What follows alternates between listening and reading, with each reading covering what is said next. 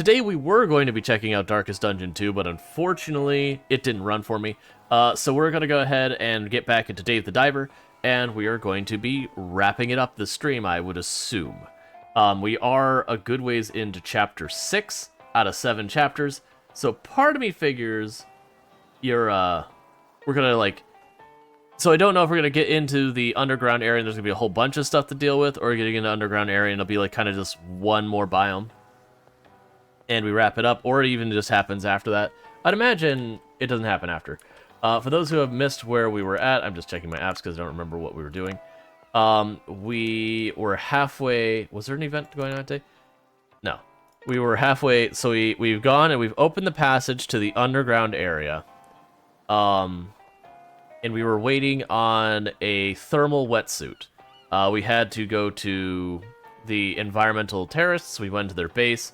Realized that they were hunting dolphins and butchering them in there. So, you know, there's that whole thing. But we should have our thermal suit now. Where's the pole? I went ahead and got rid of the pole hawk, and we just went ahead and went for Dave the Diver. I had started typing out the pole. I'm like, you know what? Never mind. We'll just do this, and then we'll switch over to Terraria later. That'll just be the plan for stream. So if we look at our to-do list, I actually don't have one. But yeah, so we're going. I believe we have. Do we have everything for the better suit? I don't. No, we don't. We do not have the thing for the better suit. That's right, because the Dr. Bacon is currently working on doing stuff with that. Alright, so let's just go ahead and teleport to the Sea People Village. See if there's any more requests there. And we're just going to grab some heckin' fish. Oh, I think I also need to do the farm. It's fine. We're too late. We're already in the water. It's fine. Alright, so let's check the request board, see if there's anything on the request board. And if not, we will beeline it to the left and go get some fish. Okay, there's nothing new. Alright, so we did unlock the blacksmith. Let's check the seaweed farm. We did unlock the blacksmith and all of that yesterday. And we did buy a material from him just to complete the quest. I don't have what I need to upgrade weapons. So I think what the priority is going to be is probably collecting a whole bunch of minerals and everything. Alright. So we can harvest you. And you.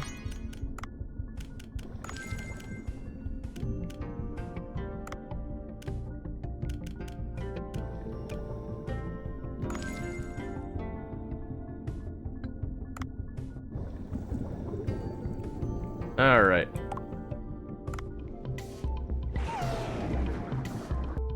So we're gonna go ahead and bolt over here real fast. And so basically we're gonna catch fish and we're gonna grab all the stuff on the bottom we can.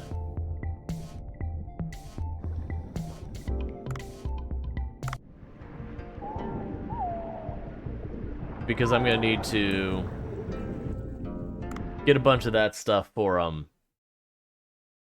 what's going on. We did notice that it appears that the stuff we're running into under the water have gotten harder. I think since we switched to either Chapter 5 or 6. We've seen some new sharks and all that kind of stuff.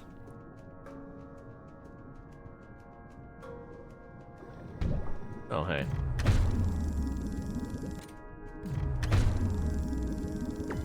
You know what I'm saying? Even though Dave the Diver has been very popular and successful, still no way to disable or make the screen check. Yeah, gentler. Yeah, no, that's my assessment of the game is it is a fun game that has a great story. The characters are over the top, the animation's excellent, the pacing is good. Like, it's got so much going for it. And then I immediately have to turn around and say, but the screen shake is a problem. They do need a setting that you can either A, tone it way down, or B, straight up disable it. I really don't honestly know why they haven't, you know, done that. Like, I just don't. Because that was feedback they got during the beginning of the early access. But that's one thing. And then the second thing is they do really need to make it so for just the events where you have to spam the space bar, or like spam a button, which would just boil down to where you have to like mash space again and again and again. That type of event, as well as the one where you go like 80, 80, 80, 80, 80 for the electric one. Those two, they need an option for like push and hold. And again, both of those are accessibility things. The screen shape being the biggest one. Like both of those would be very helpful to have, but the screen shake legitimately is really, really bad. I've known a few people who like really adore the game, but have just had to just accept they can't play it because it's just... There's a lot of screen shake. It comes in little bursts, but there's a lot of screen shake. And there's just no way around it.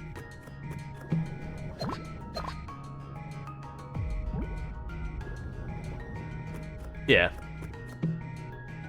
I mean, that's what I would expect, is just... At a minimum, they just turn it off kind of thing.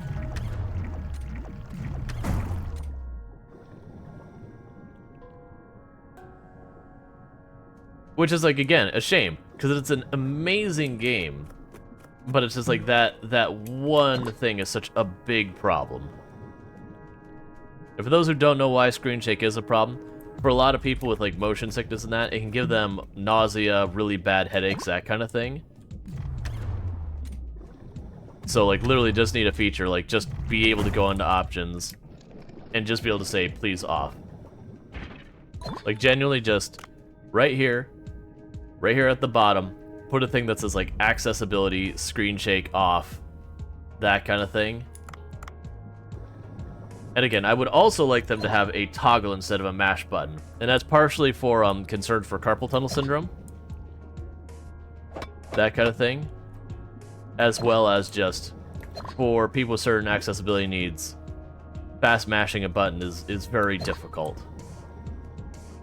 And there's entire counters that's required. The alternative would be push and hold. And I understand the push and hold from mashing it really fast is going to be a harder update just because they have lots of places they do it.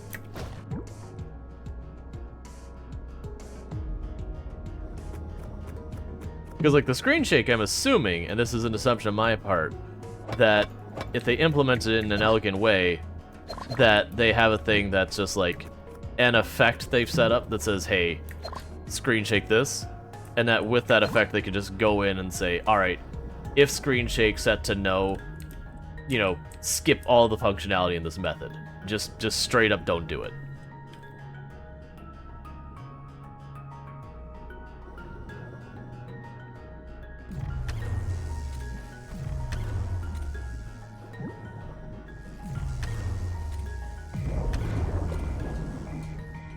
Because with as much as they do with the cameras, I can only assume they have helper methods of some kind to deal with that.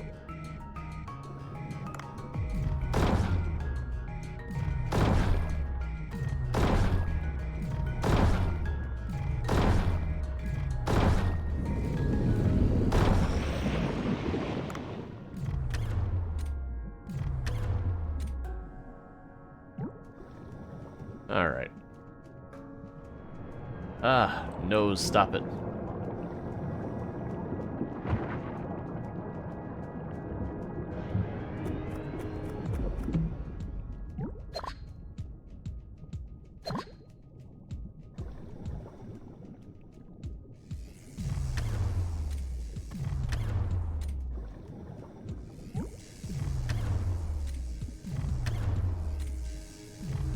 So some of the stuff that's holding us back right now is, I need to get the taste quality of our food up to advance the restaurant rank, whatever you want to call it. Basically what happens is... Oh, that's not what you want.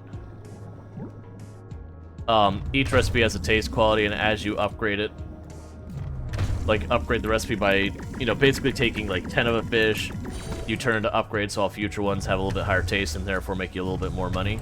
So you're kind of giving yourself more money later at a cost of money now. I need to work on that. One way I can work on that would be potentially to figure out a fish that I very much could see will get up that high, and just kind of focus farm it kind of thing.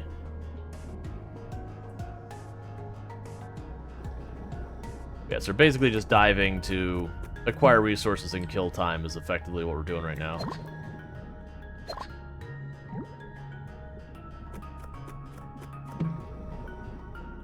I haven't heard that, Strider. Generally speaking, though, if that were a case, you know, they don't announce that stuff. Like, not unless someone has done something that, like, you know, was, like, really, really bad in the sense of, like, criminal or whatever. So yeah, hearing that kind of thing, I would absolutely just not believe it at face value. Not saying it is necessarily wrong, but I would expect to see, like, legitimate evidence versus usually that kind of stuff is usually rumor mill and most of the time not actually true. Because I also wouldn't see a reason for it.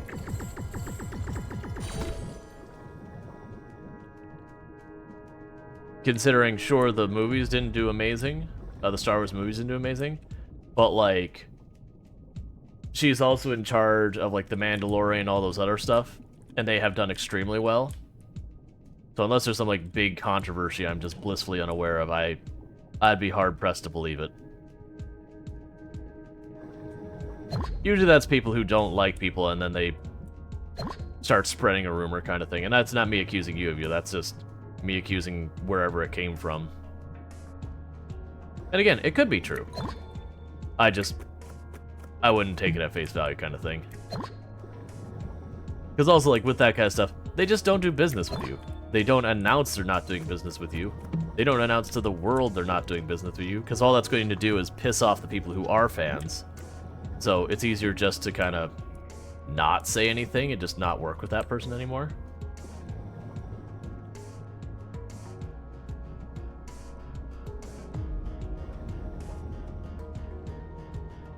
Yeah. I would be more leaning that that's probably rumor mill. And this isn't coming from me, like, I don't care about Kathleen Kennedy one way or the other.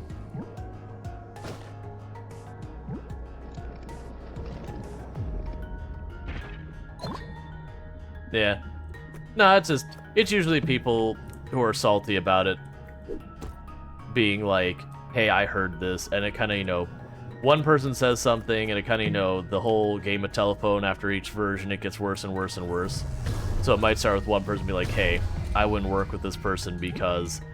And then the next person's like, oh yeah, well, I heard no one's gonna work with her, or like this. You get the idea of how it goes. And again, this isn't, like, no accusations or anything here, Strider, just...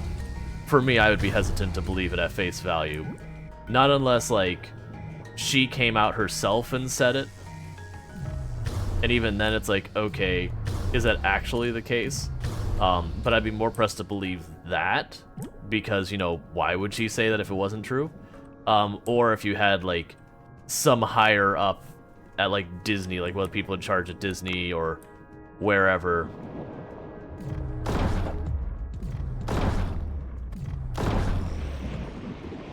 You know, whoever she would be working with, like, one of, like, a person in a official capacity said they're no longer working with her kind of thing. But again, I can't see them doing that. That's usually not how it works. The only time you usually have that kind of thing is, like, if whoever they're talking about is, like, in some major scandal or whatever.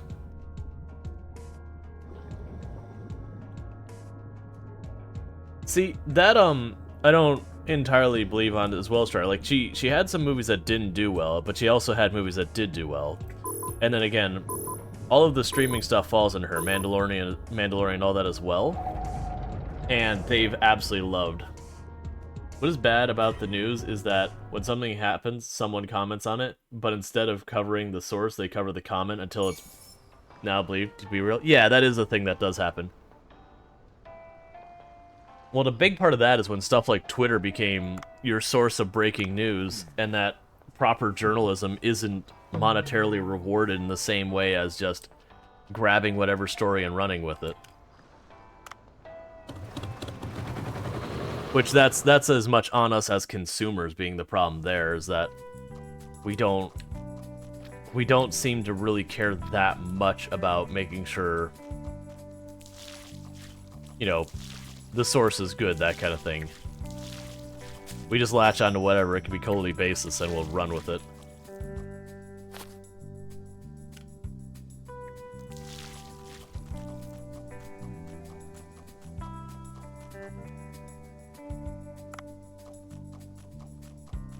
I guess I don't get the eggs until tomorrow.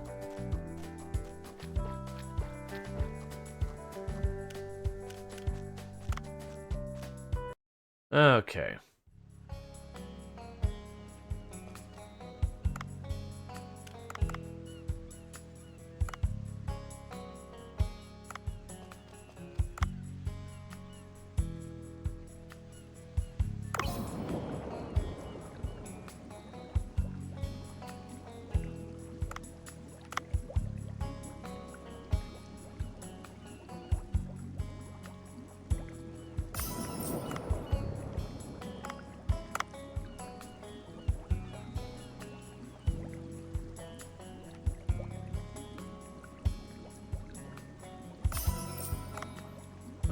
And you.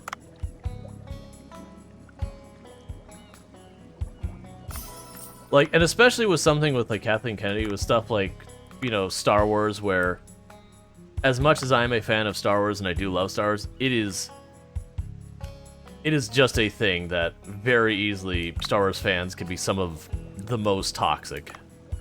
And I say that again, as someone who is a Star Wars fan, that it is a group that there is no pleasing the group. You're always going to piss some of them off. It's actually one of the things I have a lot of,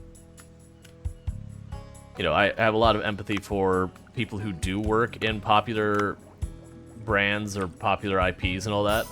That you just know no matter what you do, you're going to be seen as the villain, the bad person. Like, literally you could do anything, and there's going to be someone who's going to be completely irate about it. What do you want? Like, and it's like, oh.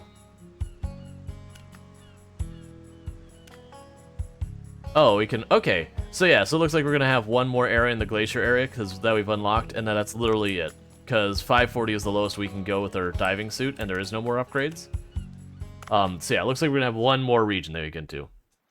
Like if you have someone who makes a new Star Trek. Oh hey, you again. Wang Pang, the Master Chef. Hello everyone, this is Yui of the NDC station. Today I present a new program called Challenge the Chef featuring Vincent Yamako. It's been a long time, everyone. I am Vincent Yamako. Yamaka. I don't know how to pronounce it. The champion of the last season was Banco, who was praised by Vincent. He will be defending the champion today. Defending the champion? And this season's first challenger is Wang Pang.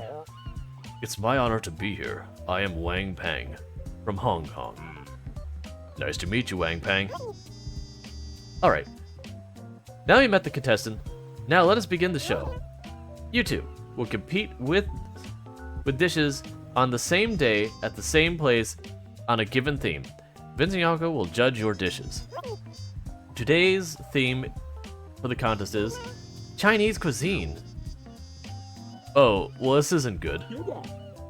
As you know, Chinese cuisine is developed from many different cooking styles in its long history. When we talk about Chinese cuisine, many will think of stir-fried meat and vegetables, but that's not all. There is more than that. This time, you will you'll compete for dish using fish. Give me some Chinese fish, Chinese-style fish dish. May the best chef win.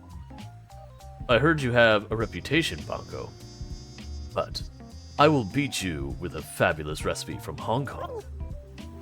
Oh, Wang Pang has issued an official challenge. This should be interesting. You know the rules, folks. We will come back in 2 days to broadcast the intense competition between two contestants in real time. Stay tuned to see what transpires in Challenge the Chef. I agree, Hawk.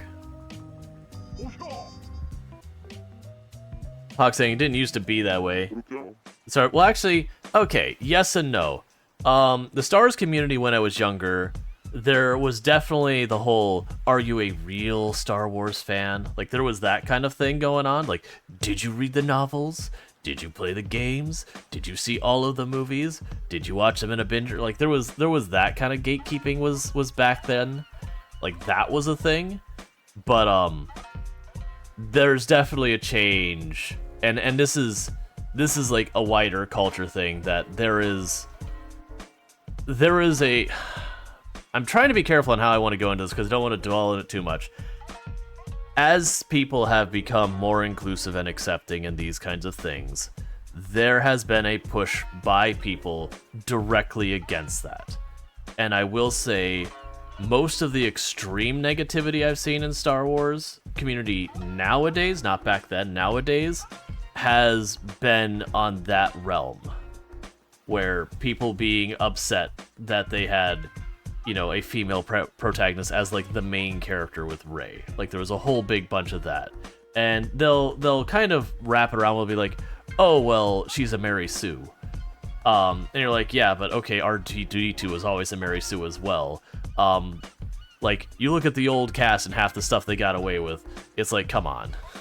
It's like, do I like the new like the new sequels more than the original? No, but and then like just hating on different characters. Like don't get me wrong, there's problems with the story on that, but I feel like a lot of the problems in the later story, one was Rian Johnson trying to undermine expectations, which is what he does, and just like I feel like if they either cut him loose and just let him do his thing, it would have been better, or if they just reined it in right at the beginning, it would have been better. But like leaving it for a while and then getting scared and backing out was like the only wrong answer. Let's see.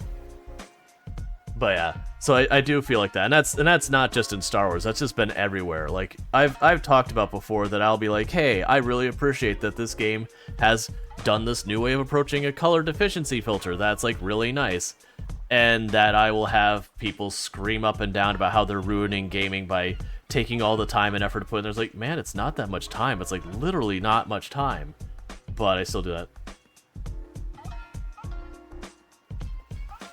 Yeah. I know, Strider, and it's totally fine to like not like characters and all that, but it was like the calls that when like the new series came out and there was Rey and that people were like, oh my god, Star Wars gone woke, yada yada yada, you know, Star Wars is dead. Like this is that whole thing. I'm like, if you don't like it, go away. that's my answer. Is you don't like it, go away. Let other people have fun.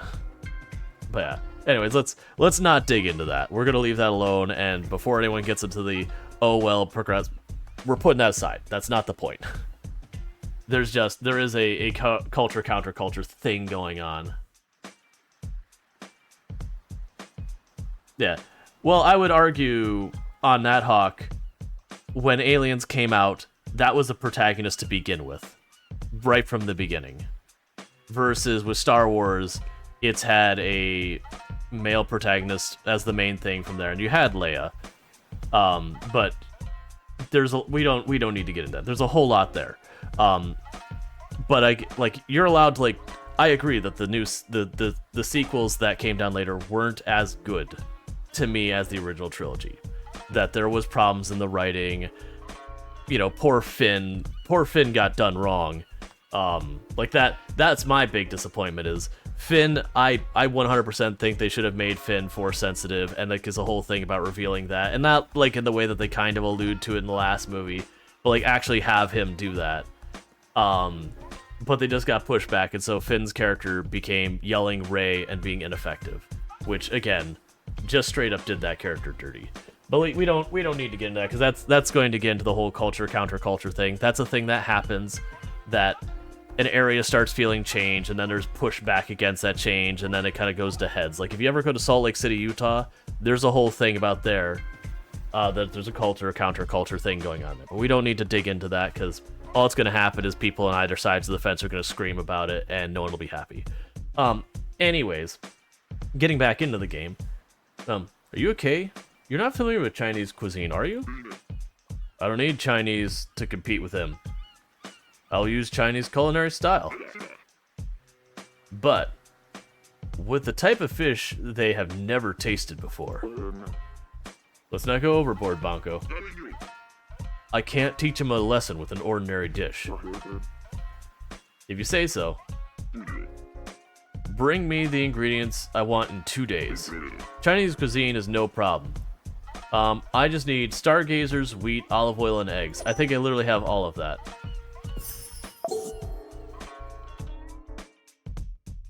Yeah, so I literally just need an egg, which we got chickens. I just have to get the eggs from them. Alright, so let's go to research.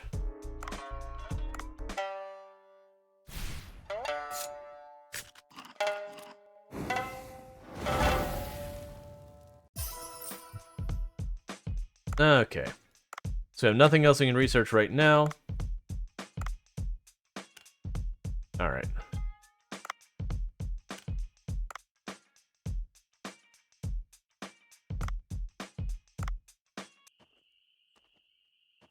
We'll go ahead and start upgrading our dishes.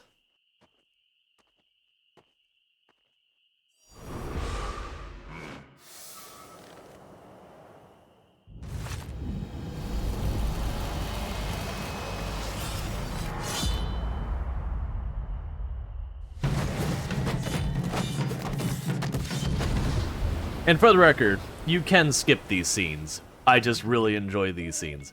I am sure there is probably a point where you're like, alright, I've seen this enough. Like, especially if you just get into... Like, I could see people just enjoying, like, running the cafe kind of thing, like, not even caring about... Man. So you can still enhance. How much does it take to enhance? 51! Oh...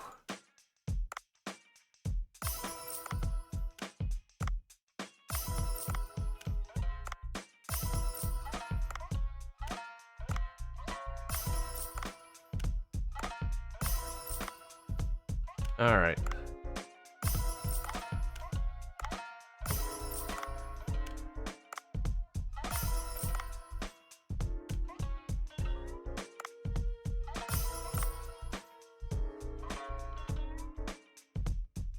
Okay, so let's look at our taste. I don't think any of them got higher.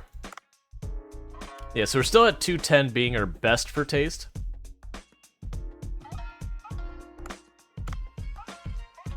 Oh, that'd be... Alright, so... Even though this is going to mean I'm going to lose out on a lot of money, I might deliberately avoid selling the Mega Mouth, because 2 upgrades should be able to push us over 250. That's gonna be like another 60-something Mega Mouth meat, though. Do I actually care?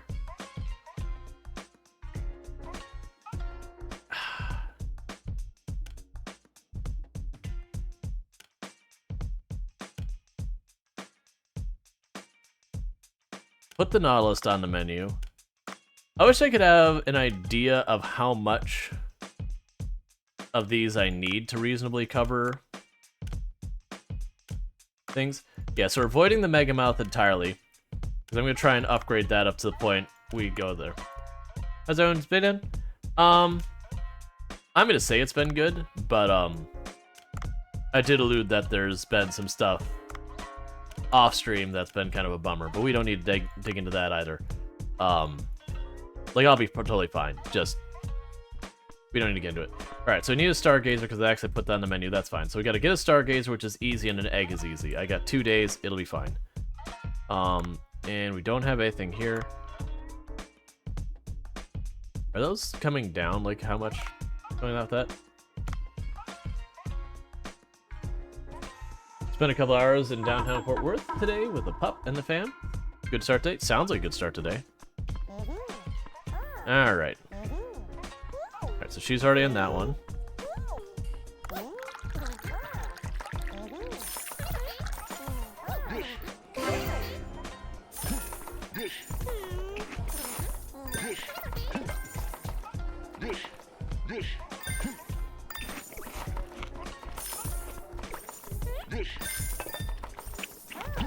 Okay. Let's go and deal with the wasabi real fast.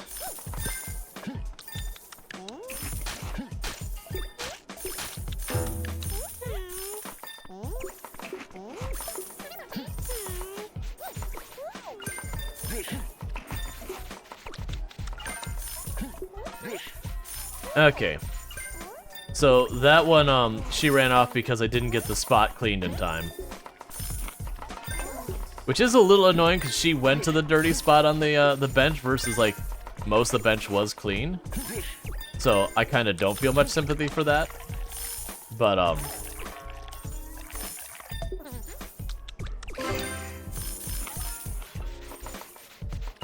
it is what it is.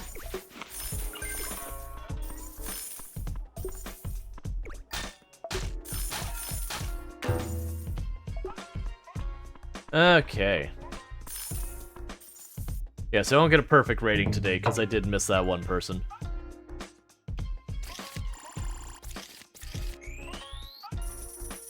Yeah, so because we didn't do the Mega Mouth, we made a lot less money today.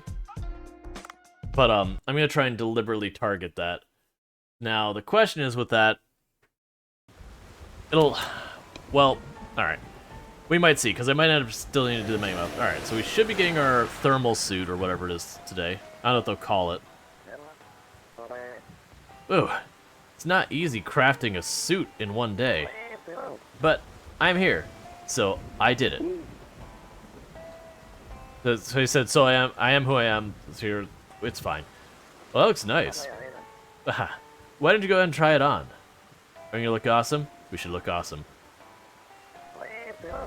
Oh, that suits you well. The size is perfect as well. Thank you, Dr. Bacon. It feels warm. Maybe because of the divine tree fruit cloth. With that suit, you can only roam underwater. You can not only roam underwater, but also cold places freely. Good. Time to go down to the glacial area. Yay, progress.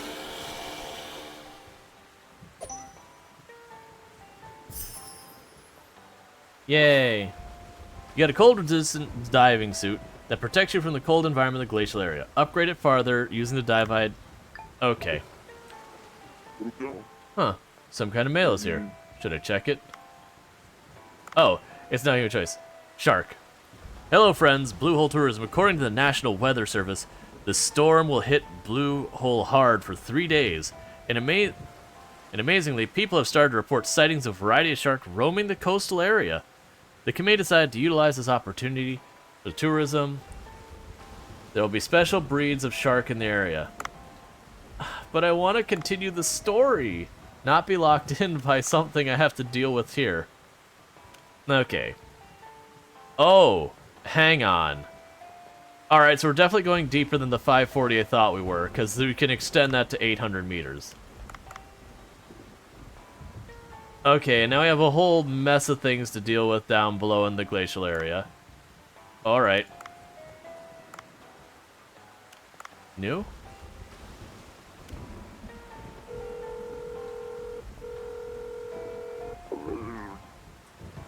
Okay, we apparently got his number for some reason.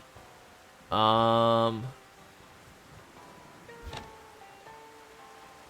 we also got more upgrade options, so I need giant trevally fish. Okay. Alright, so I have this situation that I have to decide. So if I want, I can go after the sharks up here and get ourselves a bunch of money, because sharks are not hard to make happen. So we could get a ridiculous amount of money. And that would go a long ways towards all of our upgrades later that might become a blocker. Or, can I identify? They're not sparkling, so they're not right. Or I can go down to the area down below, straight to the glacier area, and try to expand that way. I can't do both, I don't think, realistically. Let's do the first day. Let's get sharks. Let's get sharks. Let's see how this goes. Because it's the fact that they're introducing unique ones and all that. I have a feeling that's going to be important to get the variety.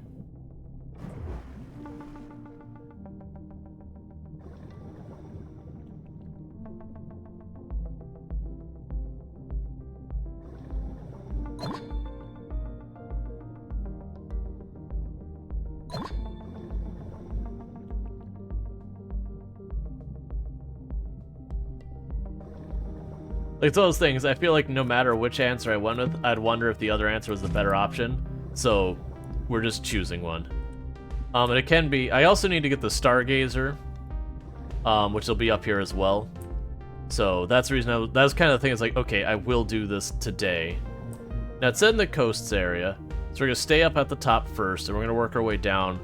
Because we had this before where I started seeing stuff like... I forget the names of the shark. Tomb knows them better. She like literally has a poster on the wall in our room that's like a whole list of different types of sharks because she's into that. Which is why I know what like a goblin shark is. Hey, you are real aggressive.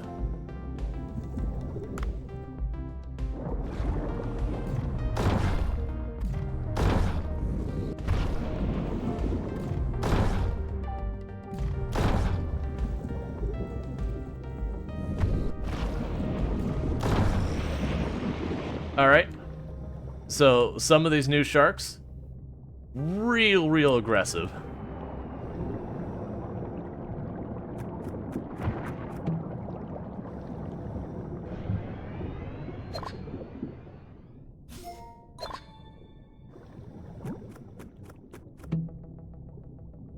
Alright, and we have our knife now can break stone and stuff, so we don't want to switch. Okay, so the new shark are actually pretty nasty.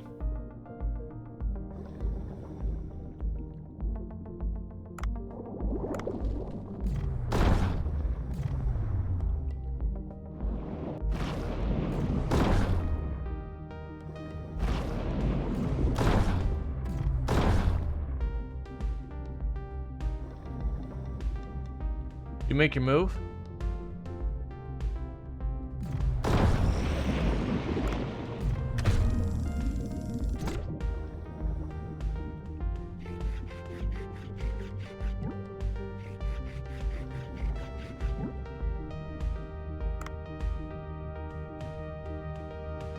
Alright, so we're going to need...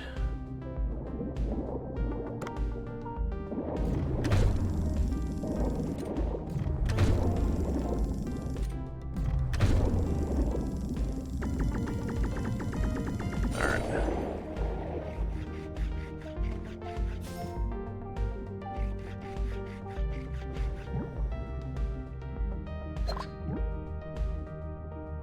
It's going mostly okay, but I'm just a little worried because of, Oh good, that upgrades it. A little worried about some of these sharks because, like I said, the one, I couldn't really get away from it. You can't just, like, stand and shoot at it kind of thing, because it knocks you back and it takes a moment for you to line up.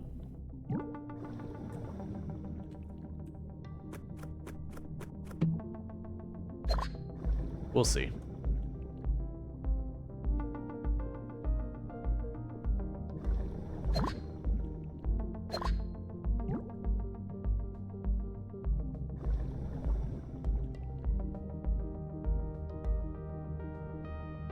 Alright, so during storms, apparently, this area's got a lot more dangerous fish around.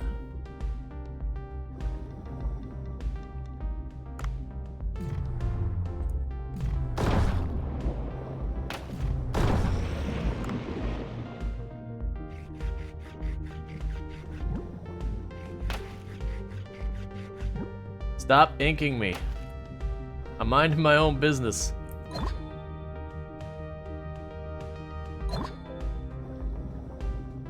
Okay.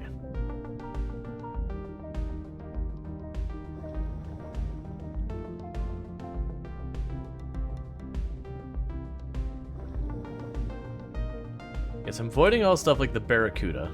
We're specifically here for sharks.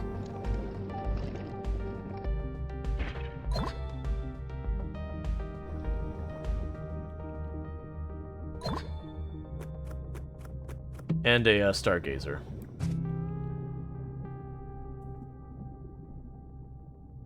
How do you update your graphics card? You mean like a driver?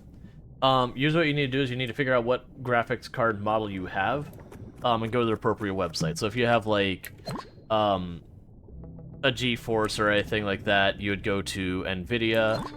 If you had like a Radeon, you'd go to Athlon. And then you just... Some of them will have like an auto-detect thing for you. Other ones you have to like know the model for it. But then you just download whatever the latest version of the driver is, run the software. Sometimes you'll have to reboot afterwards, sometimes you won't. It's usually good to reboot anyways. How do you do it for a laptop? You just have to look up what video card you have in your laptop. You can probably find that in your device manager. Some of the websites are good enough they'll literally have like an automatic detect thing that you just go to the website and say automatically detect my video card.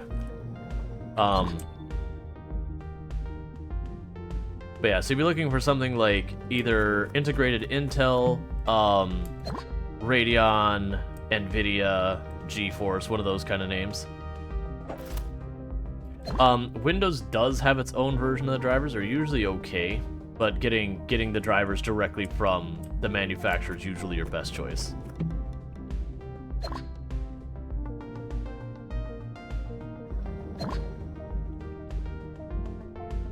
Not grab more of the metal, that's heavy. Ooh, I don't think you're the shark I'm used to.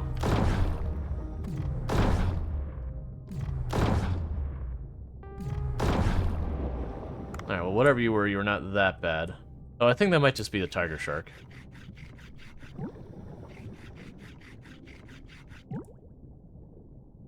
Let's keep going down.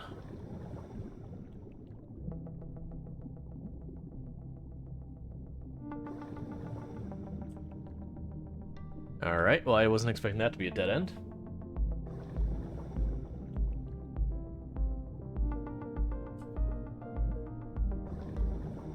Worst case, like it might, like I tried to explain it there, but worst case that doesn't help you.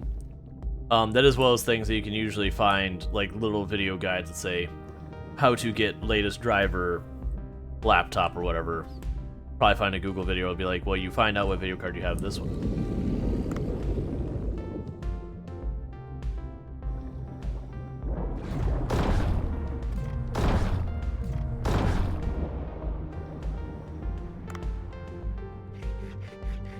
Alright.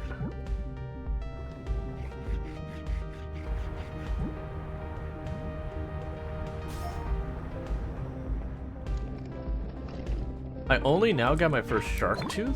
That's surprising. Those must be real rare then. Or maybe they only drop when you're going after shark during the storm kind of thing. Alright, let's get one of the gazers.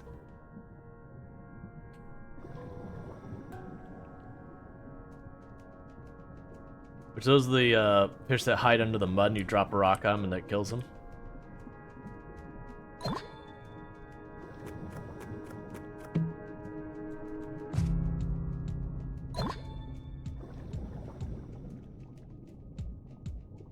Alright.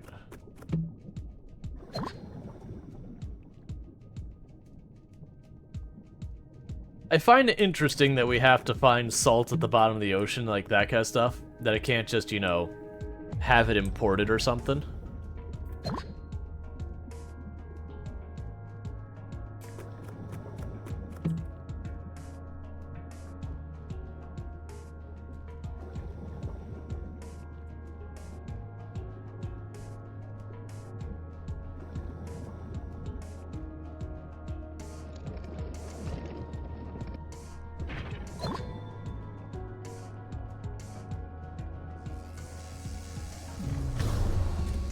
I don't actually want the jellyfish. We're here for shark, minerals, and that gazer I need.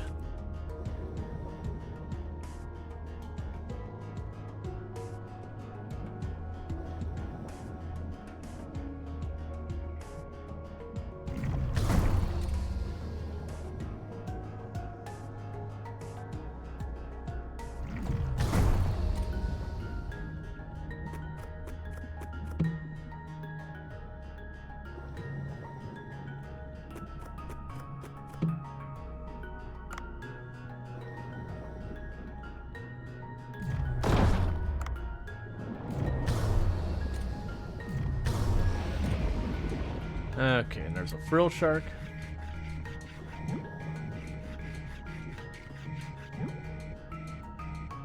Okay, so I still do need to get the gazer. So what we're gonna do is we're gonna try and swim down here, find a gazer, drop a rock on it, and I'll just make enough, like, however much room I gotta make for it.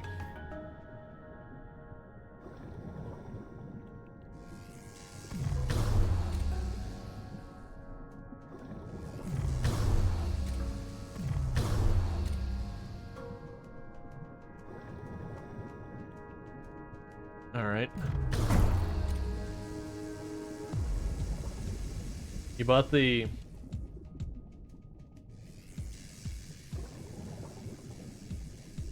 I would like your shark meat, but I don't have room for it.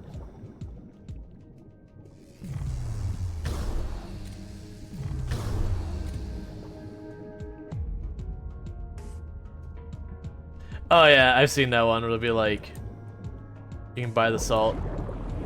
Alright. Let's...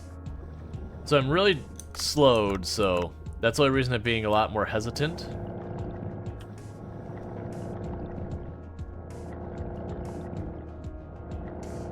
Try a different way in. Because that shark would be really hard for us to fight this much slowing effect going on.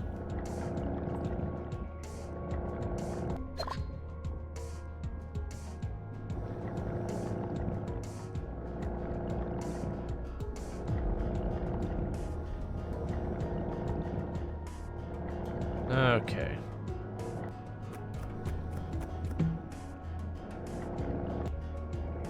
This is unfortunate.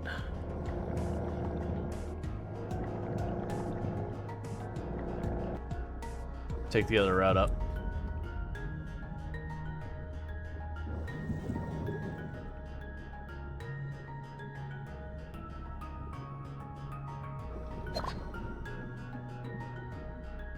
Oh, there's a reload for us, that's good.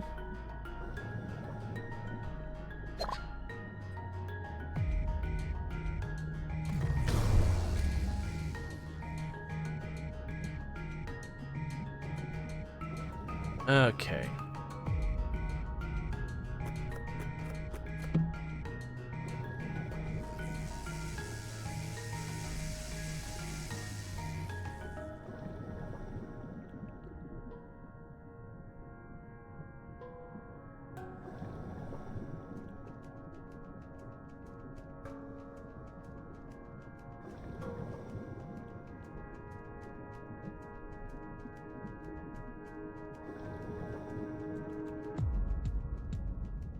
There's a cookie cutter shark. I don't have room for it, so we're going to try and ignore it.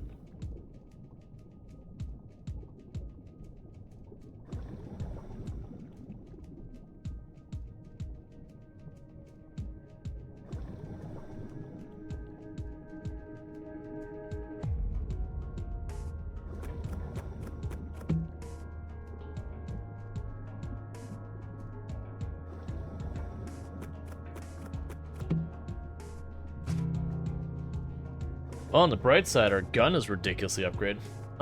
We might find a stargazer over here on the right.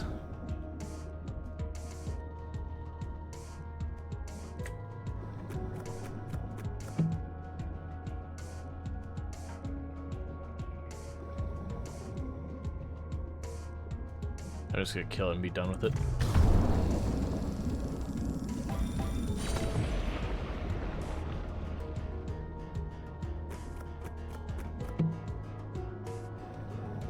Okay.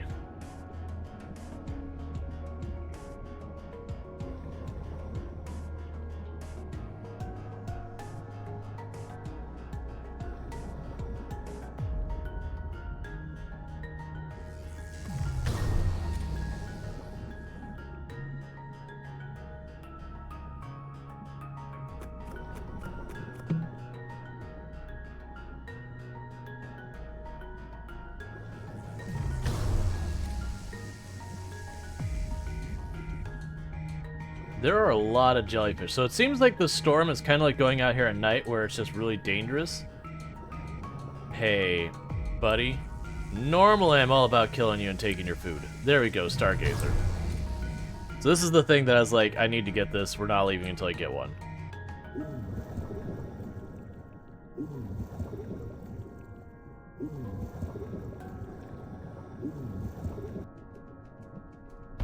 Monk. Alright. So now I need to drop enough to make room for it. So we could certainly drop shells. Oh, let's drop the triggerfish. Is that enough? That was enough. Okay. So we literally just traded a triggerfish for it. Alright, so now we just gotta find a way out and leave.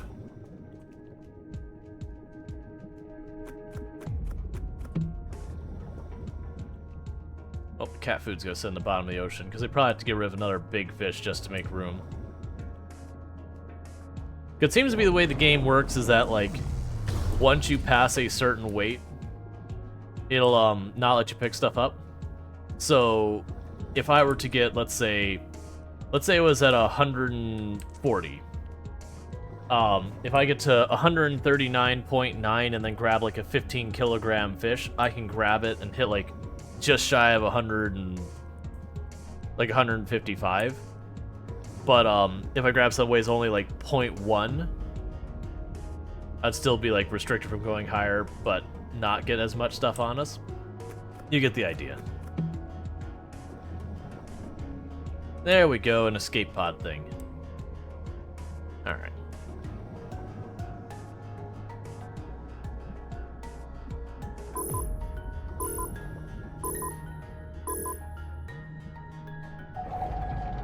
Because that makes it so we know for a fact we're going to have a bunch of shark for being able to sell when the event happens. I'll also have to be careful that when we have... How are the upgrades looking? They're looking good.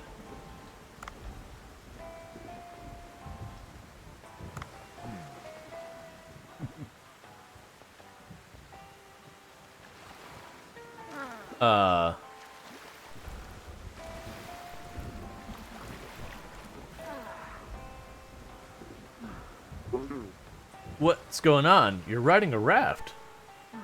My name is Clara. I didn't expect to see a person on sea in this storm. Have you seen the great white shark around here? Young one. Nope, I've seen many sharks, but not a great white. Ah, can't be true. Plus, the enemy of my husband must be around here somewhere. All the traces lead to this place, I'm sure. Krause is known to only be sighted on stormy nights. Let's see, on a stormy night just like this, it took my husband. That was 36 years ago. 36 years ago, I said a young one? I'm sorry, what? 36 years is not a young shark. It will appear here for sure. Everything leads me to this place.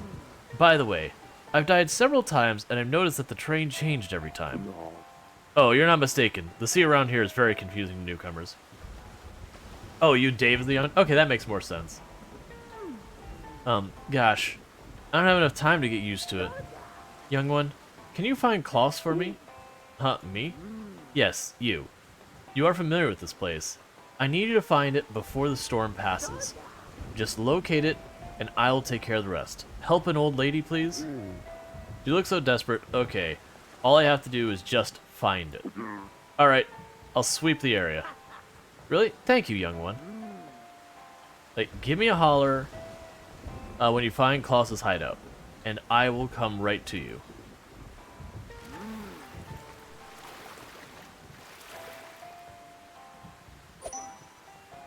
Revenge time. Excellent. Oh, it's okay. So we find the vortex. We're totally having to fight the boss. Like, there is zero question in my mind. We are absolutely going to have to fight Krause as the boss.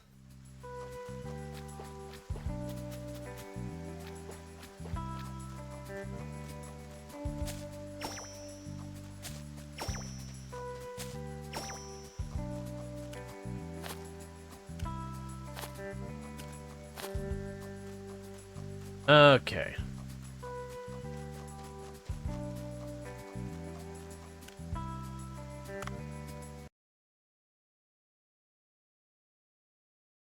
Yeah, so I think today will be acquire mass shark.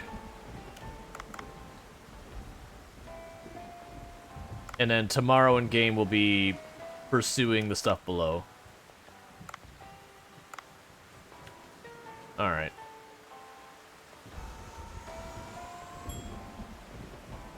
Because that way you can get the VIP knocked out, and we can go ahead and knock out this this boss encounter.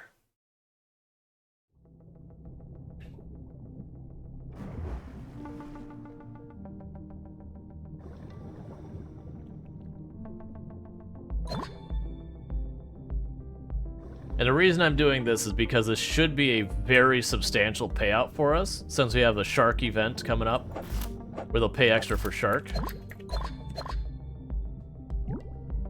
Oh, I missed one.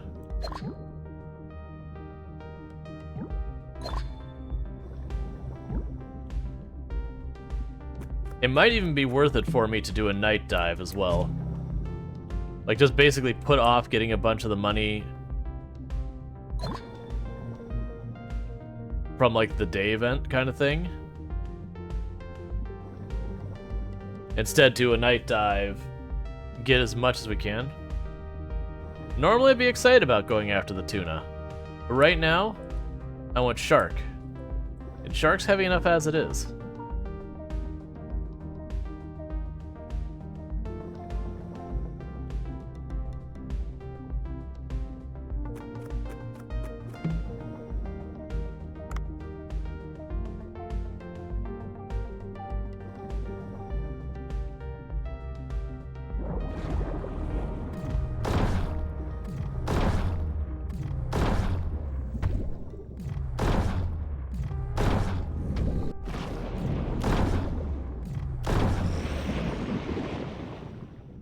Alright.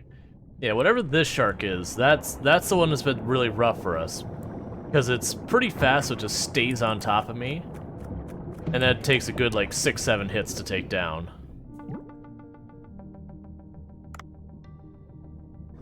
As with us grabbing a gun upgrade that we don't always get.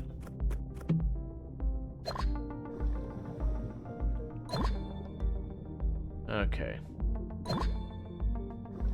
I guess we still have to deal with the fish there. Yeah, so that's my hope, is that we'll be able to cash in like an easy like 20,000 or so by doing a little bit of focusing here. And then just immediately upgrading some of our kit.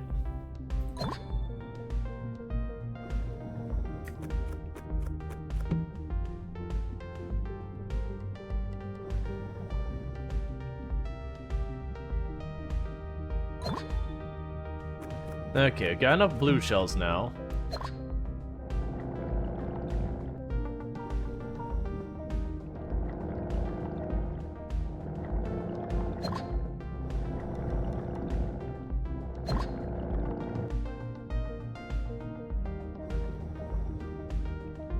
Alright.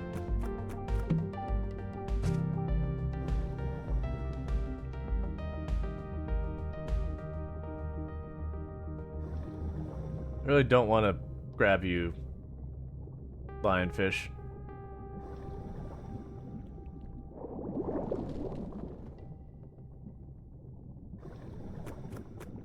Alright. And I did see... Alright, so let's get rid of you real fast. I saw a shark up here. I didn't see where it went.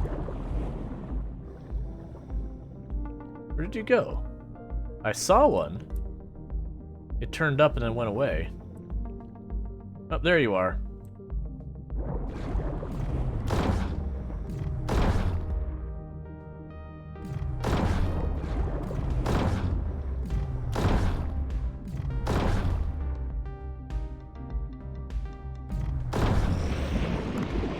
Okay.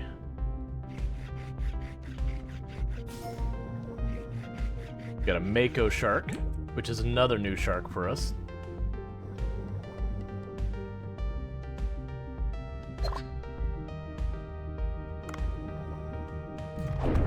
Hey.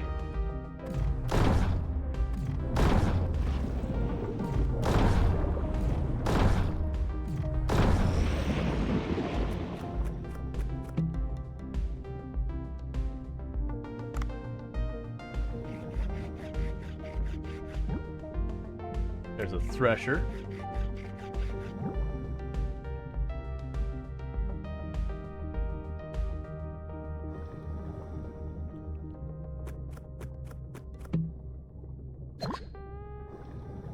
Alright, so let's see here. I was expecting the vortex to be near the top, because that's what we had last time, but that's very clearly not the case.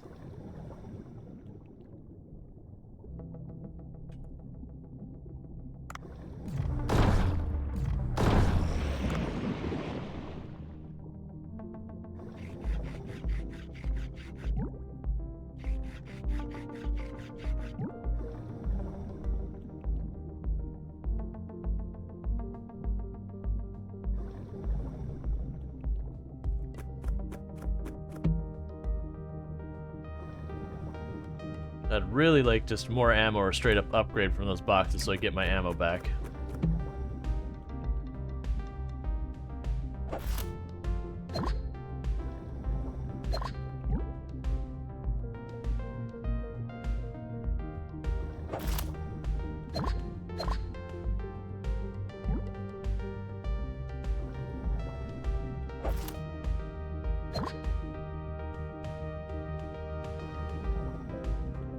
It's almost at the point. So we got a tiger shark. Gonna go and burn an oxygen before I fight this, just in case I end up needing it. Oh, you suckfish.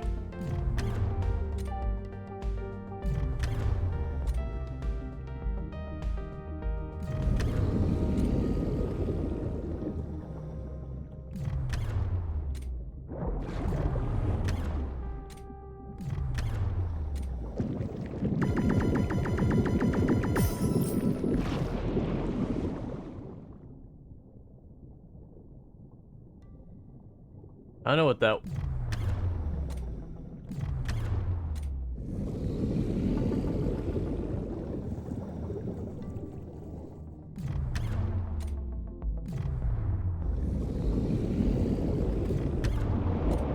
Alright.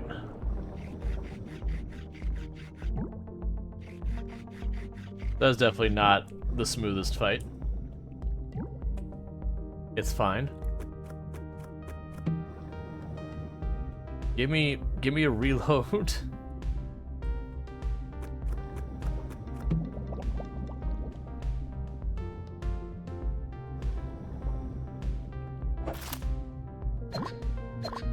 Pretty sure that's lead, which I don't need right now. There we go, reload. Alright. I'll just try and get through this place, because I doubt it's in here, so just try and get all the way to the left.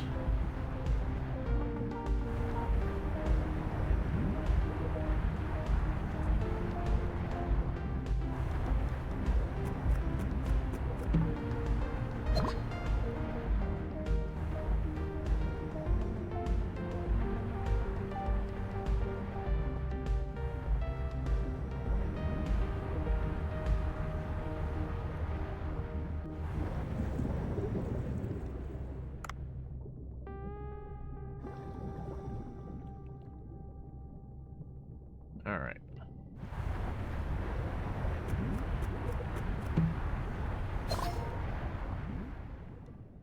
Something tells me in real life you definitely don't want to eat mayonnaise that's been in some container at the bottom of the ocean for who knows how long.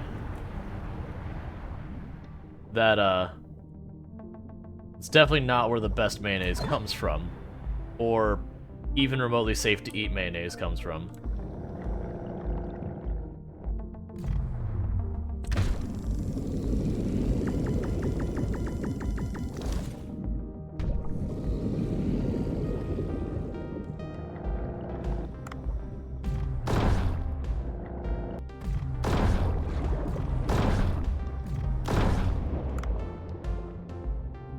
Alright.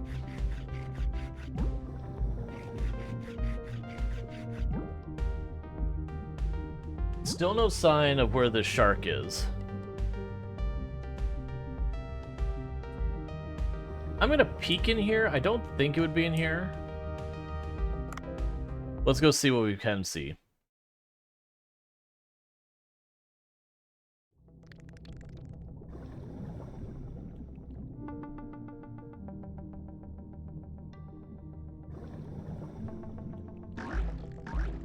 Oh, the crabs. I was like, oh god, what's that? We have the hammerhead.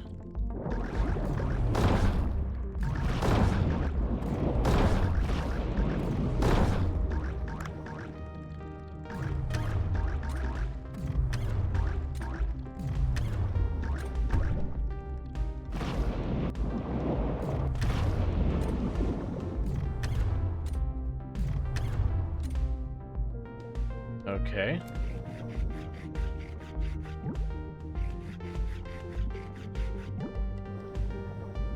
Well, that makes it so I can't realistically make that happen. Would you go away, you little crabs?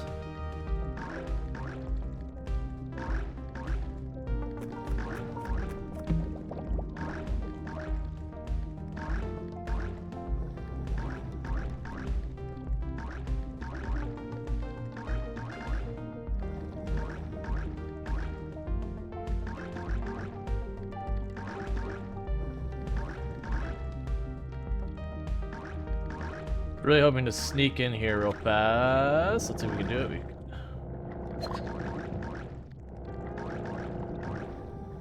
Excellent. Alright, so downside is if I do find the vortex, I'm gonna have to ditch some weight. Because I don't see myself being successful in a boss fight if I'm moving extra slow. Especially since we assume it's going to be a tougher boss fight than we've had so far.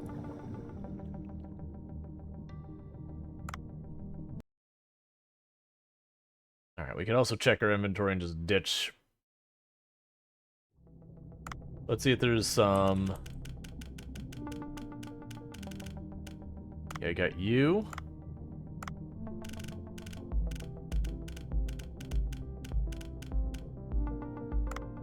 And everything else is shark. I mean, if we have to ditch a bunch of shells, I'm trying to avoid ditching the shells since that's for, mission or whatever.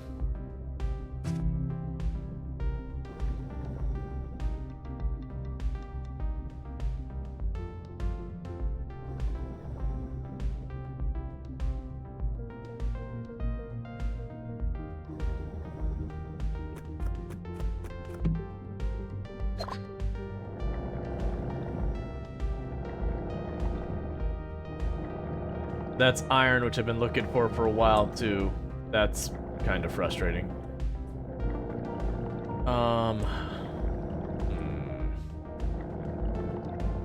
The problem is it's heavy. I'm skipping on the iron. It's not there. Doesn't exist. We don't see it. It's not tempting us.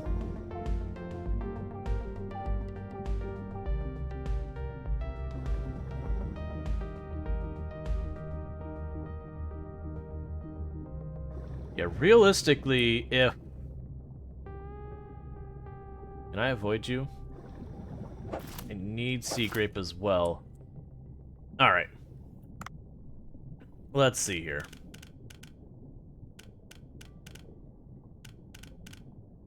So I'm gonna go ahead and get rid of the long nose.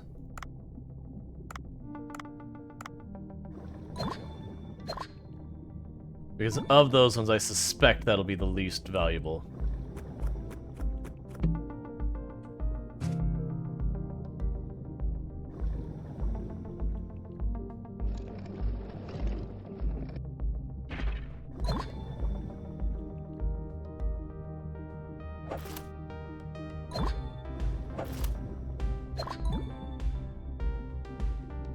Alright, let's dive deeper. That's all I have to do is, if we get there and it's like, oh, I have to fight a boss and I'm overburned, we'll just try and figure out which of the, what shark we think is the least valuable shark. We'll get, like, rid of a piece of that or whatever.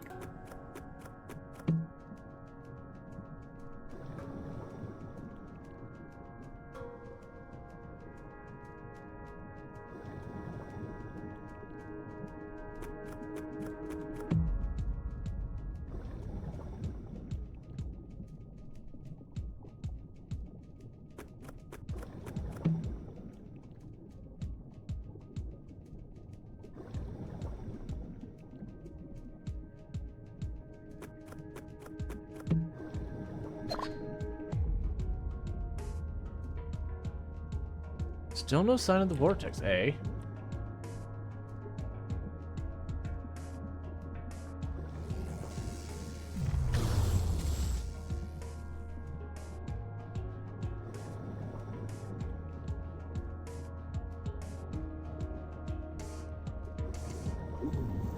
So I want this just in case there's an upgrade here for us, but we'll have to drop the crab in a minute.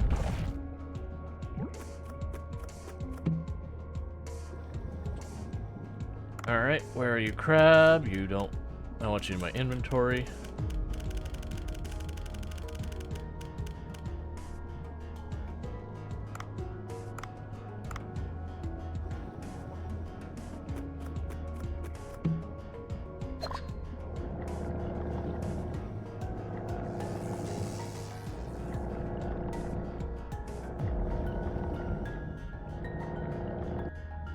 Not down there.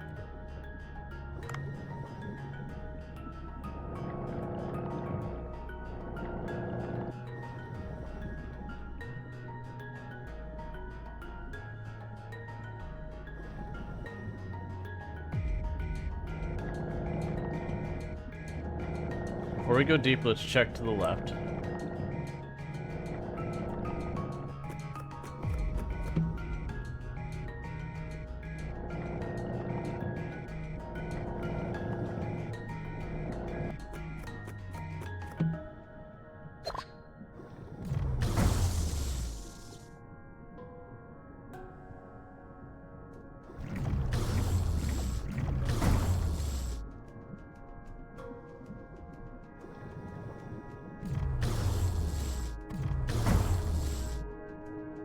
Alright, come on.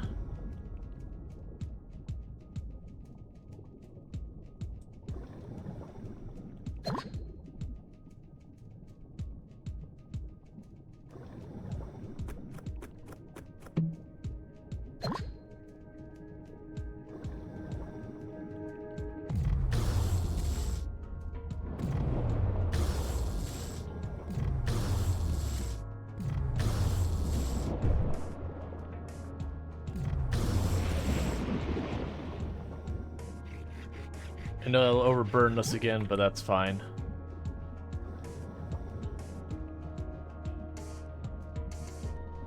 I don't think it'll be up here.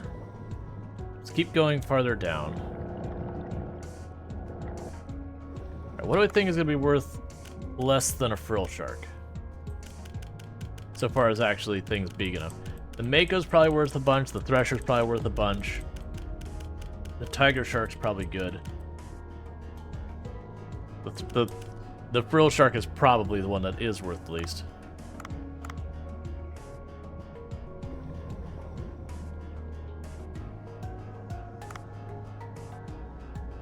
Okay.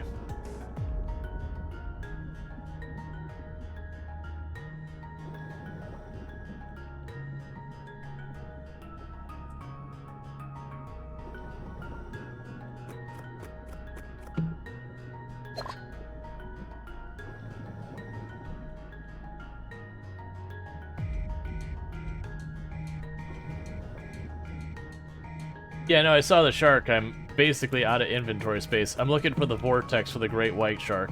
Because right now we're just picking up one shark piece and chucking the other one. And a lot of it's guesswork on me, saying, do I think this one's worth more than the other one?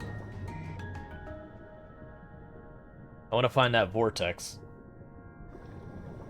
I expected it to be near the top. Unless it's one of those ones that always shows up at night, and I wasn't clear on that, but it didn't seem to imply that. Like I said, I do think for this in-game day, we're just going to go and target the shark since we have that thing coming up. Like, if I don't end up finding it down below, we'll just hit the mega shark knot. Trying to get him to back off.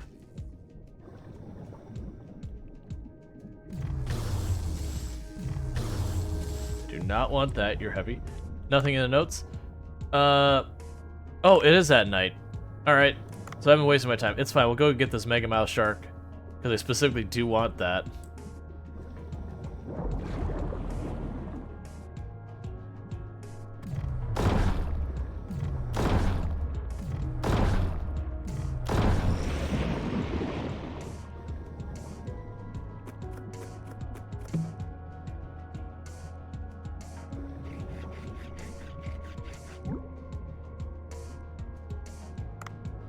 let's make a little bit of room for the other piece of Mega Mouth Shark.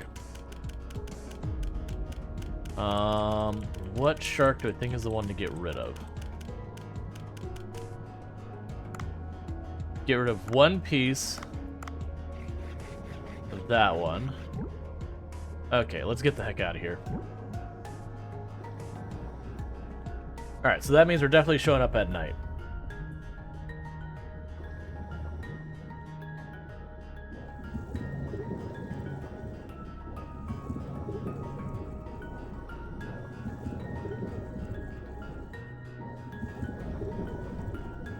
Cool, and there's our exit.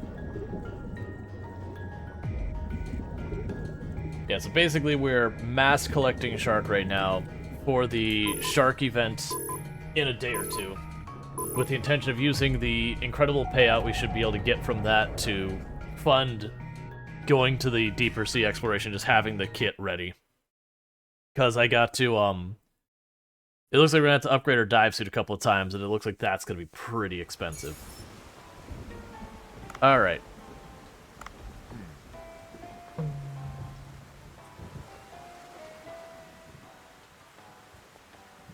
Alright, and right back into the water.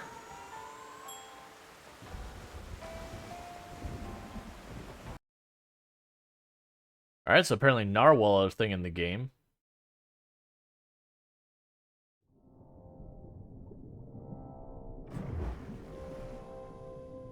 So I'm a little concerned because it seems that the fish are more dangerous at night and that the fish are more dangerous during a storm. So I do not know if that has an additive effect where a stormy night has even that much more dangerous fish.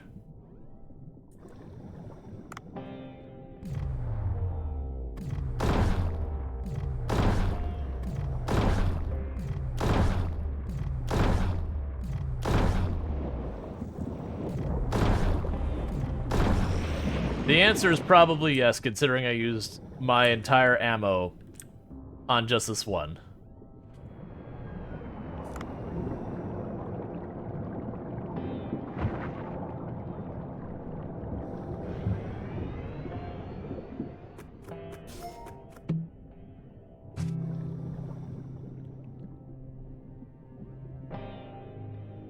Okay.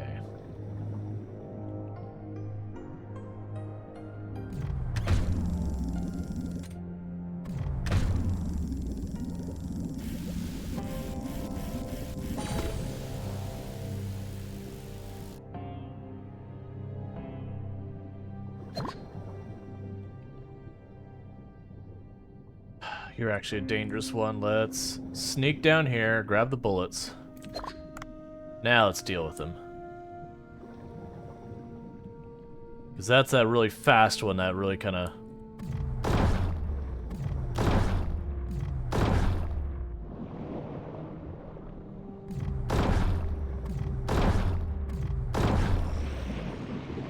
Okay. Let's see, did you manage to get a key for Disco Elysium? I don't believe so. I don't think I have a key for Disco Elysium. Let me check real fast. Nah, I don't have Disco Elysium.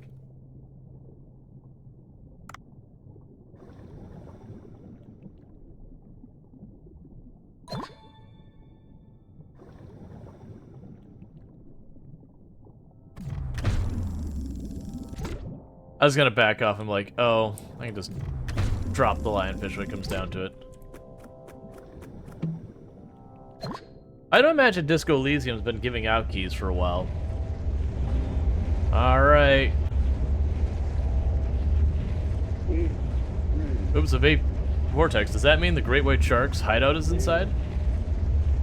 I'll just go check inside and call the old lady. Alright.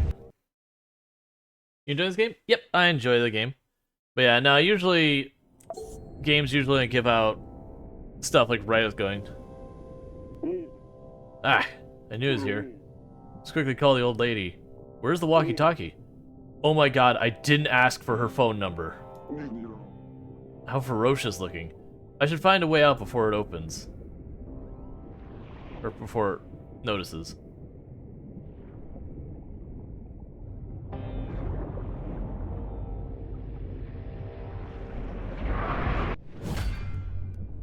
Great work, sir, Klaus. Okay, woke up. We need to buy time until the old lady returns.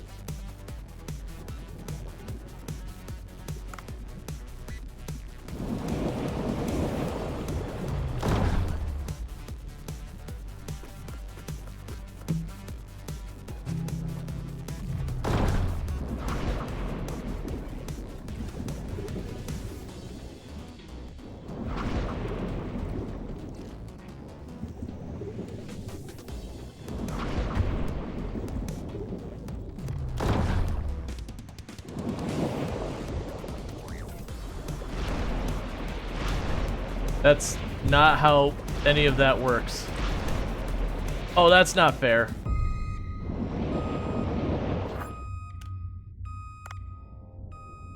You're nowhere near the bottom.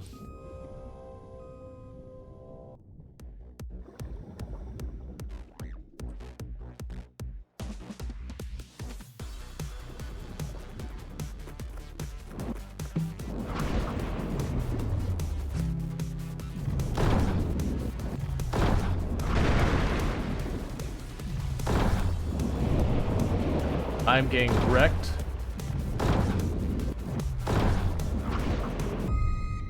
Ah. Okay. So this is just really rough because... Is there a way I can stun him?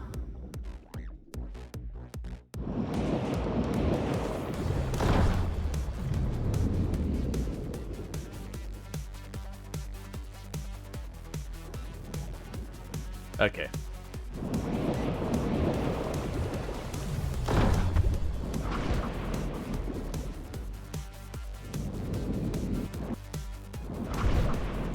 Yeah, it's just, I'm so slow and he is so not.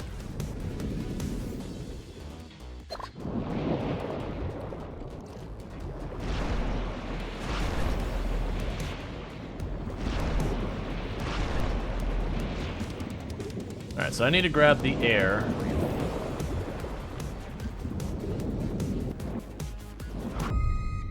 Yeah, he just has such a big swing.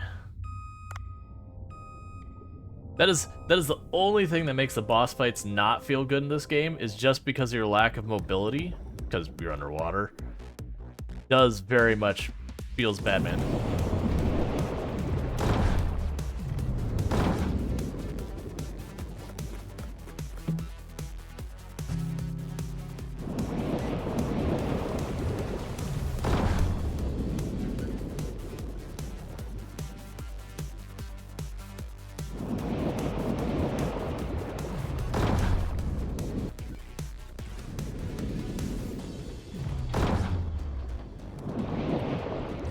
Okay.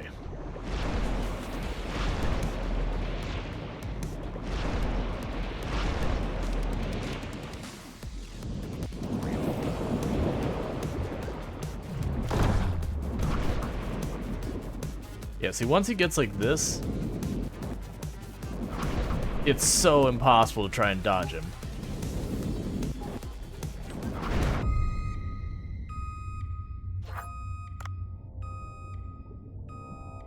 So I think I need to try and go over instead of under him, because just the way his animation seems to work.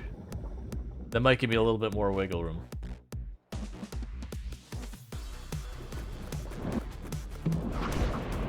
Oh, that's not good.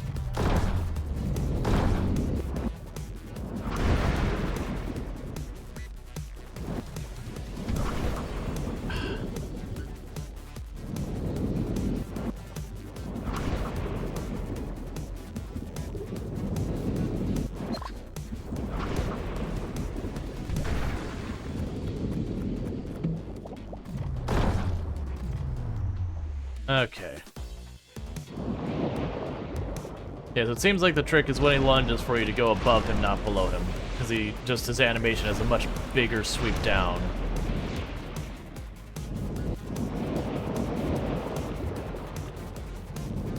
Would you lunge? Would you lunge? Would you lunge? Please don't let me go straight above you.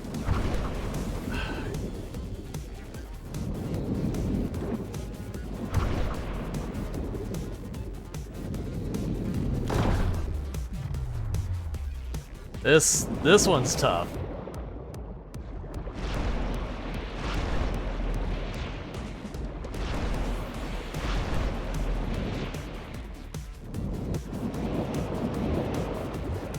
Lunge for me, lunge for me, lunge for me. Come on. Lunge.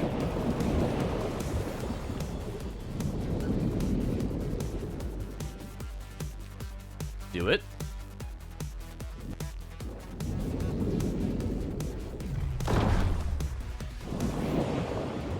Can I get behind him?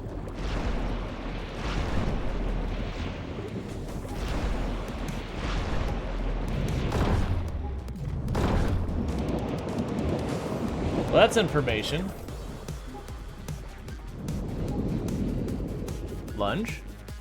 Do it.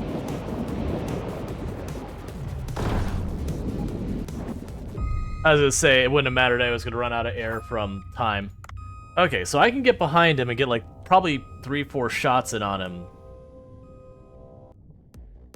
in quick succession if we do that.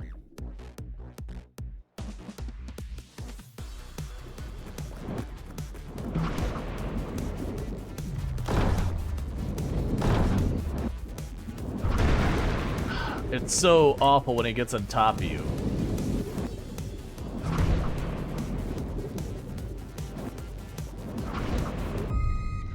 Yeah, it's just... he's so much faster. You just can't let him get anywhere remotely close to you, but the problem is just... I only have 2 bullets and I have to hit him at some point. Because there's not a timer or anything on here, so I don't think we are waiting for it to show up.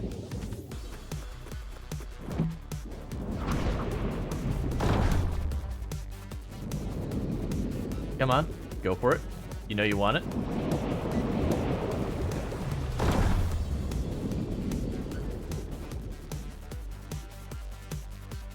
Come on, big guy.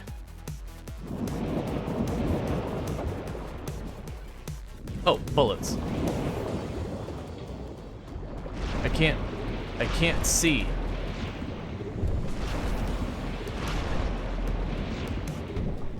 Had a big prompter the whole bottom half of the screen. Lunge for it. Lunge for it. Do it.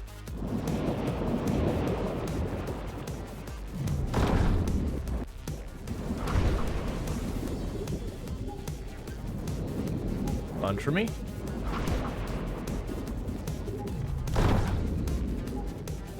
I have to get the air and just hope he doesn't sweep me. He swept. This can't be as bad as boxing from those. Yeah, this boss sucks. Like, I should have taken the time to reload before we come in here. And I know I could grab that one. I don't know how much life this thing has. Oh, we're gonna get hit for this. Come on, go for it. Yeah, he's too close, I won't be able to dodge him at all. Like, he's entirely staying away and getting that one shot. Oh, come on.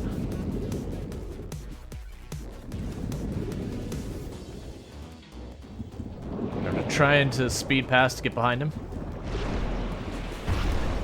That's fine. Oh, that's not fine.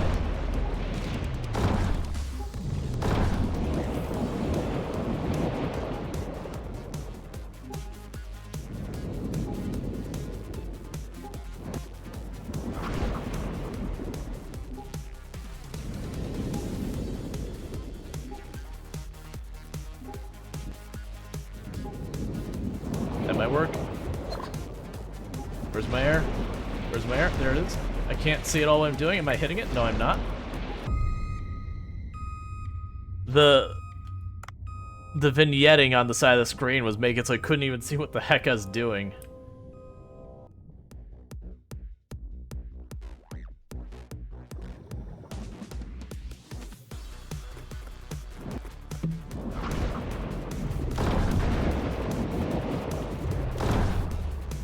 I'm willing to take advantage if you get glitched. I'm totally cool with that.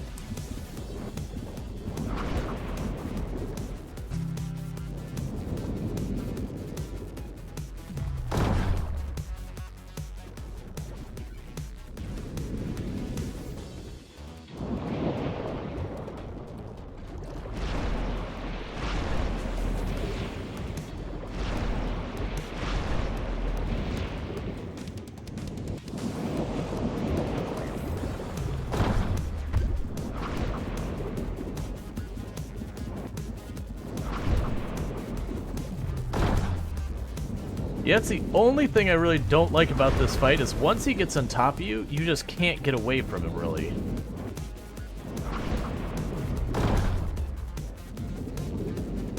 Alright, we're gonna die right here. Yep. It seems like he has a pattern to that. Ah, it's so rough.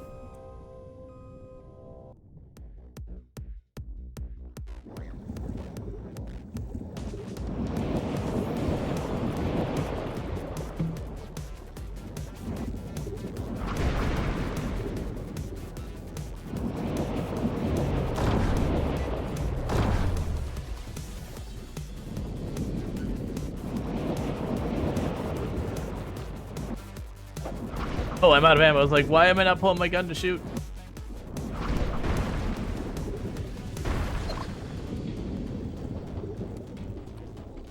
Oh, this might actually work out. I might be able to get behind before we get the second sweep at all.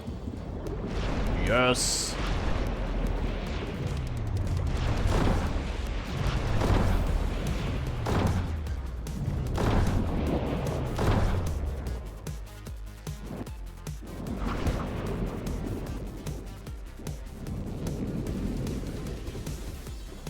Come on, buddy. Oh, he turned sharper than I expected. That's fine. Go for the air. Don't worry about the fight. Okay.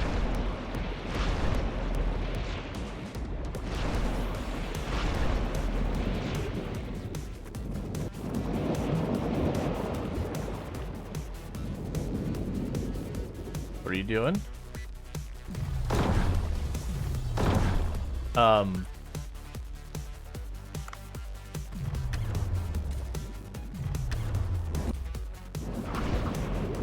You, doing all right there?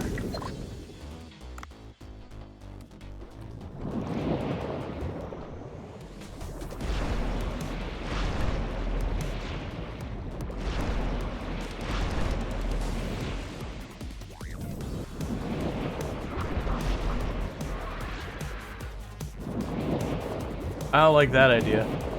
I'm assuming he's gonna lunge at me quick now. Where are you? Do whatever you're gonna do.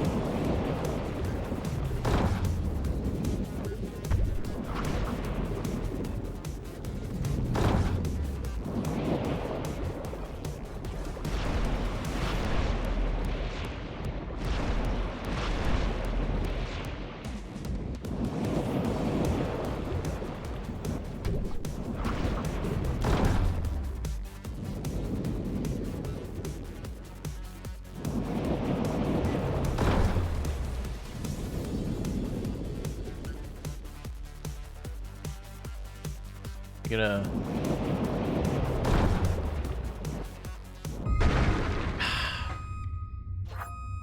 he's so rough.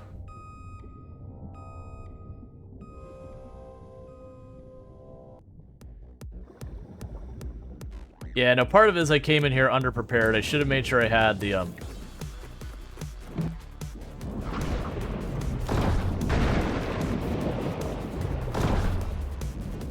other item spots filled up.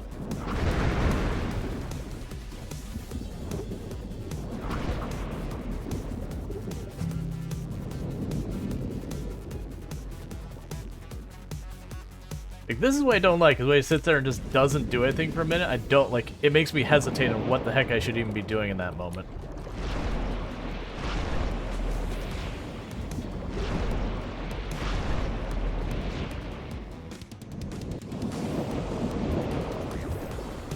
No, no, no, no, no, no, no, no, no.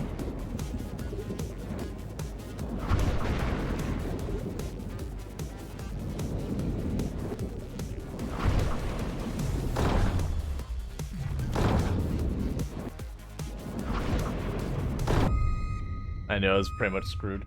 It's just the whole when you get hit once that he just sits on you and chomps you like 3-4 times until his AI goes, okay, next attack pattern. Is so rough. You always feel like, look, man, just make it one-hit kill if you're gonna do that.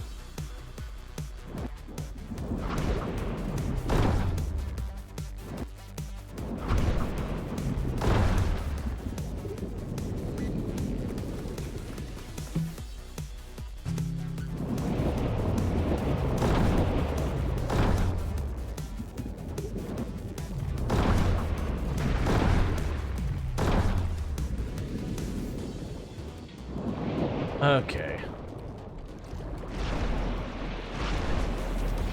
Here's a way to trap him on that space at the top. Not that I saw. Like, he does seem to stick on the train. That's the reason I'm kind of thinking... Go for the bomb. Because sometimes he'll go to the bottom and just, like, get stuck there for a moment. Yeah, okay. I was wondering if I could, like, corkscrew around him, and it's like, nah, when he goes to attack, he turns much faster.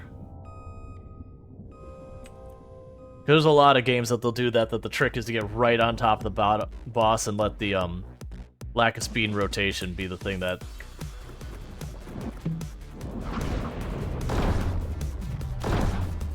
That sniper rifle might actually not be a bad move for this one.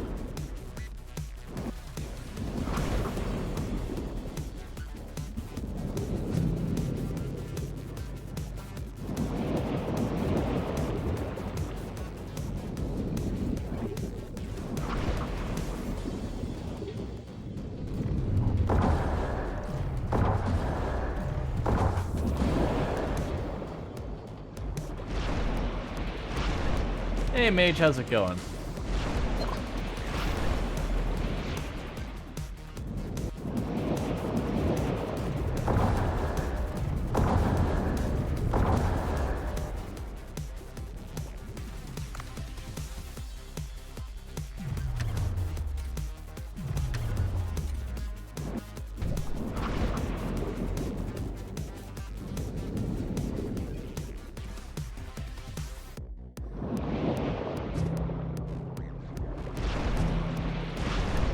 Alright, so I need to get to that corner to get myself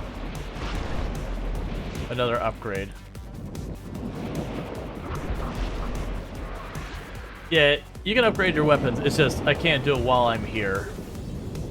Like, that's the thing, I went in here and I wasn't fully prepared as I should be. Alright, where are you at?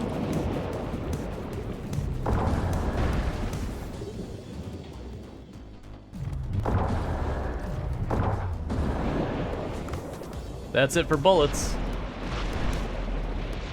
Oh, when it bounced, it threw me off.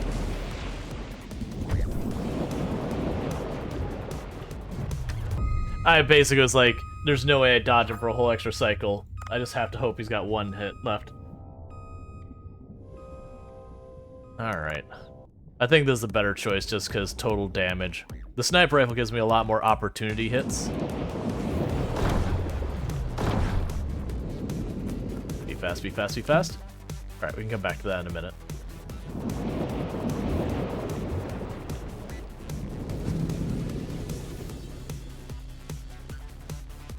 Come on. Come on.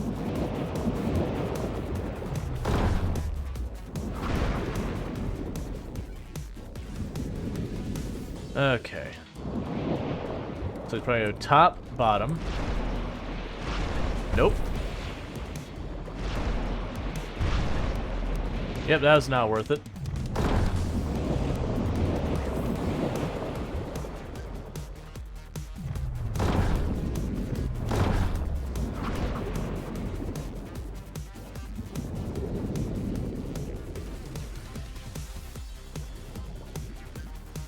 Come on. I'm not in position. That's fine.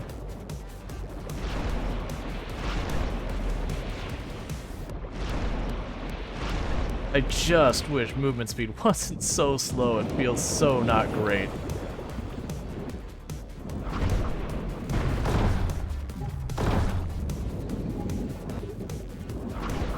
Stay busy. Stay busy. Give me a second.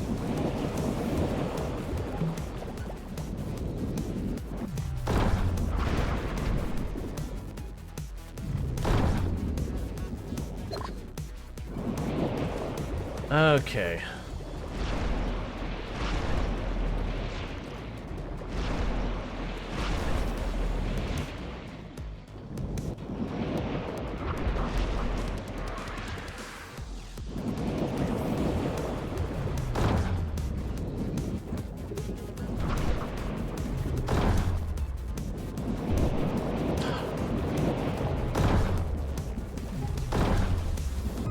Yeah. It's such an awful fight. It'd be like having a boss fight in Dark Souls where the entire ground is just swamp. That's how it feels. Like, okay, it's a hard fight, but it's just so annoying the lack of mobility you have.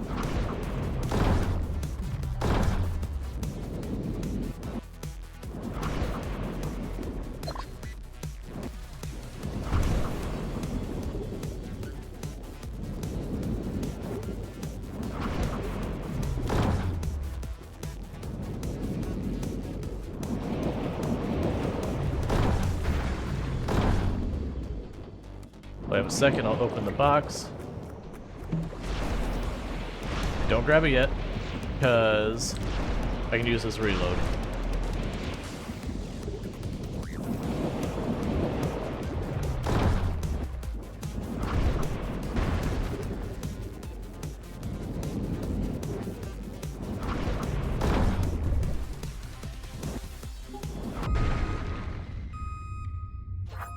Ugh.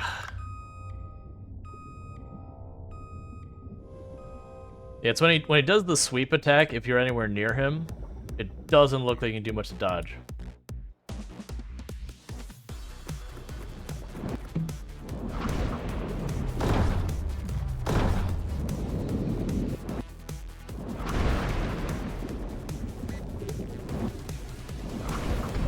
Oh.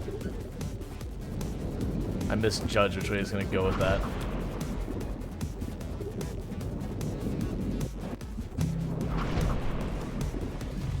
Stop being on top of me, that's cheating.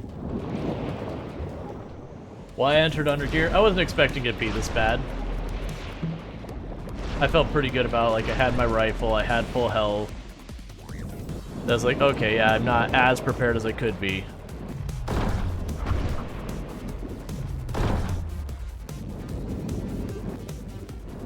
It's a problem is I can't really go back now. I'd have to wait for the next rainy, like the next storm night to do this. Oh, come on. You are just absolutely the worst. Like, to be genuine, I enjoyed a lot of the boss encounters. The crab, I didn't like because his hitbox was just so ridiculously large that it was hard to work with. It was hard to know when and when you weren't going to be in trouble. I also feel like this is not one of their better encounters. Just because instead of getting punished like once for a hit, you just keep getting punished again and again and again for your one mistake. When normally you want to have it so the enemy hits you and then you get a chance to like do something about it.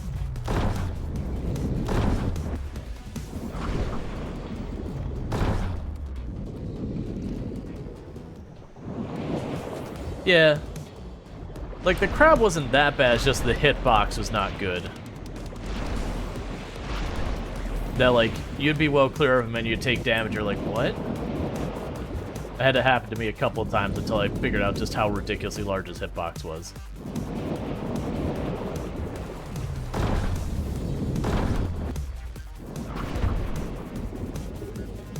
Oh, we're getting killed here.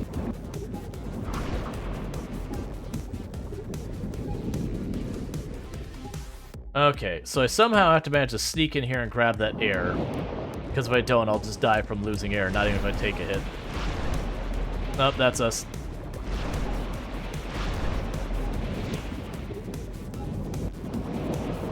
Alright, let's try and make this fast. Hey, take him out. Hesitate like you always do. Hesitate. Okay, we're fine.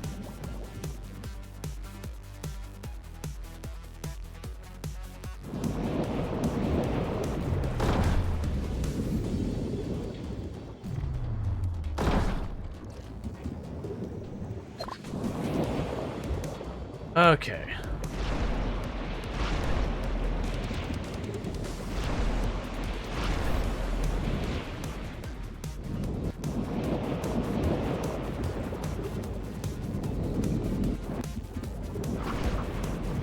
I should not. Okay, luckily we enraged him right there, because it's like... And now, okay. Luckily he went to do the tornadoes, because otherwise he was stead on me and just gotten the last 3 hits on me and I wouldn't have been able to even move.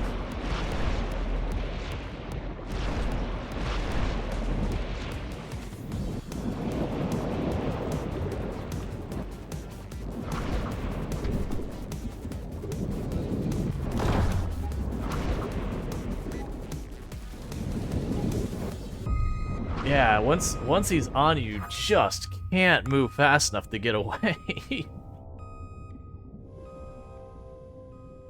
That's... Like, it'd be fine, because I've tried going past him when he does that, but he turns around much sharper. Oh, that's just me being dumb.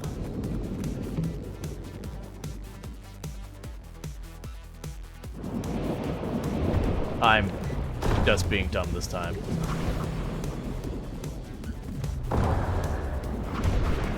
Just finish me. I misplayed this whole fight. Alright.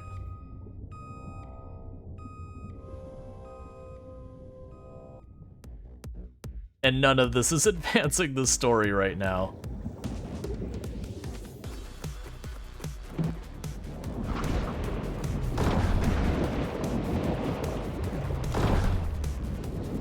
Okay.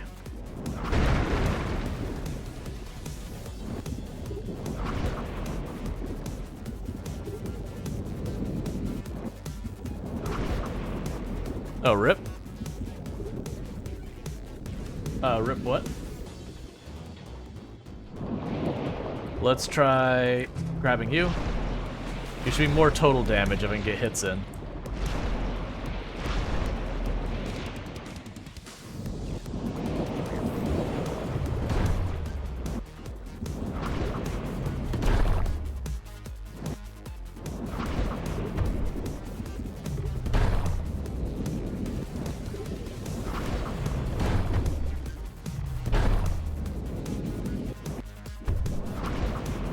Oh, you suck so much.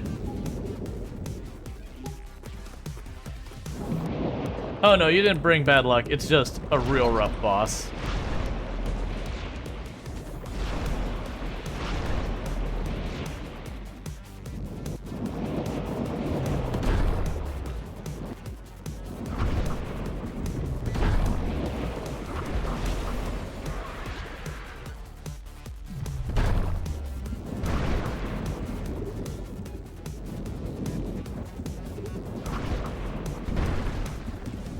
Yeah, there's just no dodging it when that happens. Oh, come on. Yeah, this is gonna be it. When he does this phase, I just have to hit him with everything. Because right now that air is a timer. Yeah. Yeah, no, I'm regretting, because like I could have had 2 oxygen tanks in here, I could have had the scooters, I could have had more ammo, I could have had all sorts of stuff, and I just did not prep enough.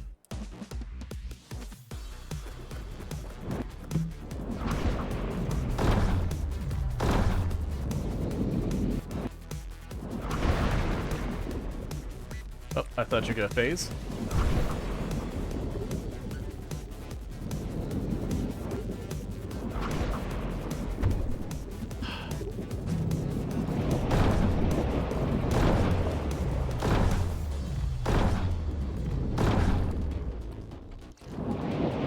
Can I get under? Please, please, please, please, please.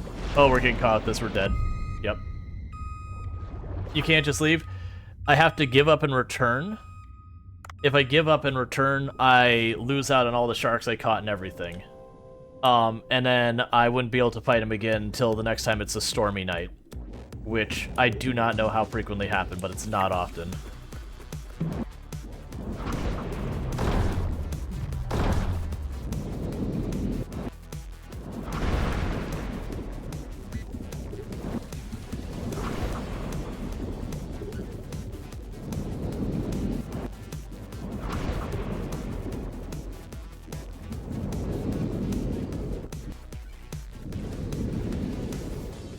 There you are.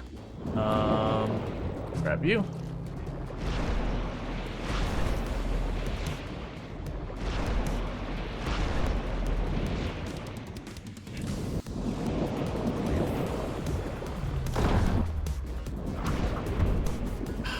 It's so annoying. Yeah, now he's on me. I can't get away from him. That's the only thing I don't like about this fight. Is once you get yourself in trouble, there's no recovery. What's max range bullets? No, the rifle really has not a whole lot of range. The only one that has a lot of range is the sniper rifle, but the sniper rifle can only do a fraction of the amount of total damage because it only gets like 3 shots.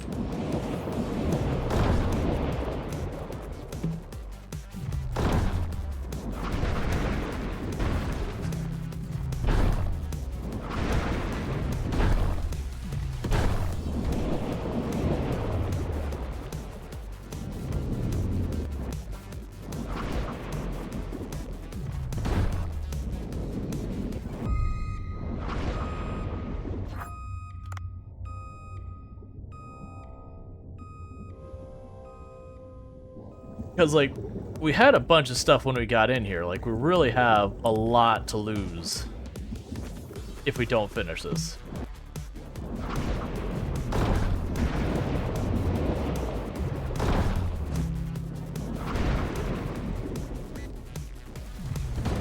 No, that's a bad shot.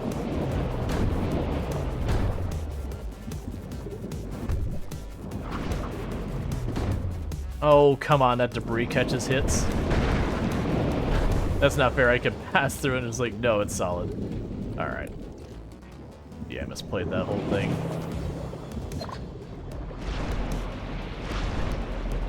Yeah, so my range is probably about this far.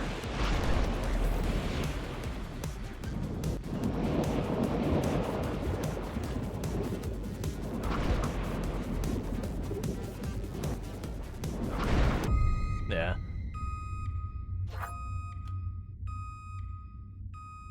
Leaving by boat is considered a game over. You can only take 1 item. Yeah, so that's the thing. I would lose all but 1 thing if I leave here. This is just recognition in the future. I should absolutely not go into a boss area without first getting everything I can squared away.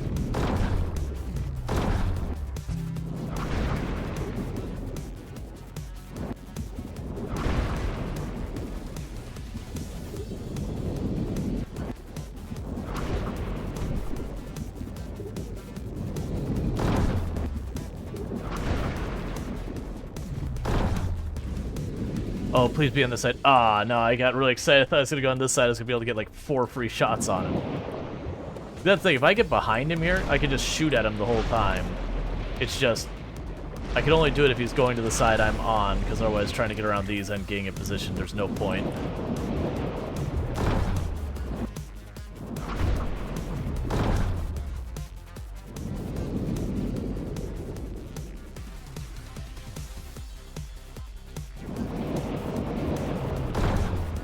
Oh, I shouldn't have gone for it. I'm gonna die for that. Alright. We'll try and avoid getting hit for this phase, and then we just try and go for the air and hope for the best.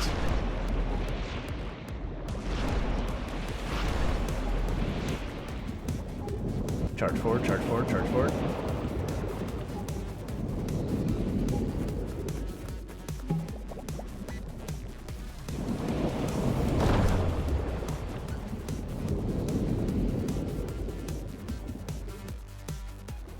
Come on. I wanted you to keep pushing.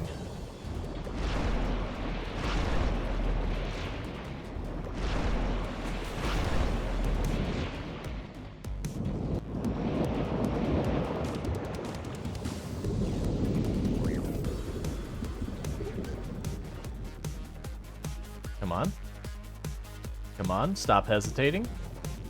Come on.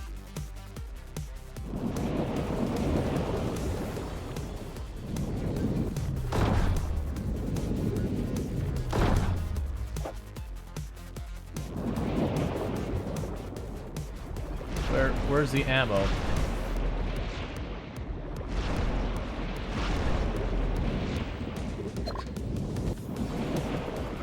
Okay.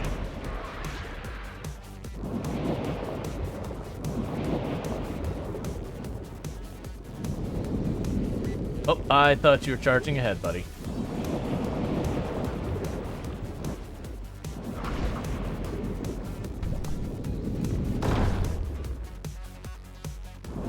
Okay, do I still have the oxygen down there? I've already tapped that.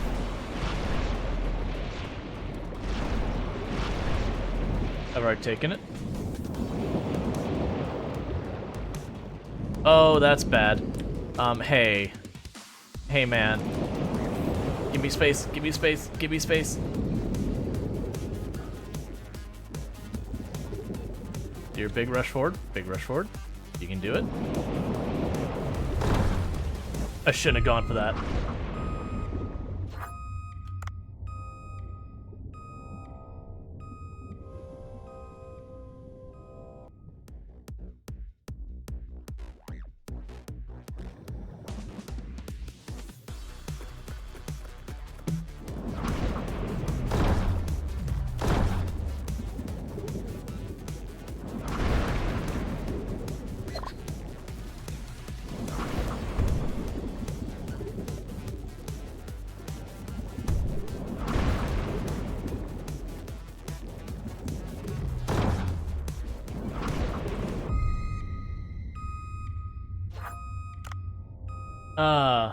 It's just so, like, this is, like, the only reason this feels bad is it feels like you move so slow.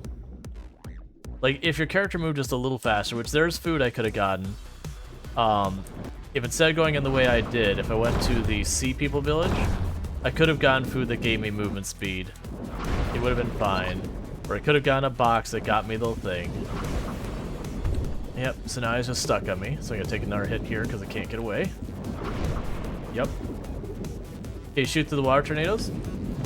Yes, but then I take the hit and I die. I mean, you might as well kill me. I don't think I get to the air on time. And dead. It's a turn rate, it's also ridiculously fast control side. Yeah, that's the whole thing. Once he's on top of you, there's nothing you can do. But the weapons in this game have fairly short range. So it's not like you can just sit back and get all the range in the world. You have to take that, like, shot of opportunity when you can.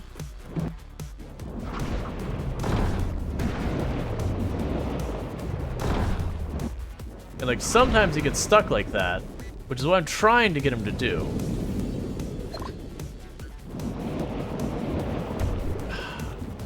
I misjudged what he's gonna do. Yep, now he's just physically in me.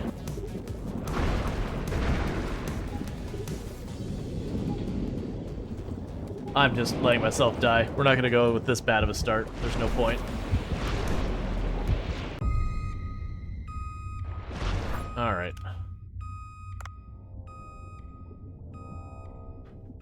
So, like, this fight doesn't feel good, for the record. Like, I've liked a lot of the boss fights, but this specific fight, and it's not even because I'm dying. Like, that's fine. I've died in plenty of fights in plenty of games. I shouldn't have done this. It's just this whole thing where he gets on top of you, it keeps tagging you again and again and again, and all you can do is accept it. Because his turn rate is faster than yours, his movement speed's faster than yours. So it doesn't feel like you have a counterplay other than never be in that situation to begin with. Just finish me again. Alright. Because, like, I've played plenty of, like, the Souls games, I played plenty of, like, the other encounters in this, and none of them were that bad. Like, we died a good number of times on the crab boss, but my only beef with that was just the hitbox is big. Once I figured out the hitbox, it wasn't that bad. Like, sometimes you get caught with the RNG of what attacks it decide to use at what point.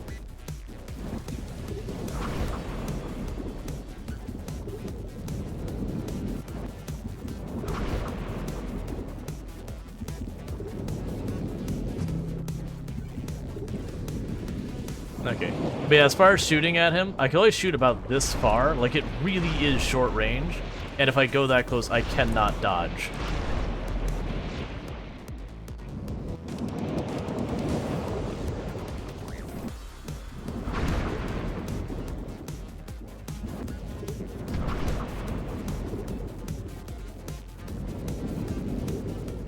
Yeah, so I have to do is I have to bait him into his charge, like the long charge, that one. And not be right at the end of it so I can tag him on the flyby. Yeah, so... Or I have to be able to get him to get to the edge like he is right now. That screen shake. It makes it hard for me to tell if I'm on the box. when it's that zoomed out. Yeah, so he's gonna be up here. Do your lunge. See, that's when I can safely get away with a hit. When he does his lunge, I can shoot him once or twice on his way by. Unless he stops right at the wrong spot. Oh, we might be able to take advantage of this.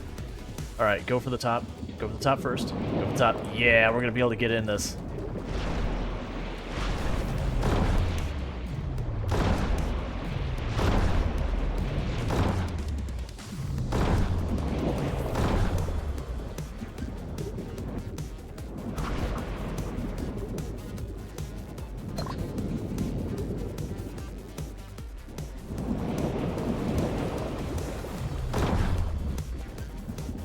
But that's entirely RNG that he turns while you're close enough to the side he's going to that you can sneak past him.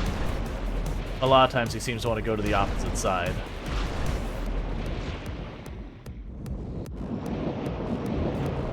Oh, we're closer than we should be. Alright.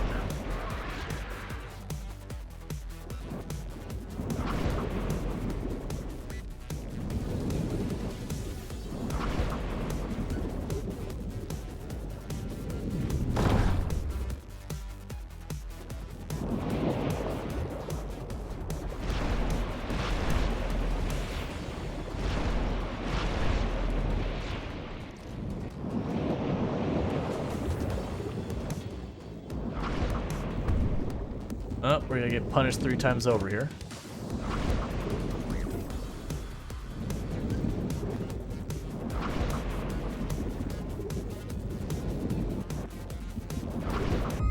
Yep.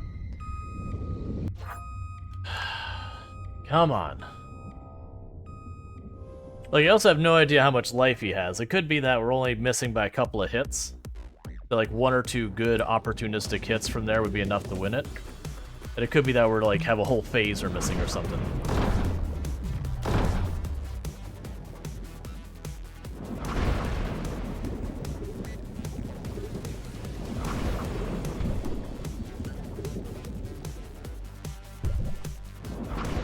Yep, so it's not something like I can cheese a hitbox spot or something. Are there fireworks going off where you're at? No, there hasn't been. Like, that's the thing that's weird. Like, this has been the exception. Like, years in the past, it was just such a nuisance that, like, the whole week of the 4th of July, there'd be fireworks, like, all day, all night, just about. Well, that time he just started his attack earlier than the other ones.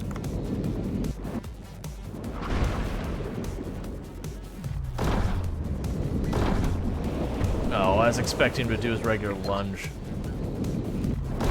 Just kill me. I already gooped it. Yeah, like, normally it's been terrible. I don't think I've heard a single firework.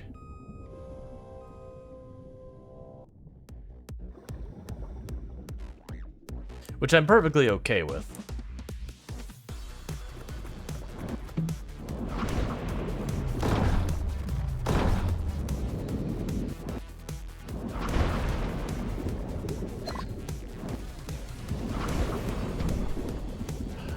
Boxed myself in.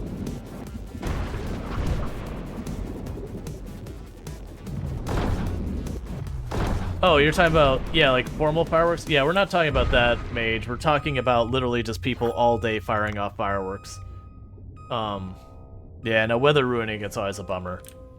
It's just like, in the middle of a neighborhood, we'll have people like setting off mortars and all sorts of stuff, which is absolutely not allowed here. But people do it anyways. But we've got a number of military veterans who live in the area who keep asking them to please not do that because it's problematic for them and no one cares.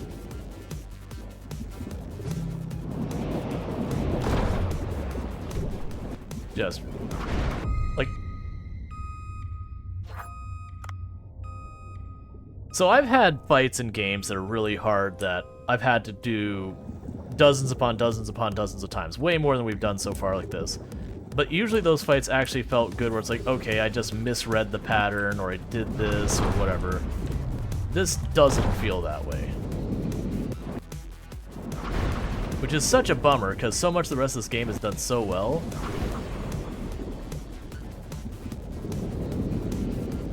Alright.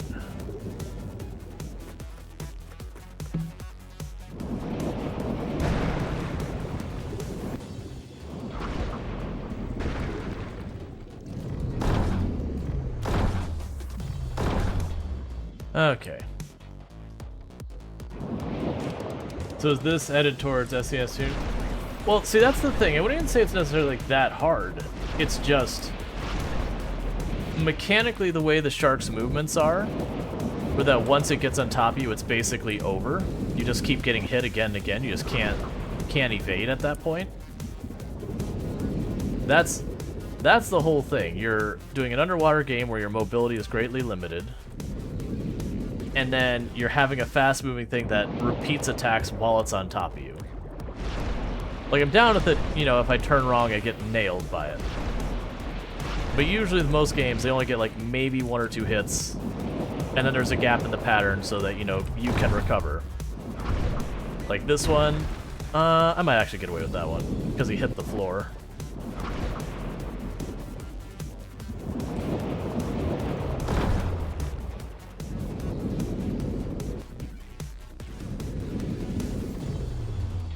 Oh, he had to go at an angle. I should have just run for it. I'm still going to go for it. I'm going to get hit here and probably die right now.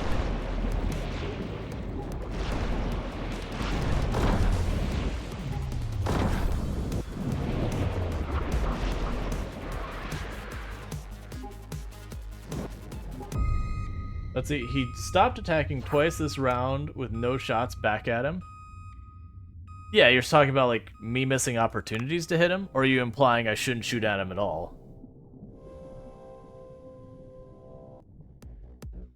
I could try just not shooting him and see what happens.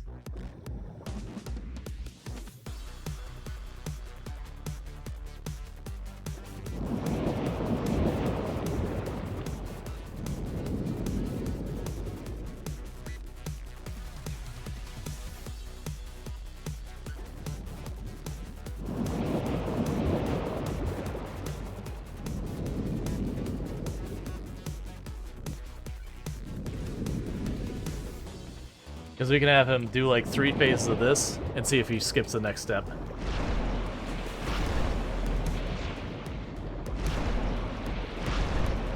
Because the character did say, I have to wait till he, you know, she shows up, but there's no indication of any type of progress or anything like that happening.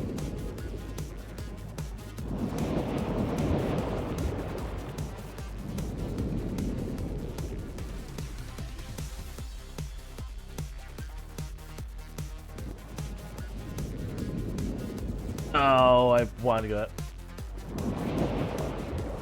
Yeah, I agree, Zidian. I don't see why they give you ammo if you're not supposed to shoot them. Like I said, we're just gonna give it a shot where I'll go 3 of these phases, and if nothing changes, we'll just assume we're just supposed to shoot him.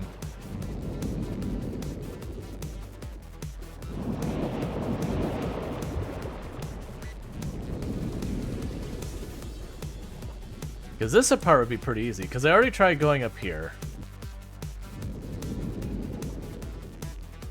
Nah, we're supposed to shoot him. Like, that's the thing. If I keep that far away, he's not hard to deal with. It's just, I have no choice but get at least in range of him.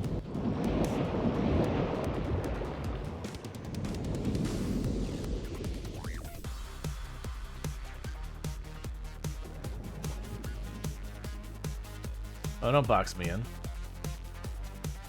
See, it's why does he hesitate so long like that? What happens if I just go up here and I wait up here? Does top one hit me? Okay, so I have a safe spot for the entire tornado phase, it looks like.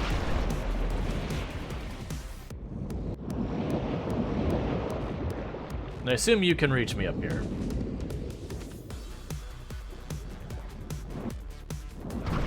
Yep.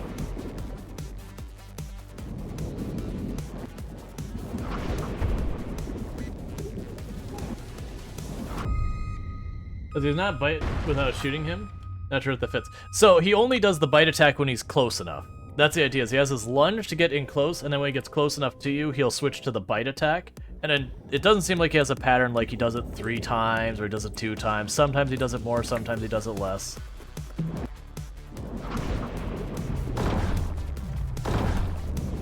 Alright.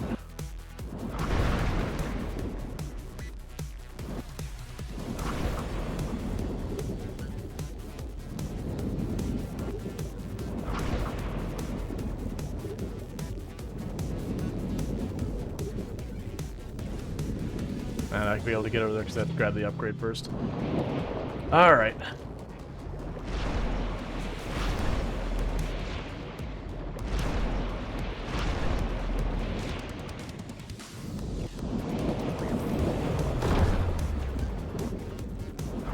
Yep, and now we're stuck with it. Yep, and I'll get hit another time because I can't get away in time. Yep.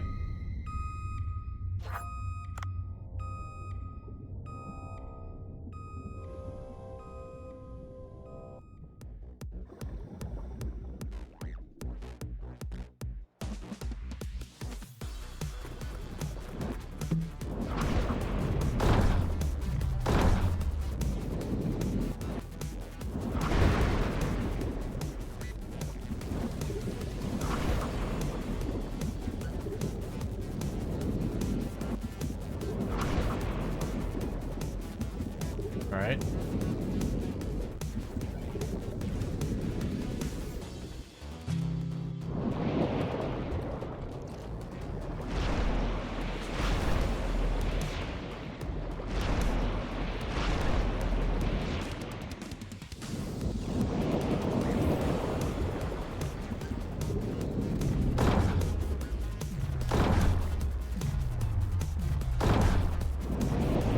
I was expecting him to go for the fights.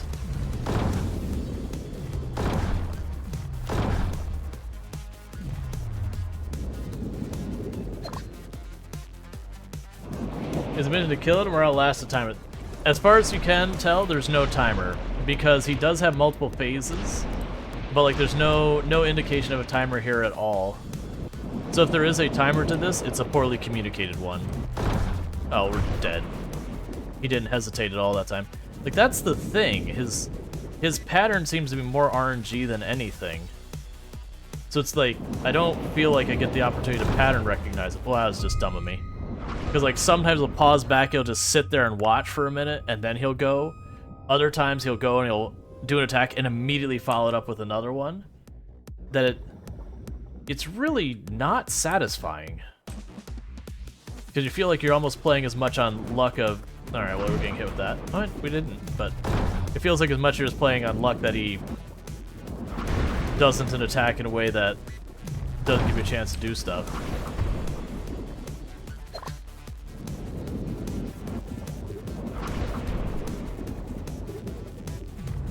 Like, I would definitely say, of the fights, to me this is a poorly implemented boss fight.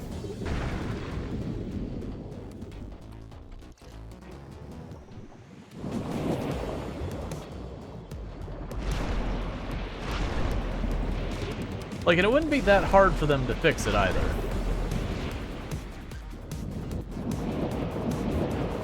Like, they just need to have it when he scores a hit, he backs off for one. And have some type of communication of what he's going to do. Like, right now he's doing this thing where he just weirdly, like, the AI just gives it a break or something. Like, this one it's easy to tell because he repositions and it takes him a while.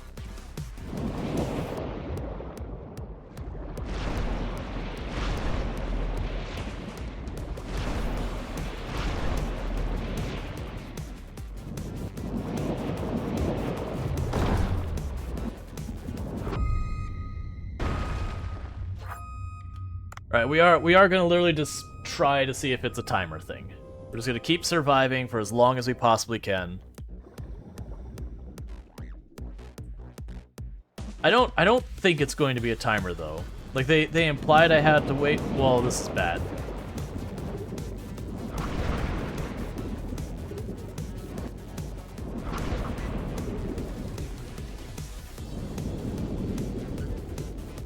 Try over here before he lunges.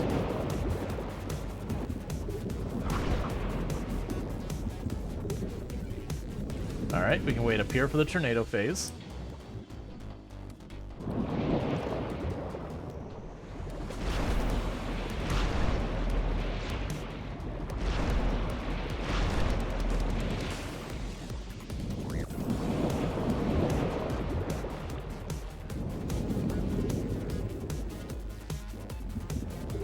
Yeah, it's weird stalling it around the center of the arena. It gives you so much opportunity. No matter where you stop, it's gonna be in range.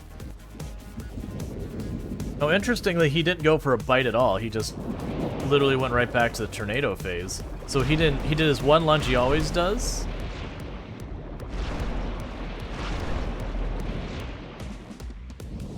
So he always lunges here.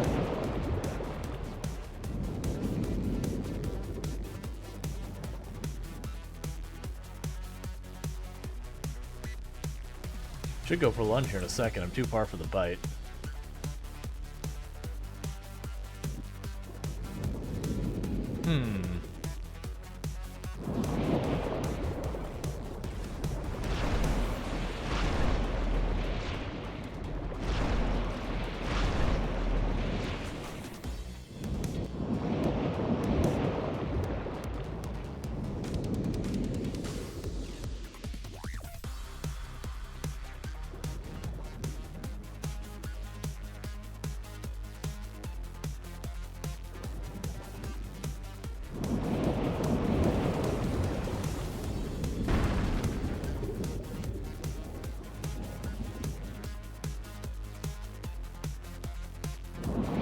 I mean, it'd be an incredibly tedious way to fight it, but we might be able to use that to what we was just doing to our advantage, where he doesn't do any of the bites at all. He'll just manage to keep enough distance that he just doesn't go for it.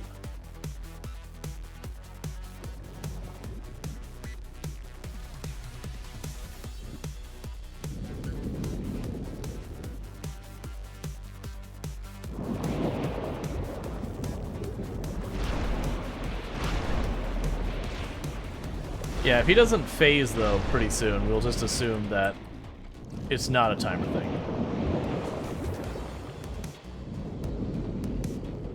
Because he's not doing his thing where he enrages and he phases.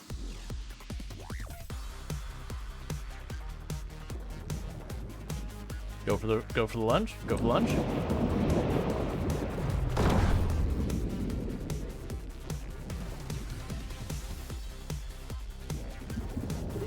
Okay.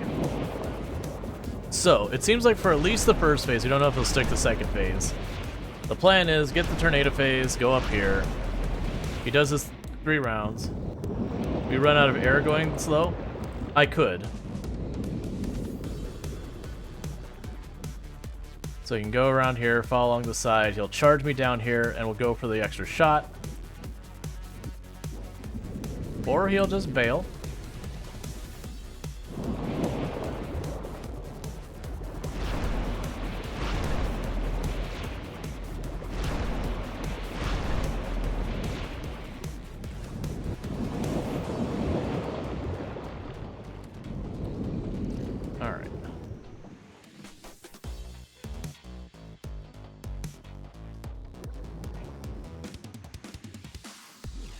Charge me.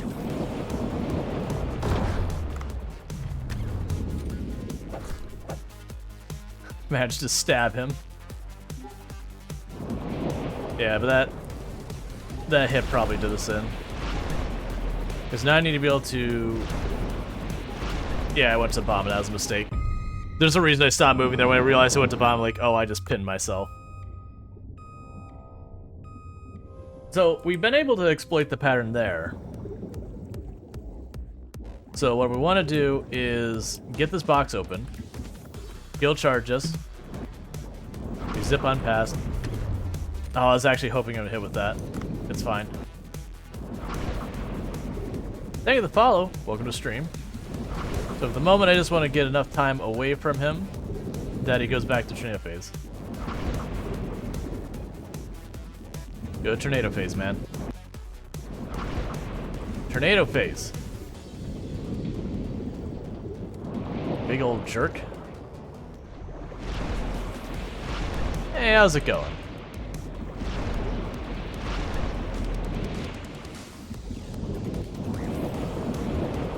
Alright, so draw him up here.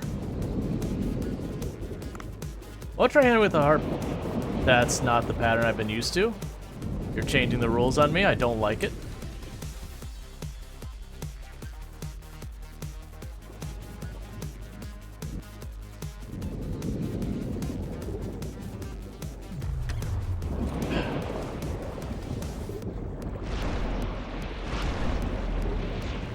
Okay.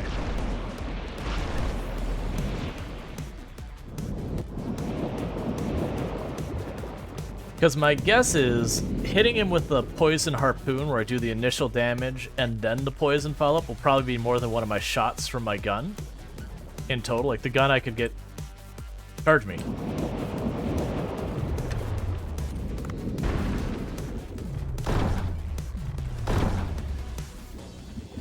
Oh, I want the upgrade.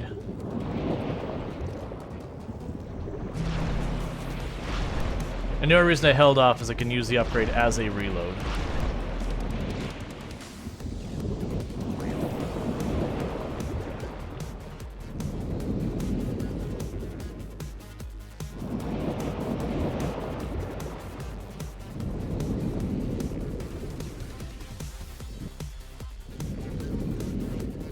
Alright.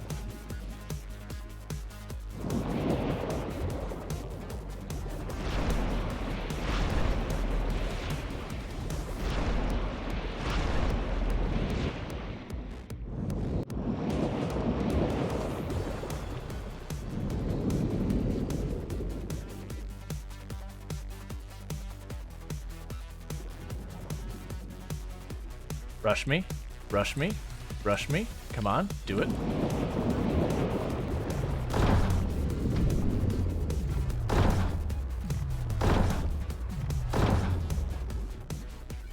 So I did get hit there because it didn't back off far enough.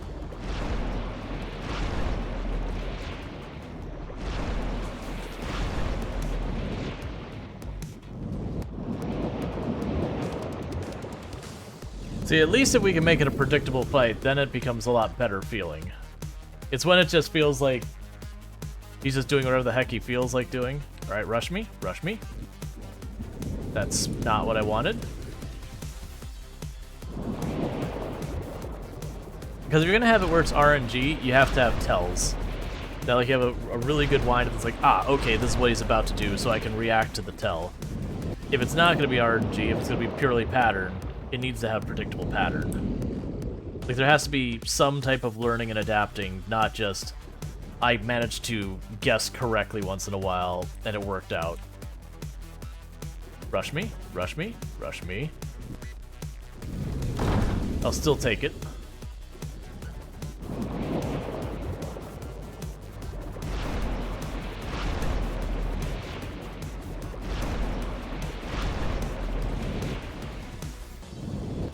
This point, I'm beginning to question if this fight is winnable with your current state preparedness.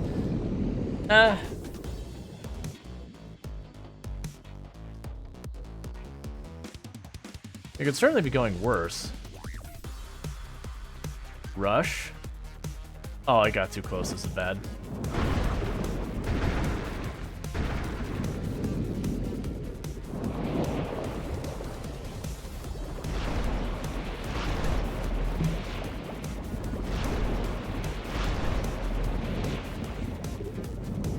Yeah, I think it's winnable as well.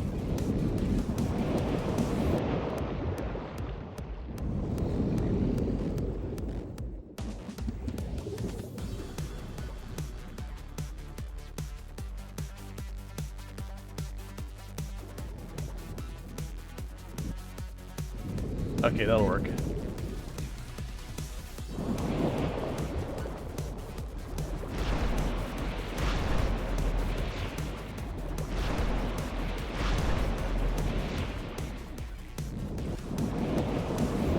Okay. So, buddy. I want you to rush me down here. I should have gone for it. I'm going to be immediately punished. And now I'm cornered, and now I died. Okay, good. He didn't stick to the attack.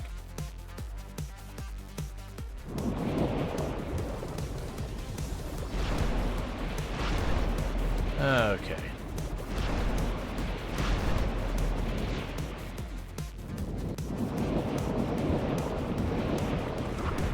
So that time he enraged without me having another shot there. Oh, that's not where I want to be. Yeah.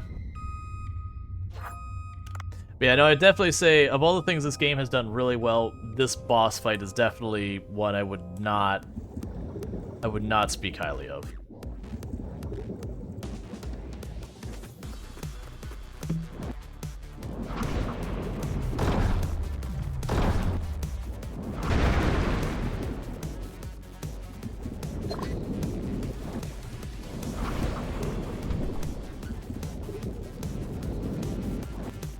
Oh, there's a little rock here. Okay, so it's not even an actual square room. There's a little rock there that you can get stuck on.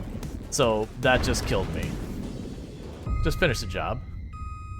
There's a little rock outcropping that wasn't super well communicated there.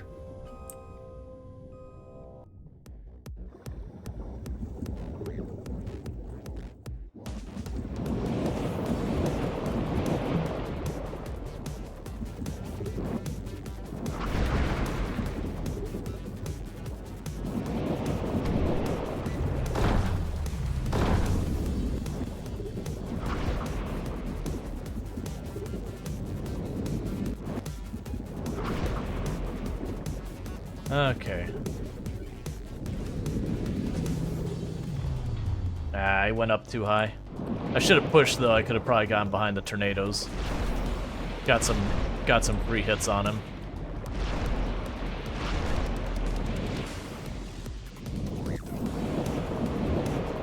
Yeah, the problem is that dodge depends on a lot of RNG stuff that I can't plan around.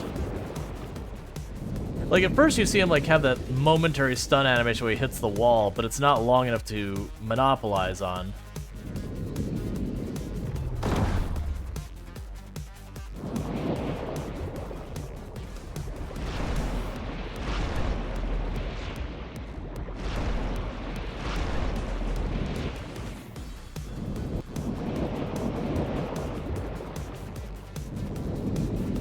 So, that's the thing, JD. For a boss encounter to feel good, there has to be some level of you figuring it out or doing that. So usually the way that ends up happening is either A,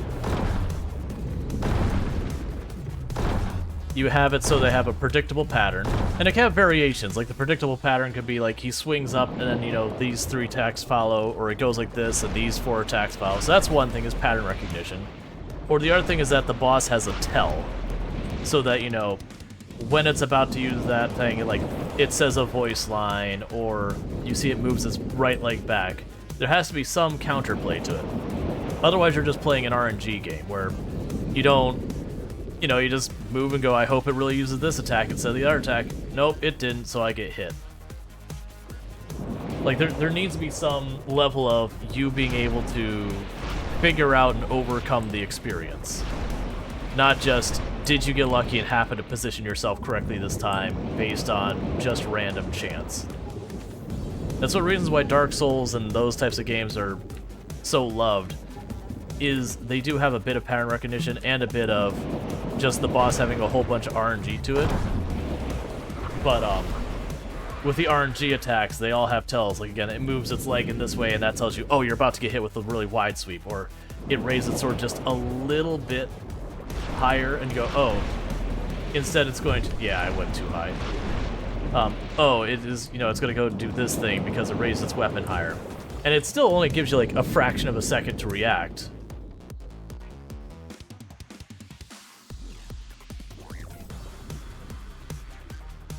Yeah, I hear you. Oh, I've just misplayed that. We're going to die. Yeah, so, like, the whole thing where you get on top. But no, you think about, like, the really, really big, like, the 8-bit games that are really, really popular back in the day. Super Metroid, well, Super Metroid wasn't 8-bit. But, you look at, like, the Metroid games, you look at Castlevania, look at all them. They did all have, like, predictable patterns or tells or whatever. that generally the games that you didn't have that were the ones that usually didn't have as much following, just because, again, there's no feeling of progression. If it's just kind of random chance, you know, did I get lucky and it used the move that I could capitalize on? Yes. Oh, I'm out of bullets.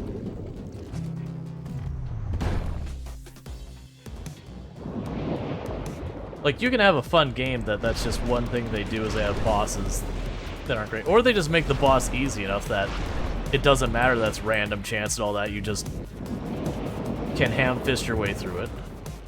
But like this fight I'm having here, this isn't fun.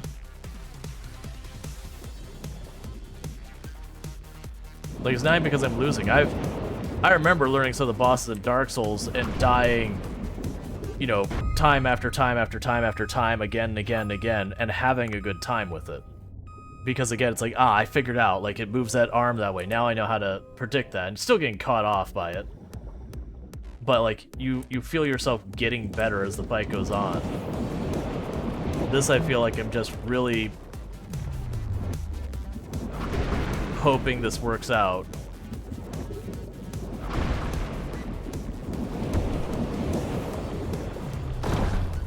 Like, it's almost me waiting for him to get stuck on terrain, or the couple other ways he's given me an opportunity to take advantage of it.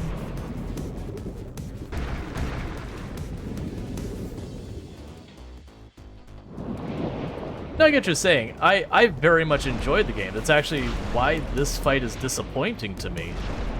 Is that the game's felt really good and well made so far, and like this feels like just one thing they, for whatever reason.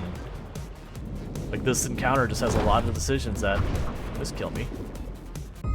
Like, this encounter just has a lot of decisions in it that I'm like, for a game that's so well made, why would they flub this fight so badly? Because like I said, there's a lot of things. Like, the boss gets on you, and most of the time, he just tags you again and again and again, and there's just no recovery. If you're gonna have a mechanic like that, just have the boss grab you and, like, thrash you and you die. So you're like, oh, okay. I can't let the boss grab me. And also, it's dealing with the underwater thing of you always feel like you're moving in molasses.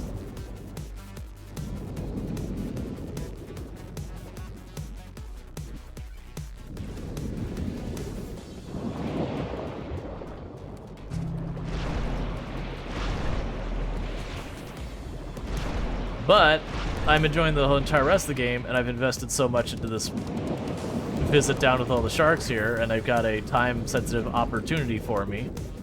And so I want to kill him so I don't lose out on that opportunity. Oh, yeah, we're just gonna get tagged 3 times again. Nope, never mind, he hesitated.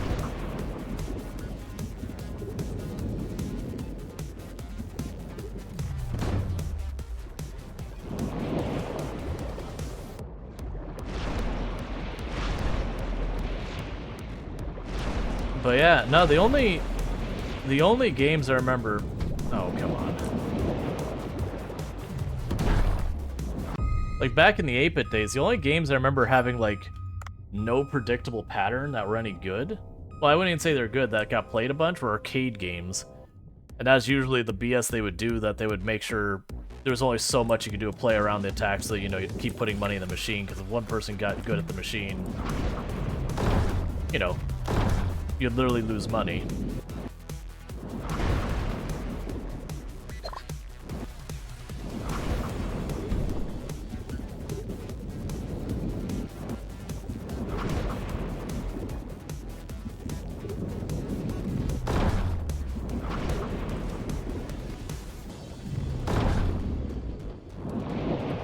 Okay.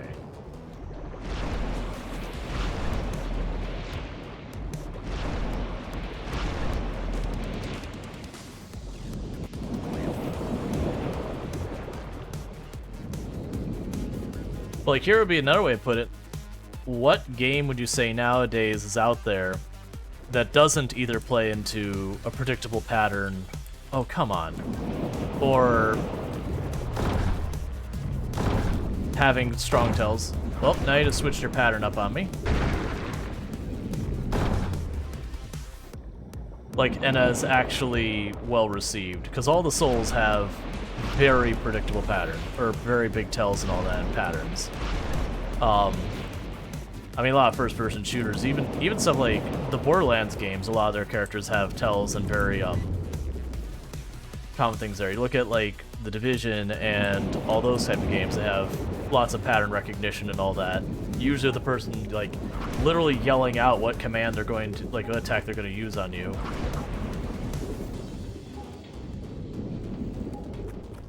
Games are simpler than they used to be? Oh, I would argue absolutely not. Here's a counter-argument. Choose any NES game.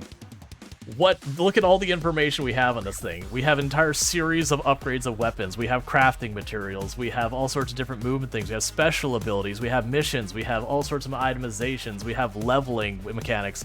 Like, even simple games nowadays have systems upon systems upon systems upon systems. Absolutely not. Games are simpler now than they used to be. Like, sure, if we're talking some game where you slice fruit in half on your phone, yeah, that's simpler.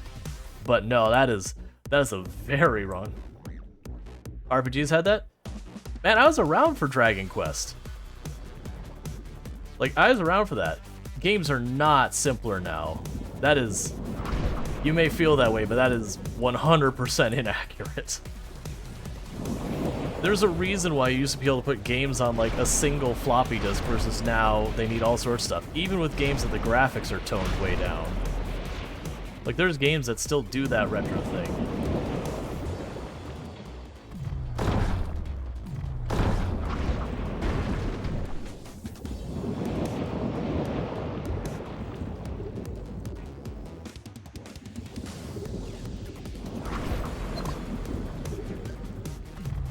Ah, I misjudged what I was about to do there.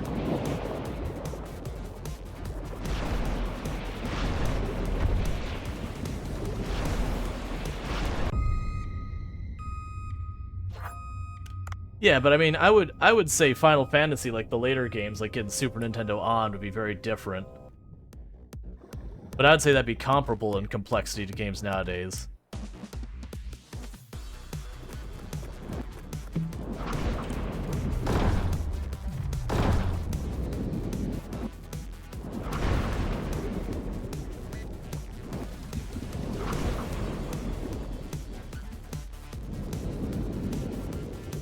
Alright, let me grab the ammo. That'll work too. Would you do literally anything? There you go. Minigames, the gameplay is simpler. Sure, there are maybe systems that are complex, but the crafting upgrade, the gameplay mechanics aren't necessarily more complex because you have different gear and all that. No, but let's... Okay.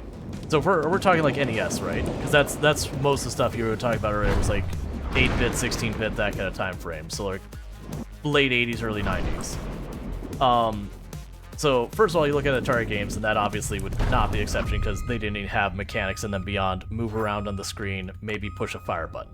So we move on to NES. And you move on to NES, sure, you had games like Legend of Zelda, where you found a handful of items and explored a world. If you look at adventure games, we've come a long way since then. If you look at NES, look at RPGs, there weren't many of them. There's like Dragon Quest and a couple of others. But hands down, RPGs have so much more into them.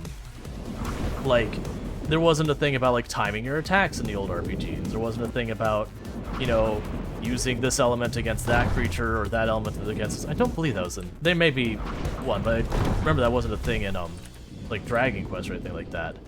You didn't have the idea of, like, having different mounts and all that kind of stuff, typically.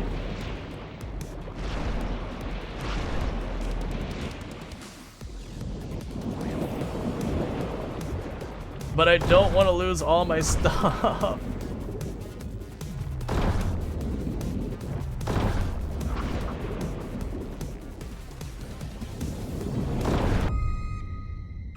Well, alright, I actually... Alright, fine. But, like, it's fine if you don't feel that way about things now, JD. But, like, as someone who's done software development, games are not even remotely simpler than they are now. Okay, I get to keep, like, next to nothing.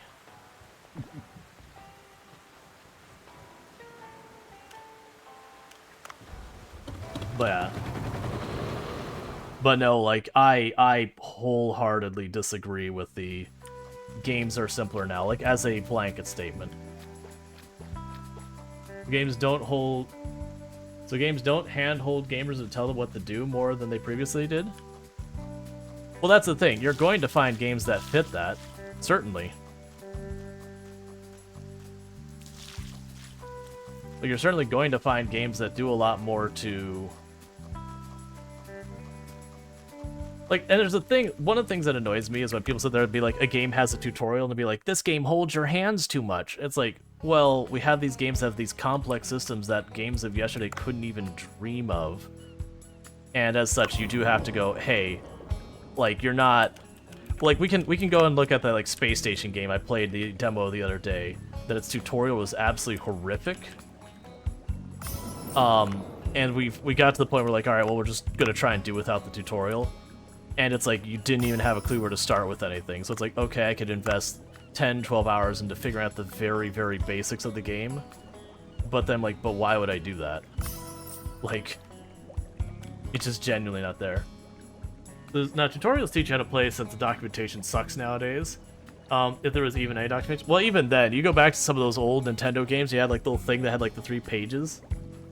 And it'd be like, the first page would be the story of the game because they didn't have the mechanics to be actually tell you the story of the game in the game.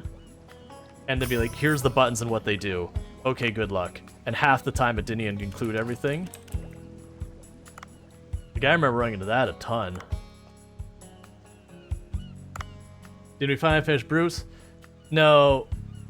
We were finally getting the thing where people are going, look, man, stop fighting it.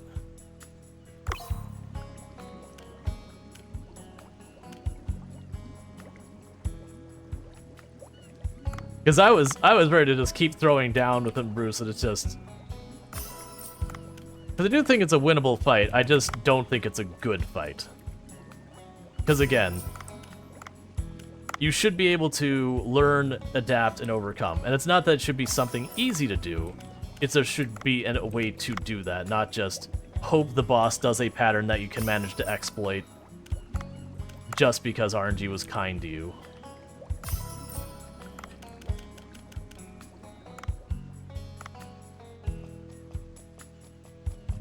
It's hard to compare the hardest to easiest games and the 9 hardest to easiest games now. So if you're talking like easiest to easiest, we can look at, for example, Kirby. Kirby back in the day, you can literally beat the first level by just hitting A and holding across the screen.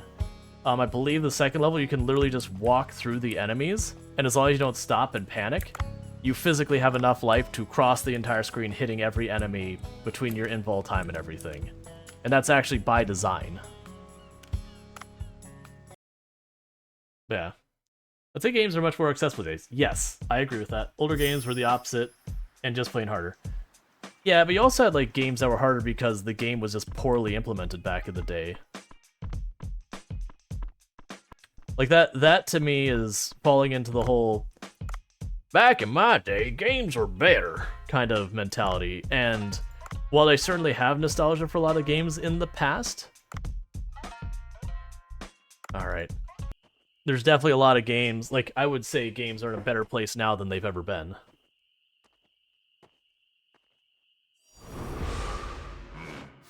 I don't mean harder is better. Yeah, no, harder is not necessarily better. Yeah. But yeah, like, the whole thing, like, you can choose any genre, like, look at City Builders from the NES days. You put a big thing that said C on it, and you put a big thing that said R next to it, and you can exploit it by just not building the eyes at all. And then we have City Skylines. You can look at RPGs and what they do, and you're going to find RPGs that are simpler than Dragon Quest from back in the day. But then you compare, like, you know, Dragon Quest to, say, like, what's some of the Final Fantasy games and where they've gone. You look at, like, the rogue style games, like we had NetHack back in the day. And then you compare that to, like, the dungeon crawlers we have nowadays. Let's see, by the way, you were in the fight for an hour and 20 minutes? Oh yeah, that doesn't surprise.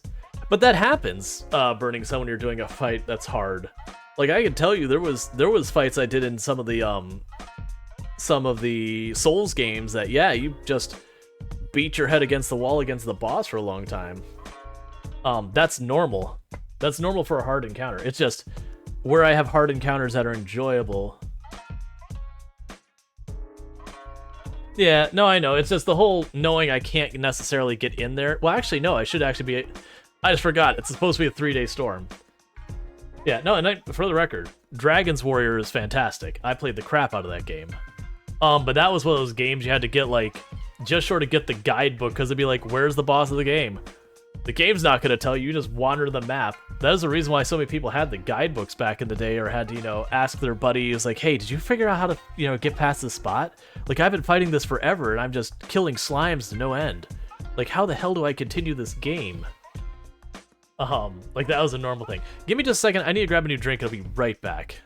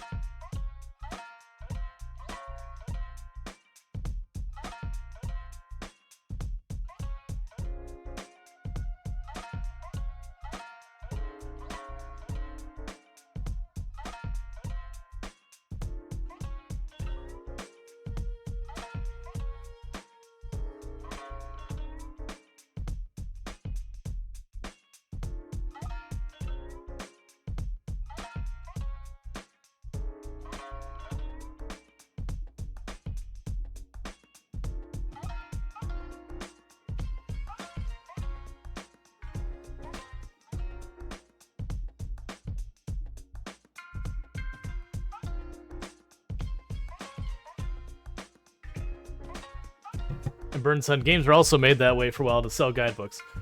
Nintendo made games difficulty specifically so they wouldn't be beaten in 3-day blockbuster until... Yep. Like, that's kind of the thing that ran into is, like, there's a lot of games, and this is actually, I'll put a negative for games nowadays, is with microtransactions, it is a deliberate thing to make games artificially hard, just numerically a lot of time, to sell microtransactions. Give me 1 second, my moderator computer went down.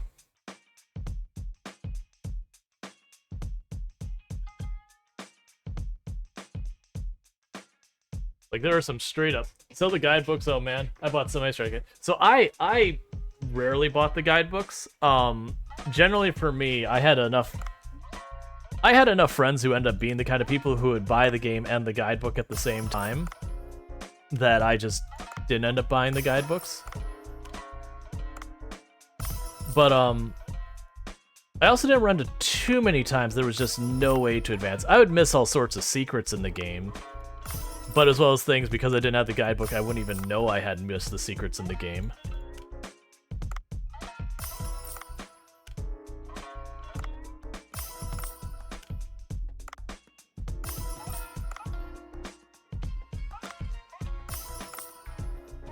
Okay.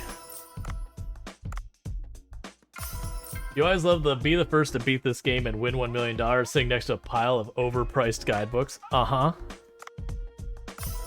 That's what you call a sound business strategy. Oh, I'm so salty we missed out on all that shark.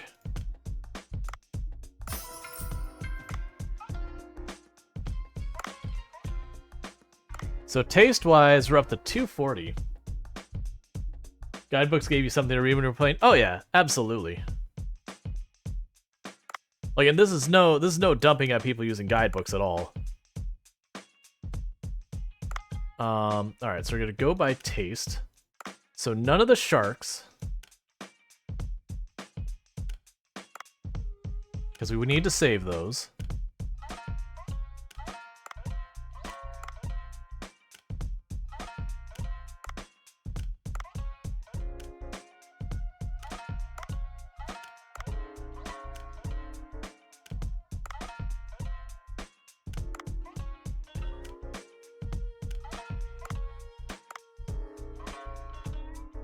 Is this one of the boss ones? No. Okay. Alright. Now you watch YouTube videos instead of buying the guide? Yeah, it's basically the same thing. But yeah, no, it's just one of those things. And like for the record, the only reason I jumped on it is I don't like blanket statements when they don't really apply, especially. Like when there'll be like this game versus this game, and like between the two of them, like you'll have an argument, but then like you blank and say, oh well, like games are simpler now, or games do too much hand holding, or games do too much this, and it lacks nuance, kind of thing. So usually I'll jump on that because like, well, no, that's only true if we narrow it down, or we do that, and that's true for more than just games, by the way. You'll find usually when people make blanket statements that lack nuance, I'll jump on it. And it's not to say I don't end up doing it myself, but I try and be good about it.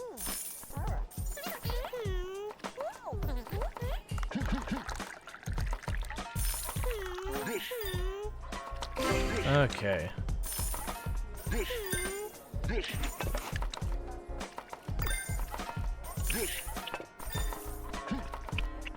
Oh, I didn't realize I actually got the dish.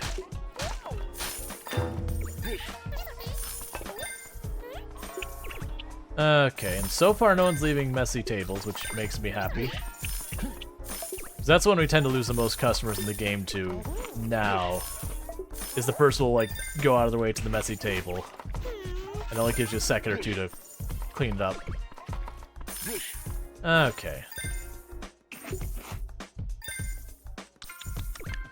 Indie players can derive their fun from the complexity of the story instead of the brute force difficulty. Yeah, like I remember playing like Ninja Gaiden back in the day where they had like a pixel perfect jump you had to do as just part of the normal game.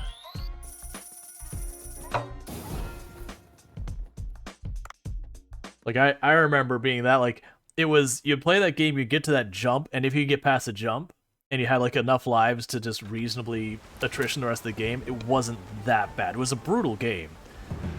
But it was like that jump was like the make or break for so much of it. Alright, let's go check in our crops. Your current strategy is just be bad at games? Yeah.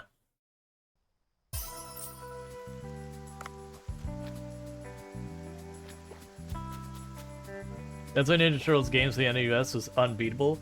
They moved the pixel perfect jump too far. Was it actually unbeatable? I don't think it was. I remember it was, like, it was kind of like a rite of passage of the game was to do the underwater level, the dam. I remember that dam was absolutely horrific. On NES, yes, it was unbeatable. Yeah, I remember, was it, I remember getting past, it was, what, Mecha Turtle or whatever it was? I remember that. But I don't remember after that. I just remember the, like, I got demotivated because you'd sit there and you'd go to dam level, it would take you forever, and it was so frustrating. And then you get to Mecha Turtle. Oh. Was there more I missed at the farm?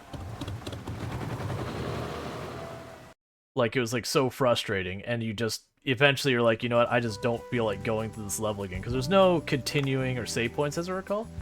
The other versions were beatable, but they adjusted things when porting and tried to make it artificially harder. Ah.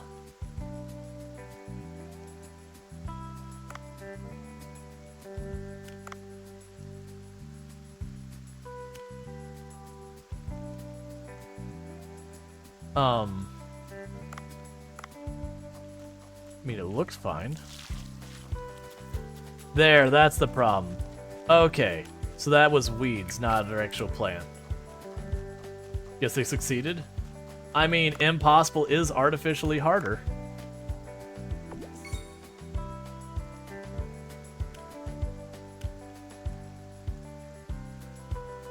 Okay, so if we manage to upgrade the Mega Mouth Shark again, then it'll be good. Okay, can we also upgrade our gun yet? Your soil's in rough shape.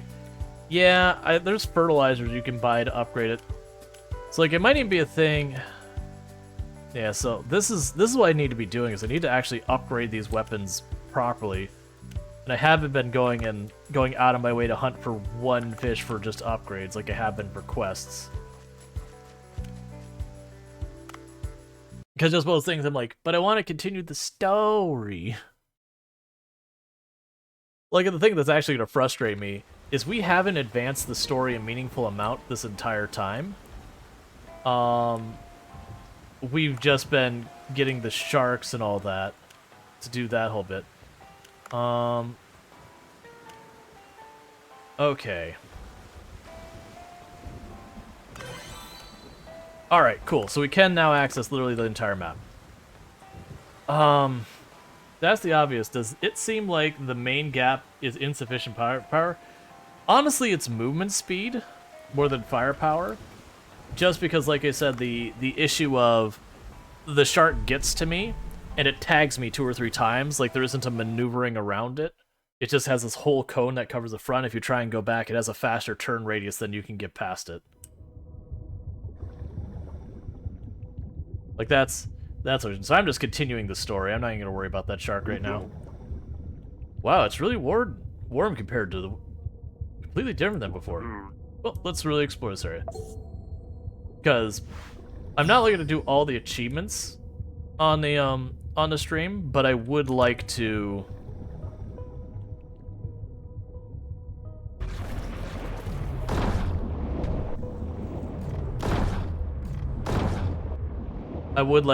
at least finish, like, the story kind of bit.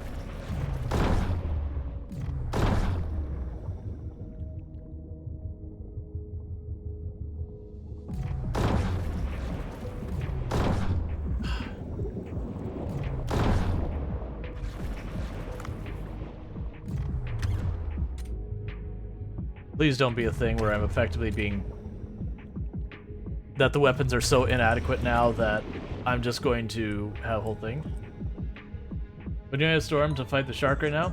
I do, but otherwise I'm just going to sit there and do the shark for the next hour, and I'm getting to the point that, like, tonight's not bad, but the viewership has been dropping when I've been playing this. I think a big reason why it might be working out for okay viewership for this tonight is there's probably a lot of streamers who took today off, who are playing this. That is getting to the kind of the itch where it's like, no, I need to start wrapping this up kind of thing.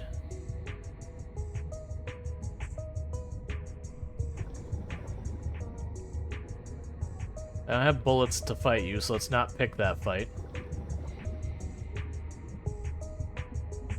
So I'm just gonna put, let's see, and a lot of viewers are off for the holiday. But if you feel some heat coming up, I can't go down farther now. No. Don't make another thing I have to do. I mean, actually, okay, so I can't even go down to that box.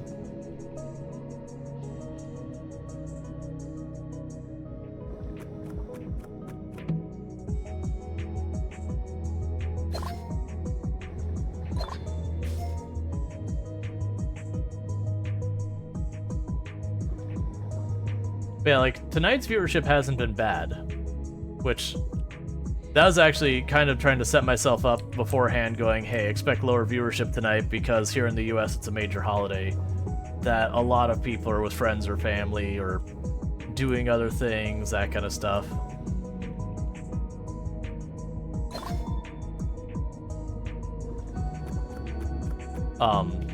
So like tonight's been fine, but like the last couple of streams, curry block? Last couple streams of Dave the Diver, like it's not been as good. Oh, did Tomb ever get back with me?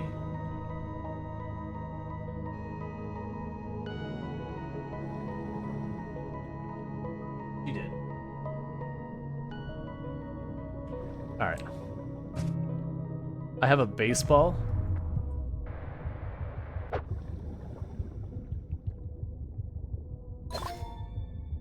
Alright, what are you about?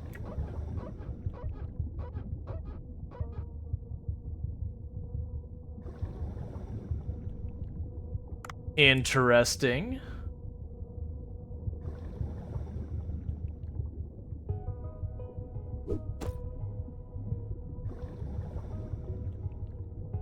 Use the baseball bat and the baseball? The problem is they both take my melee slot, so I can use one then the other kind of thing. It didn't look like the baseball stayed on the ground.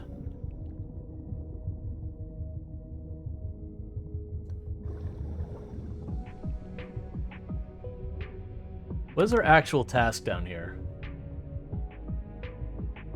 It just says explore the area. Okay, so we don't have a hint of where we're going. That's fine. What do we get something? Did we beat the shark? Basically I had people saying, hey, you've been at this for a while, like, do something else. So I was like, alright, I'm being stubborn, it's fine. Because genuinely, of the time, I spent more than a fourth of the stream fighting that shark.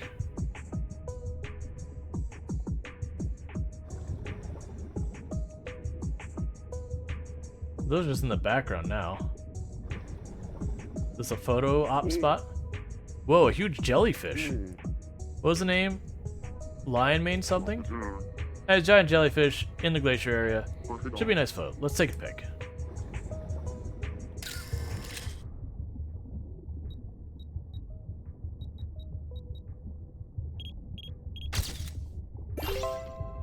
Got it. Nice, that was a good shot.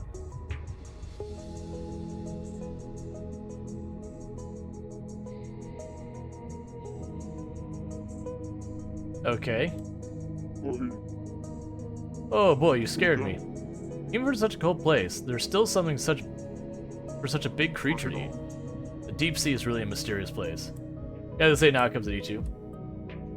Yeah, so the shark will probably be something I end up not doing on stream, realistically. Unfortunately. Unless, like, we finish the story and I, like, if we end up playing Dave the Diver again for another session because we don't finish, which is getting very likely because of how long I spent fighting the shark. If that happens and I get the opportunity, I'd go back and for like... Ah, man, so I can't go down there.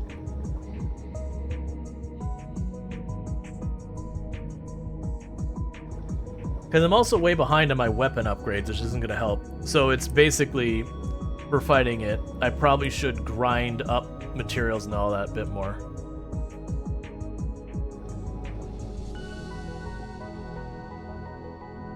It looks like we got a route over here we haven't checked.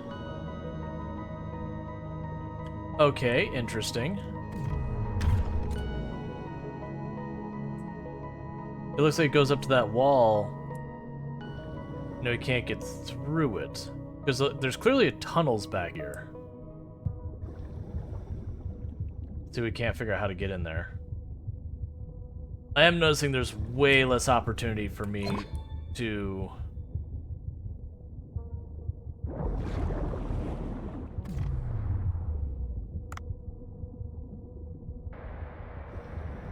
I'm facing the wrong way.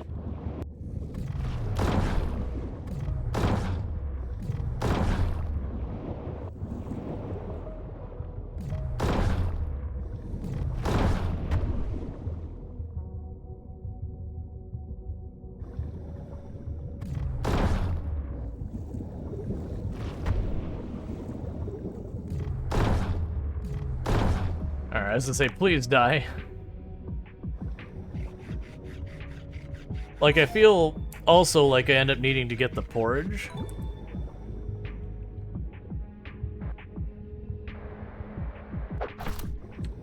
Oh, I can't actually use that to cut... Oh, it's strictly which way I'm facing. Like, I can't use it to flip the other way.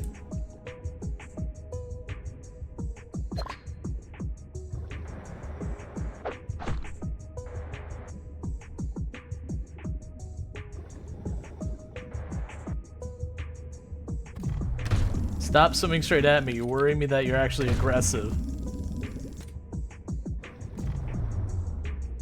Oh, you are aggressive. You poison. Okay. Fair enough.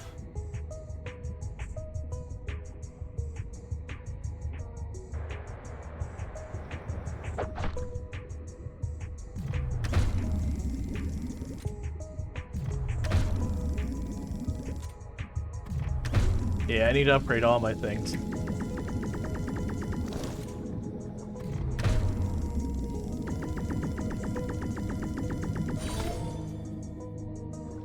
Okay. I'm still surprised there's been, like, no fireworks here. Like I said, usually it's genuinely a nuisance, just the sheer amount of fireworks we have going on. And usually it's for, like, days and days beforehand. So I don't know what's going on that they're just not going off.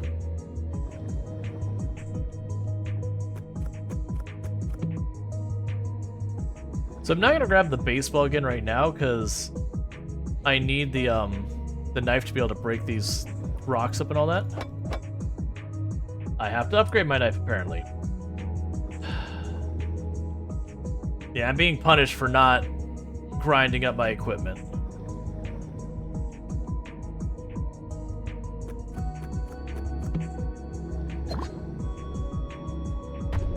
Oh, that's just dumb of me.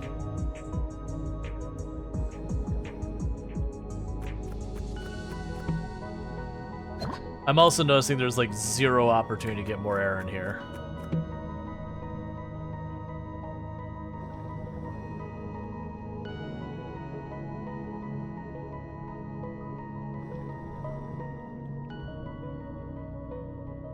I think most around here are waiting until tomorrow for the weekend. It's interesting because usually they go and they celebrate on the holiday itself. Like it's usually when I know most people do it. But yeah, I could see people like popping off on Friday night or whatever.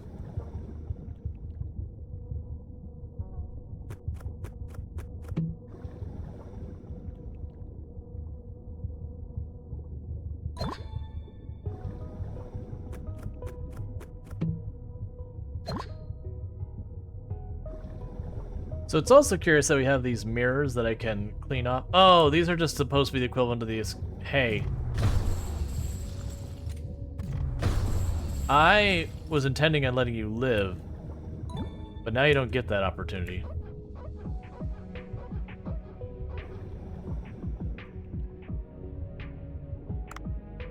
Yeah, so those are just the equivalent of the skate pods. What are you? I see your icon below the water there.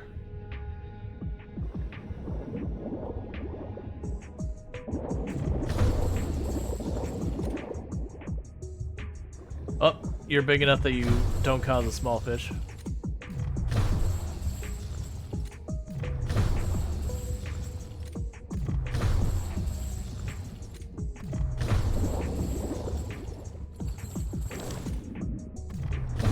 I wish that prompt was actually using the keyboard layout I'm using and not just hard-coded.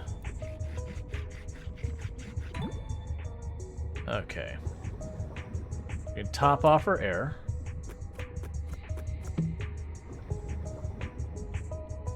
It's gonna take us back down to where it's too hot. Yep.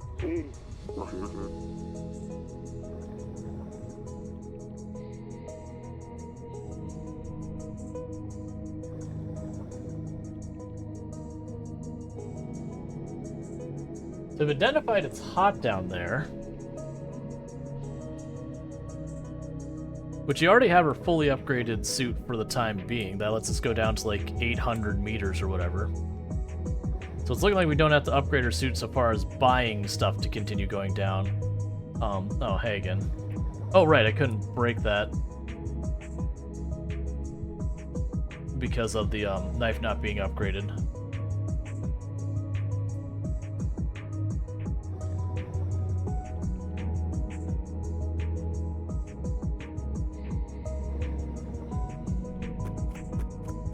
Yeah, maybe.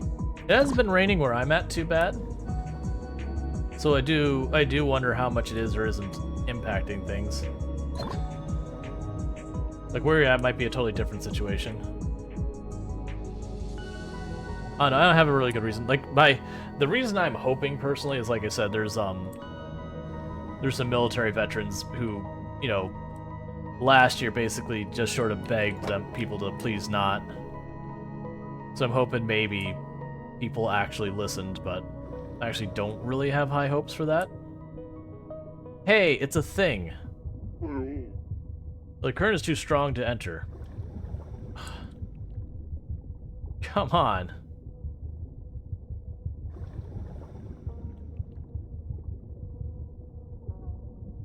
Because I tried swimming at it, immediately just stopped my character swimming and pushed it away, so it's like, okay, clearly there's something I'm missing to do that.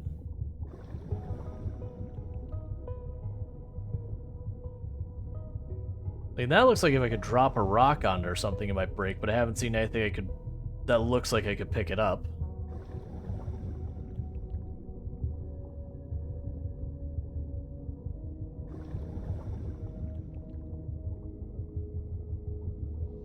So it may have been the mistake to come down here because I'm not able to progress much stuff. It looks like I have to go do upgrades.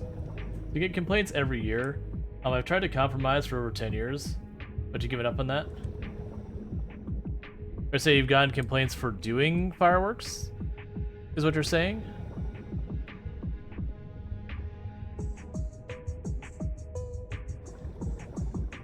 Yeah.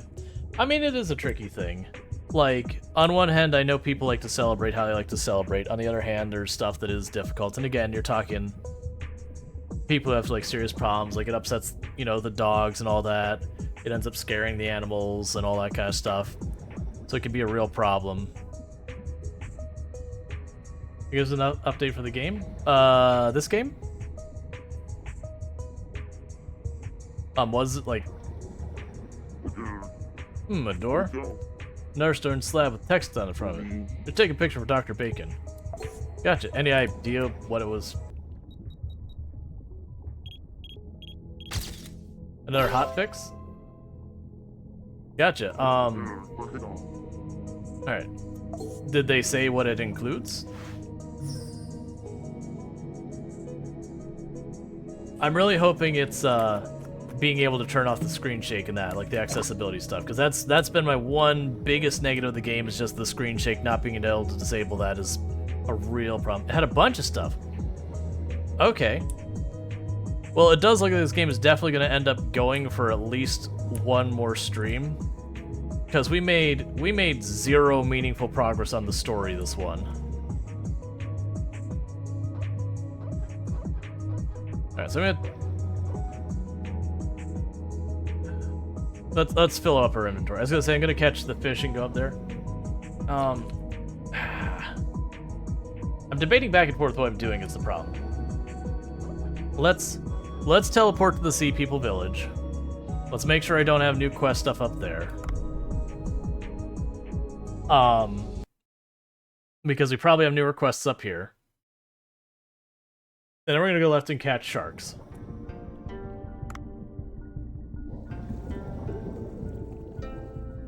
Also, rained for 4 hours here earlier. At times, the raining was so hard you couldn't see 30 feet. Yeah, like, no, I totally get what you're saying, that in your situation, the weather's bad.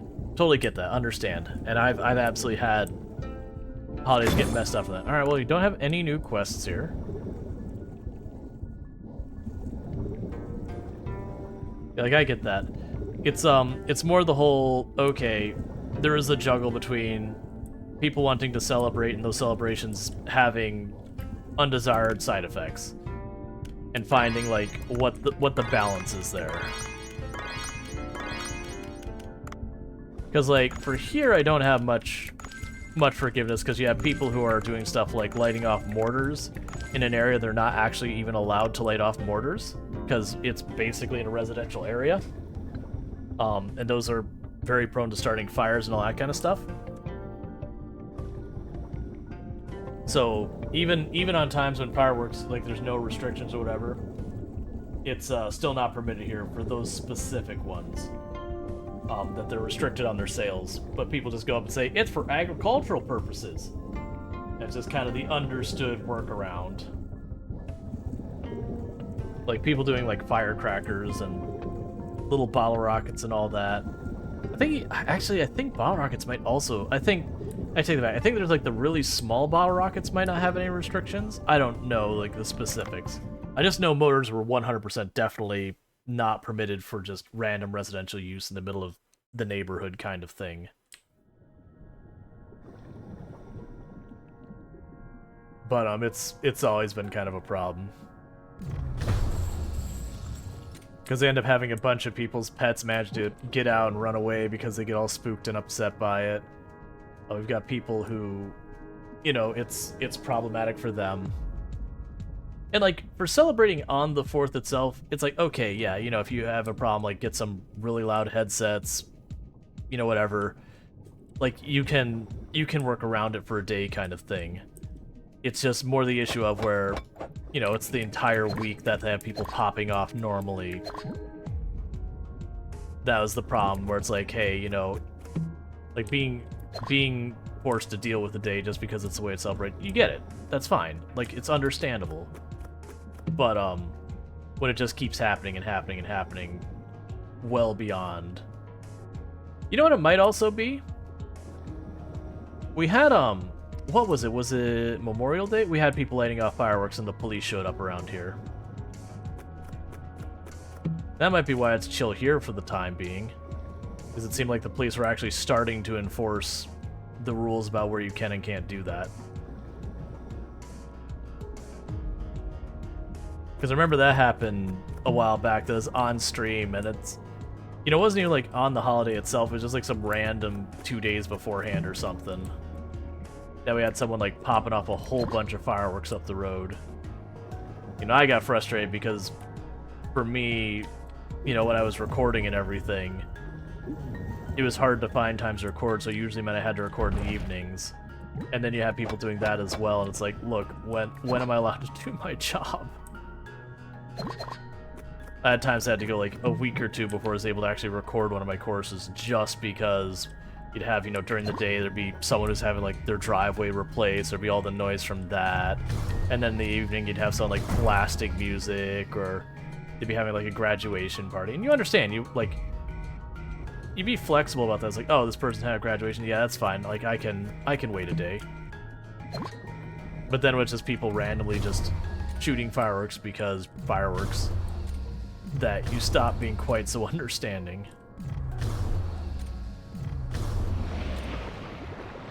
So I don't actually want that fish. It was just in the way. I want to focus on the sharks because we have the whole thing about sharks coming up soon.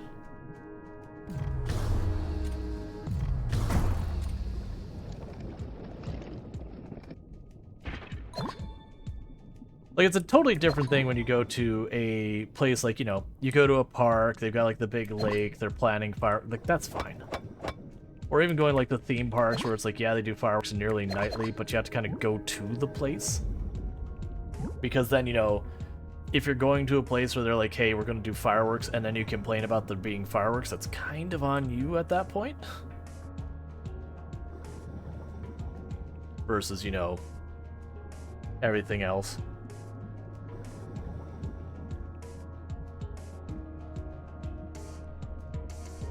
I used to be big on doing fireworks myself. It's around the time I got into college I stopped doing it because I just didn't have the money for it.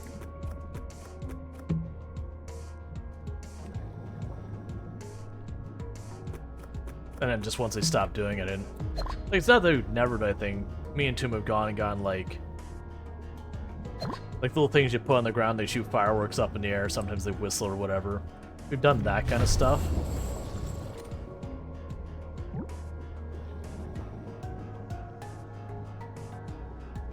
But not like it used to.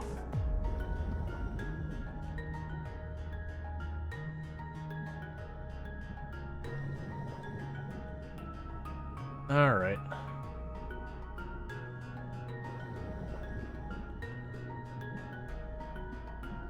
Usually I want like the Mega Mouse sharks or whatever around here somewhere. Because that's I'm trying to get the last amount of sharks we can get before the day is over kind of thing.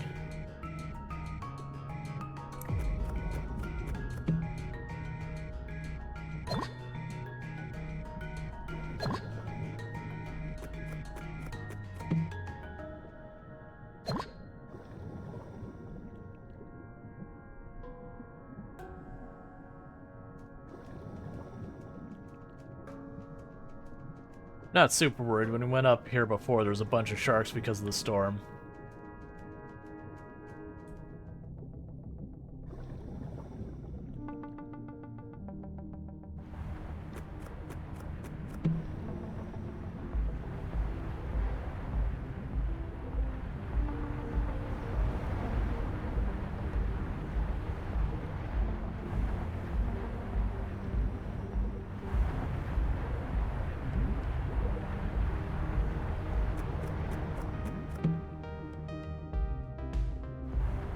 There we go.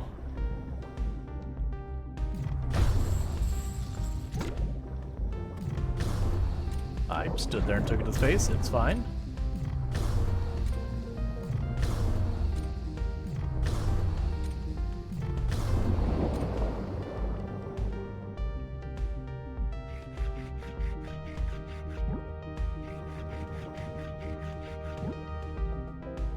I've always done my, let's say, amazing. I've always done my best understanding of people. I wanted to do conferences, but if it's not possible, then there's nothing I can do. We'll just go about our holiday as we normally do. Yeah. Well, usually the big problem with, like, the choice of fireworks is the ones that make noise. Like, being loud is the problem.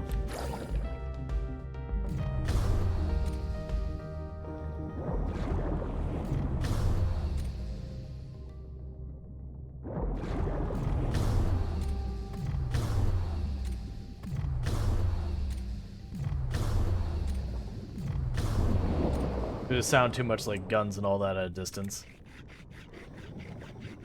Let's see, take briars to Alabama, buy big fireworks every year, and then set up the fireworks and mortars and whistles a lot. Yeah, I mean, you also talk about how you're in a very rural area, which makes it not as much of a problem. Like out in the county, like that's the same thing here as we have a lot less restrictions if you're outside, like the city and the suburbs.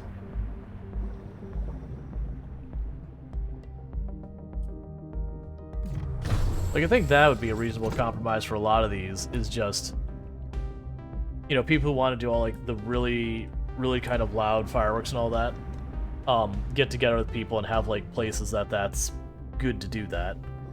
You know, let everyone kind of enjoy everyone else's fireworks collectively, have, you know, parks, that kind of thing. It just, when it's tucked back into neighborhoods, it becomes such a big problem.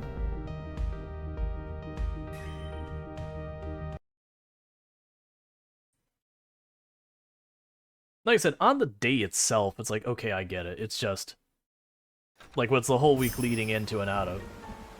Oh, that was literally it. Okay.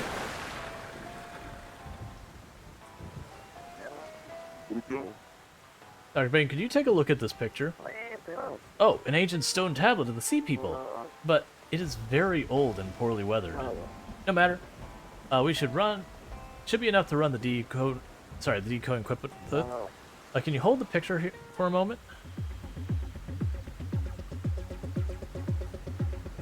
What am I doing?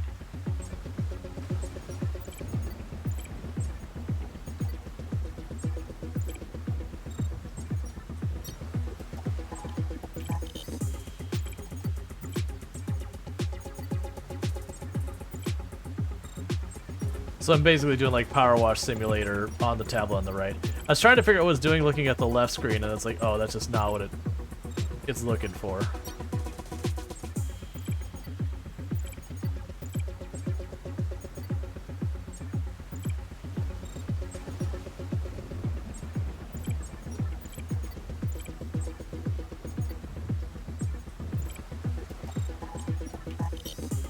There we go.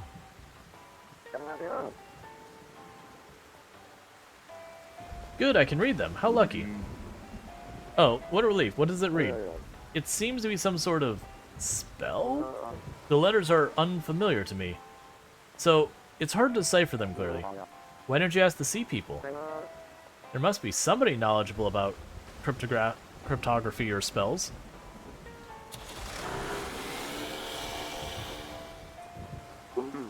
An ancient spell that even Dr. Bacon cannot decipher. I'll probably have to see about see many of the old books of the Sea People Temple. Naoma would be a help. Okay. Oh, you brought a picture of something. Can I see it? Wow, a giant jellyfish. The tentacles look like a lion's mane. Did I hear something growling? Just kidding. You can't hear anything underwater. I'll put this picture to good use. My readers will love it. Cool.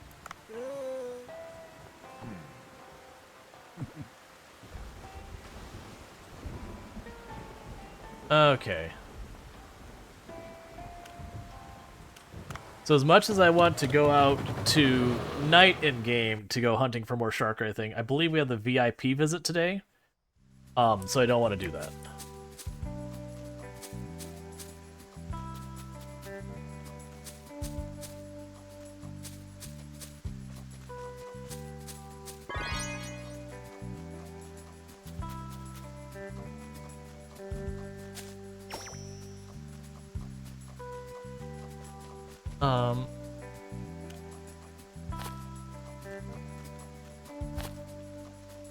So I'm assuming what I'm gonna have to do is buy fertilizer from him. That's like anti-pest fertilizer or whatever. Okay.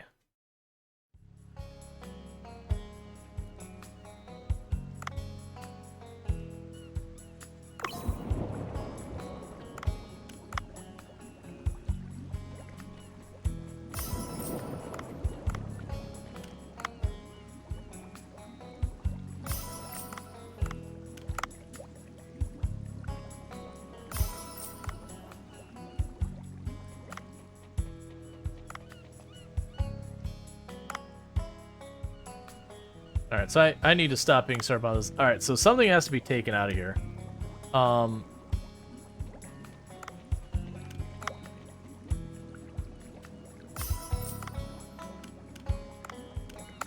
Taking the sharks out of here because I don't have pairs of them.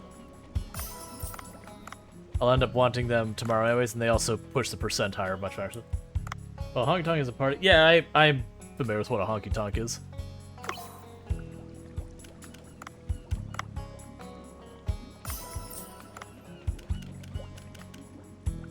We do have Mega Mouse Sharks here. So that could be fine. So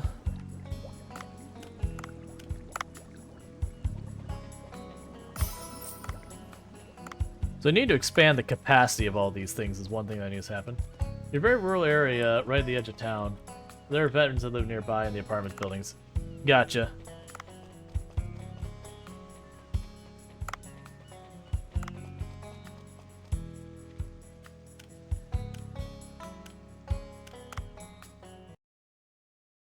Alright. So yeah, the VIP visit and everything going on here. Okay. Oh, wait. Oh, no, it's only afternoon. It's not night yet. I was like, why did this not go to the next thing? Alright. So I have one more dive. Okay.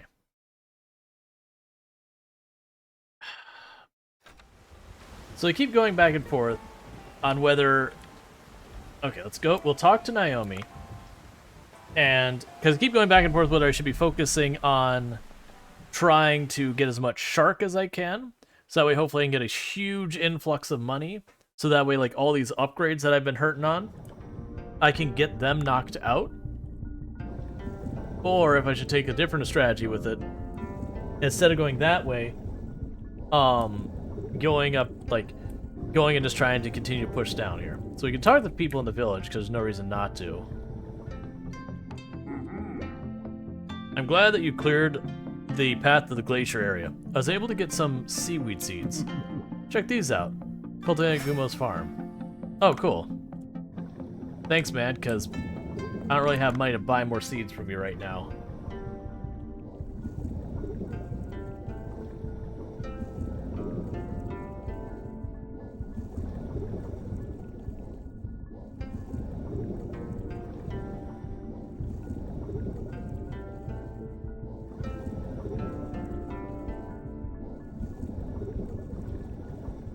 Like, I feel... So, if this were me playing not on stream, I assume what I would probably do is I would just grind out the sharks to get the huge payday for all the upgrades and then go back to the story. But it's those things that, like I said, I'm kind of becoming self-conscious about. You know, with single-player games like that, they usually only stick around on Twitch for a short while before people's interests move on. And so I'm already getting, like, self-conscious about that concern. Like, and to be more clear, like, tonight's numbers have been great for this game. But, like, the last couple nights have not been good that I've played it. There have been any updates to Big Ambitions? There was an update a little while back. I haven't seen that they've had another one. I really like Big Ambitions.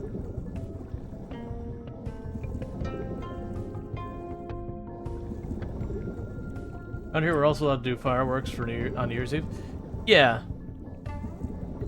Like, I think we're actually allowed to have fireworks as a general thing, like sparklers and all that stuff, pretty much all the time. The thing we run into is just where people want to do more elaborate fireworks or more loud ones that they have some allowances they give for certain holidays, but usually what people around here do is they just say, oh, it's for agricultural purposes. I gotta scare birds off the farm or whatever, which it's people like literally in the middle of the city. It's a known way of just bypassing. It's kind of like, for the fireworks people, they know that everyone's full of BS with that, but they want to sell fireworks, so. So what are you doing here? Are you reading a book? Are you surprised? My keen analytical abilities come from the books I read. Oh, long time no see, human. I was sorting books. How can I help you? Can you take a look at this picture? It looks like an ancient spell, but you can't understand what it means. I can roughly understand it. Where's this tab located? It's in front of a large closed door in the glacier area. I see. According to the book, there are 3 large doors in the glacial area. And inside those doors is a switch that can lead to the Divine Tree control room. I did an analysis and found that the earthquakes are caused by the Divine Tree control room. Activate all the switch and you'll be able to access the Divine Tree control room. That's not going to be easy. How am I supposed to open the big door? I have materials referring to the door. Let me see. Here. You need to cast a spell to open the door. But I don't speak the language of the sea people. Of course not, then. Why don't you bring Suam with when you there? Suam, what do you say? Human, you can do nothing without me. Well, it looks like you're in trouble. I'll give you a hand this time. I'm not so sure about this. Best of luck to you, Suam. May King Long's protection be with you. Stop worrying about me. Just lead the way, human.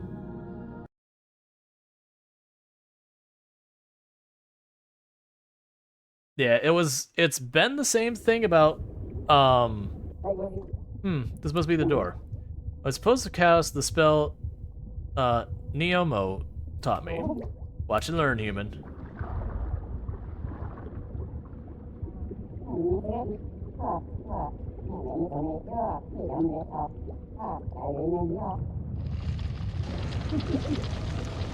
It's quite the spell. Wow, the door really opened. I'm impressed, Suam. Huh, now you realize my greatness. You said it was a spell, and you had to dance that as well to open it? Oh, that is... I needed to dance to keep with the beat. Got it. Shall we go inside and check the place out, Suam? My waist hurts from the dance. Unfortunately, you'll have to go alone, human. Okay.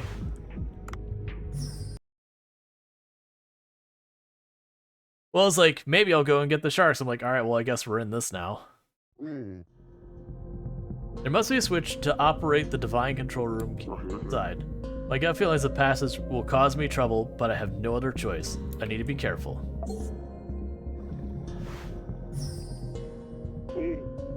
A piece of strange rotating equipment blocking my way. I think I can start it by myself.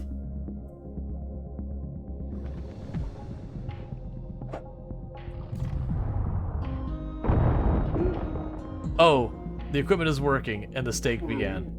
I must avoid them.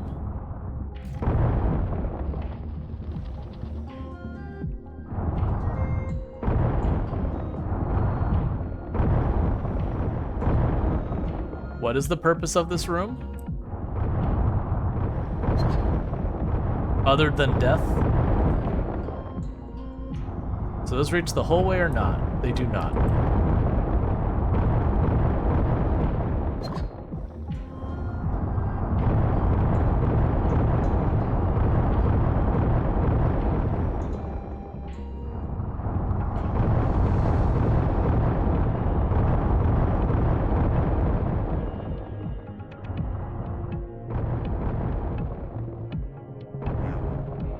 Passage down here is blocked by ice. I should do something with this rotating equipment.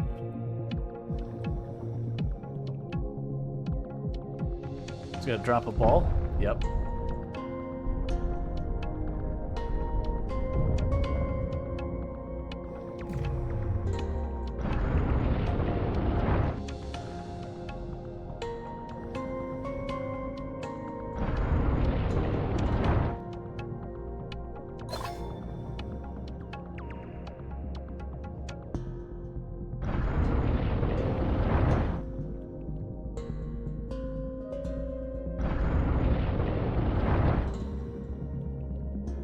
That might do it.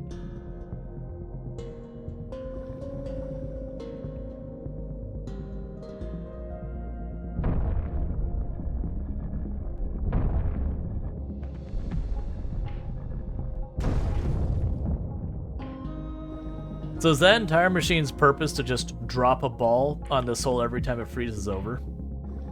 It's just their way of managing ice is to just drop a big heavy ball on it? Alright, whatever you are, you're a hostile fish.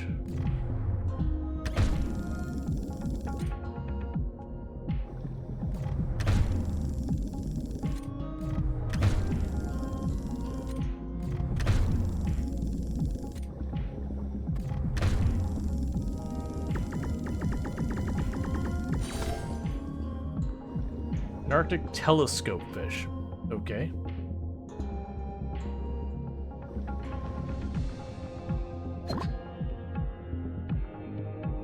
Alright. So this is just a giant room, which makes me uneasy.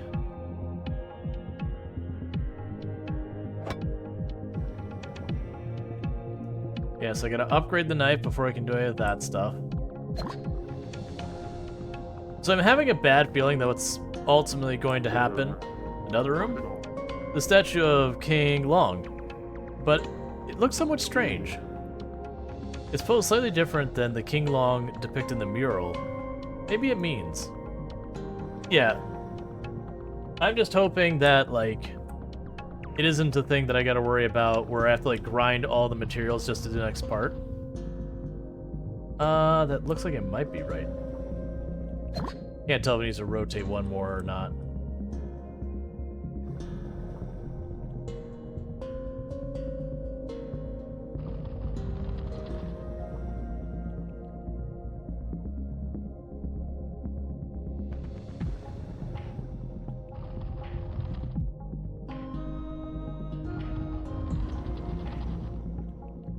I don't know what this does. Oh, it's the head.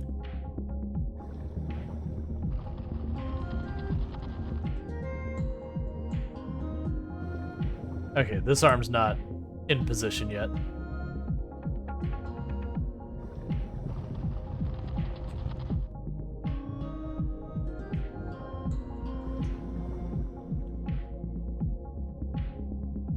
Is there another button I have to push somewhere?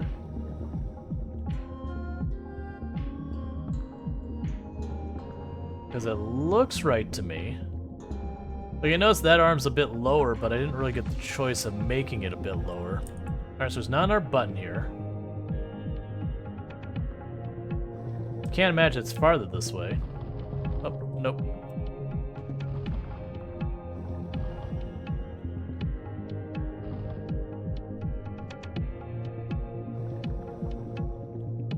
Think the right arm is too low?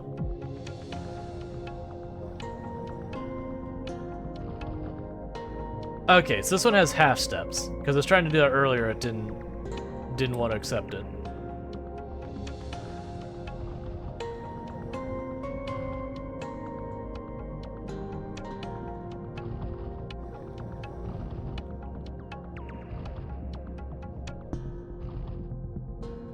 There we go.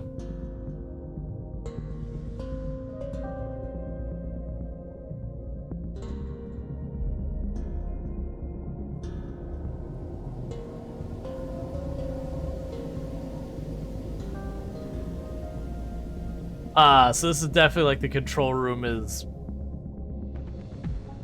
like out of control overheating. Wow, is this really the ancient sea people's technology? Impressive. Heard some noise from afar. Must be the first contraption Namo told me about. I don't know how to pronounce your name.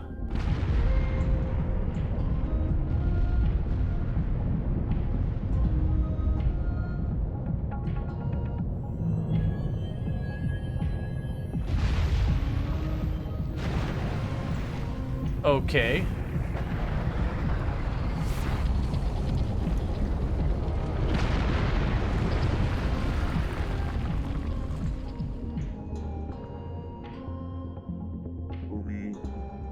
The path is now open. Let me return to the village and tell Penza about this. And I'm hungry.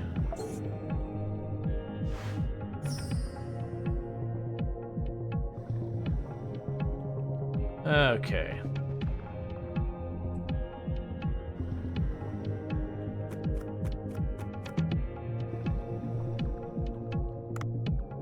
So we can try and go up and talk to him again. Probably have that. See if I can avoid the narwhal. I want to catch those later, but right now we are more interested in shark. And advancing the story.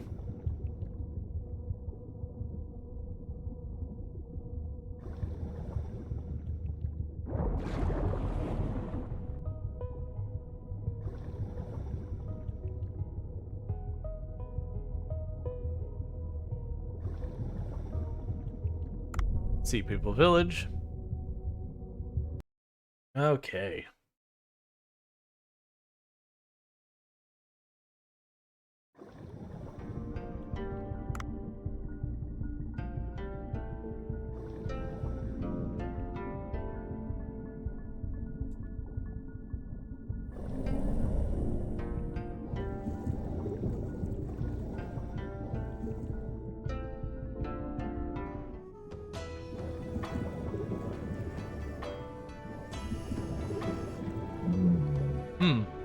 Naomi told... Naimo told me the story. The Divine Tree control room is malfunctioning, causing the earthquakes, yes? Yeah, I need to operate 3 switches to enter the control room. I already activated one of them. Well done. I'm ashamed our people have to rely on you in this matter. Please don't. The earthquakes are a problem for us too. I remember something. It was written in one of the ancient books. After some workers mutated into Gaidens, due to the engineer Dashi's schemes, my ancestor created the switches to access the control room and dispersed to the glacial area. They created switches to tighten the security, but they have turned into an obstacle denying access to the control room. It's still cold, but the heat coming from the ground is melting the ice. Maybe the control room is overheating, causing the water temperature to rise. Stabilize the device and the water temperature will return to normal. I know it's rather impolite of me, but please hurry, before our ancestral home is completely destroyed. There are 2 doors remaining. I'll try locating them.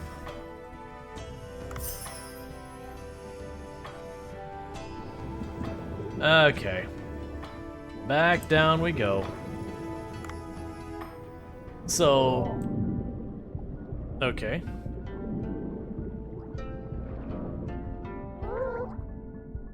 You haven't found it yet. Where did you search? I searched the whole village, but no luck. What's going on, Ramo? Oh, Dave. I think the beluga has suddenly gone missing. He's not in the village. He could have gone to the other side of the glacial passage through the open door. He's very curious kind, you know. You didn't hide him, did you, human? Why would I? Alright, I'll let you know if I find him. Thanks. Nawang, Awang, what are you doing? Go find the beluga.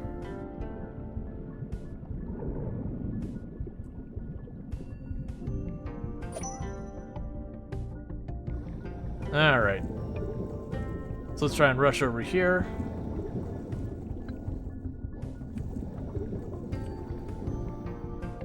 Okay, so we have the 3 doors.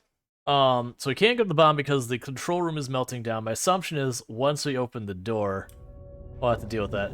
And for just a random prediction, my random prediction is that what'll end up happening is when we open the door, we're going to let all that heat out, making it an immediate urgent thing that we have to deal with. Which will be a thing of like escalating where I have to go down there and deal with it.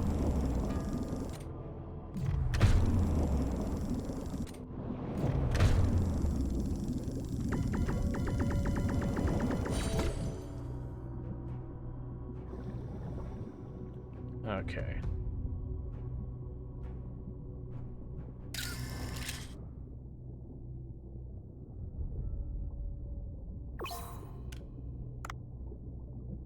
I thought I already took this one's picture. I don't think it like has me retake pictures again.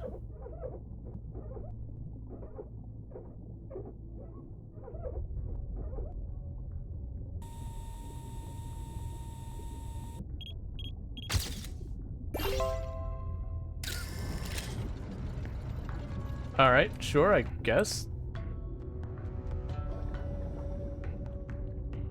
Oh, okay, I can't go down this way. I have to take the mirror. I thought the mirror was right down here. Because that was the room that there's the big, scary, Gaddon was in. So I gotta go up here again, go to the mirror.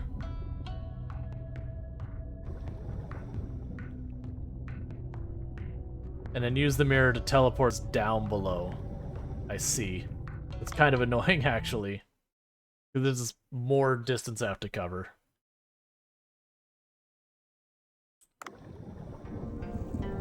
Oh, right, there's a teleport over here.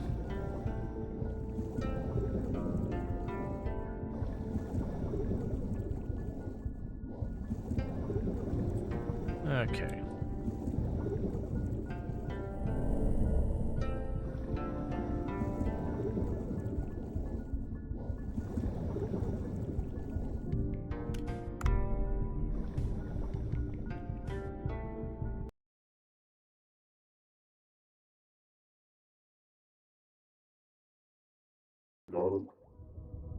It's cold.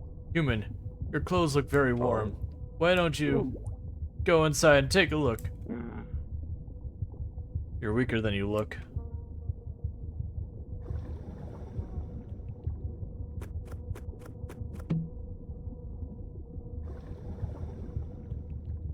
Alright. So I found the door to the right. Let's try immediately just going hard left and see if we find our door. I have a feeling it's going to require me to have materials that I need the upgraded knife to use. Or getting the pickaxe and getting the materials. That's... Flash grenade launcher? Paralyzes enemies? Okay. Interesting. But... with all that, like, kind of my concern is that we're gonna hit a phase in the game that I just have to grind materials. I don't know what I do if we get to that point, for streaming it wise. Because if it's literally gonna be me diving down, grabbing ore again, I don't know. We'll see. I'm hoping it won't be that way. Right now, I can't collect these.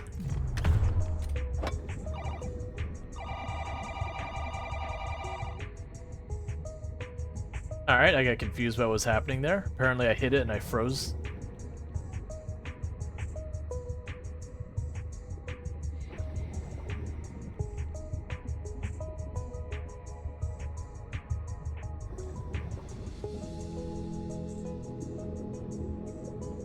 Okay, I was looking for a door, but I'll settle for Rual. Oh, a beluga. Why is it here?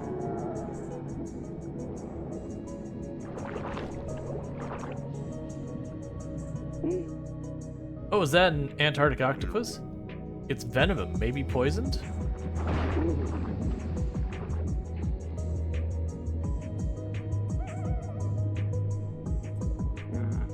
Ah, why you little... I'm not letting you go. Stop there.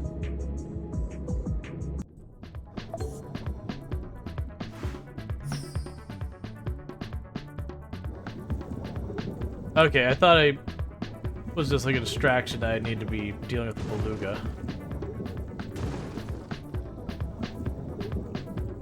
Why would I want to chase this? Other than for sweet, sweet vengeance?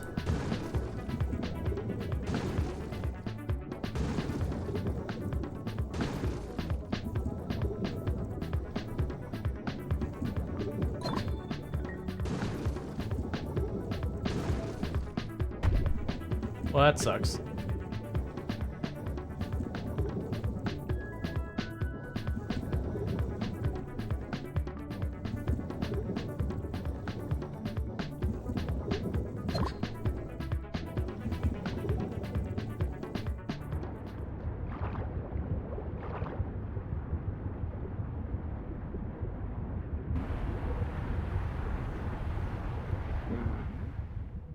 Burned this one.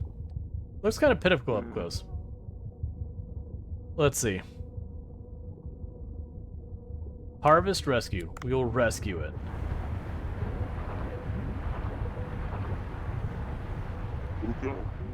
This bodily octopus dropped. Antidote, perhaps? Maybe I should go back to Beluga? Why would it be holding an antidote?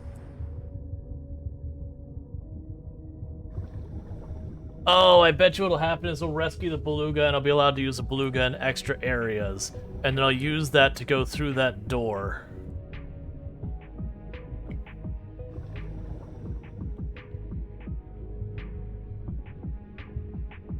I can get behind that. Because that's the whole thing, like, paying to use the Beluga and only having it in that limited spot felt like a very underwhelming kind of thing. Versus having you have access to our place. Because I've been talking about the swimming speed has been kind of a pain point that I was surprised we didn't have any options to upgrade it. But I could see the idea being you get the Beluga so that way you can't, you know, hunt stuff and, you know, move around quickly. So it's good for kind of getting you to where you want to go, and then you'd hop off and, you know, you'd hunt whatever you're hunting and all that.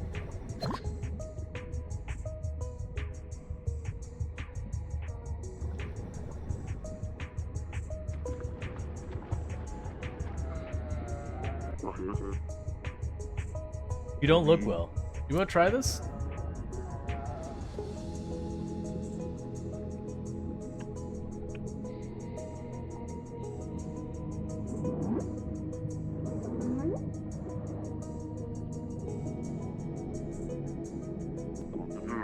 Oh, you look better now. I'm relieved. Why don't you return to the village?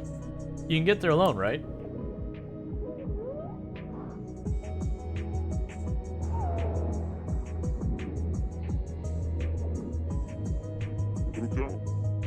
Now I found the Beluga, I should explore some more. Missing Beluga. Do we get the task explore more? No, it's fine. I'm assuming I have to go to the door that has, like, the current we can't get through. And then our character will be like, oh, it's a door that I can't get through because the current's too strong. Maybe now that the Beluga's feeling better, I might be able to have the Beluga help me, or whatever the actual dialogue will be. That's fine, we'll just throw ourselves into spikes. Builds character.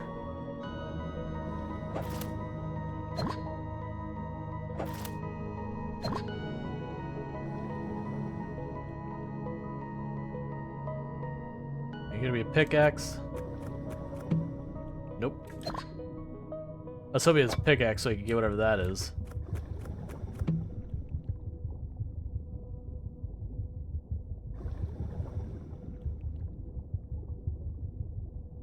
We missed the turn up here. So let's quickly go back up here and check that, because I'm assuming that's the second door. Or one of the doors. Especially since the Beluga literally led us directly to it. That, it's the game going, oh, we put in this maze. You could very well go through this maze and not even realize it's there. And rather than have you explore for hours and hours and hours, we're going, I don't know what I'm missing. You know, it's just hint that there's something there. The alternative is they could have just said, hey, you know, we see a maze. That's where the Beluga was. Oh, right, it's up, over, and around. That's right. Like, we found it the first time, but they're trying to do these in sequential or whatever. I don't think it's necessarily necessary or not necessary, though, this particular case, because exploration is a big part of this game.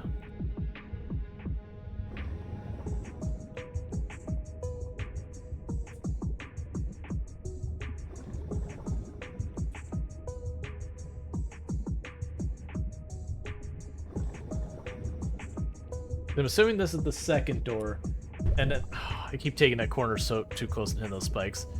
And then my guess of where the third door is either A, I can get through that, because that very clearly looks like I'm going to be able to get... Well, I mean, I don't even know where that'd lead.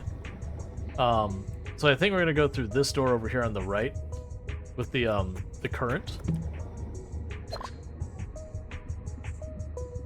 I can't imagine it'll be that easy. And I also imagine there's probably a door, I'd guess, on the bottom right somewhere.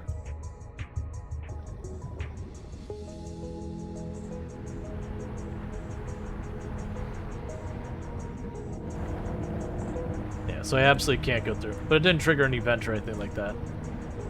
Gonna go up above and look at it. Yeah. Okay. So I'm assuming that's one of the doors we need to get through.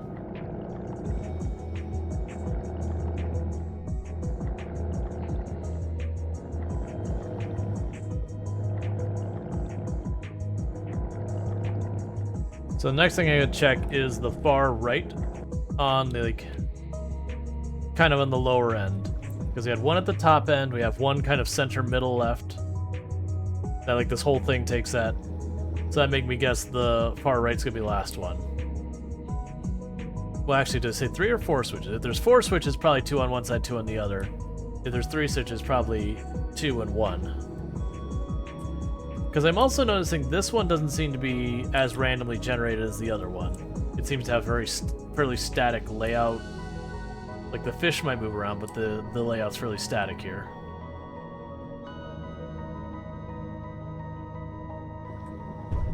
Oh my goodness. Well, it said explore more. Let's go up and turn in the beluga. Because it could be that they didn't expect to do it in this order. We'll see.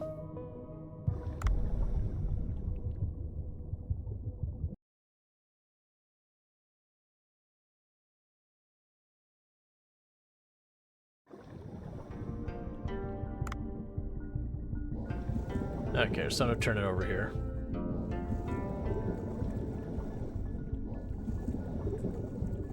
Sounds like Tomb might be home.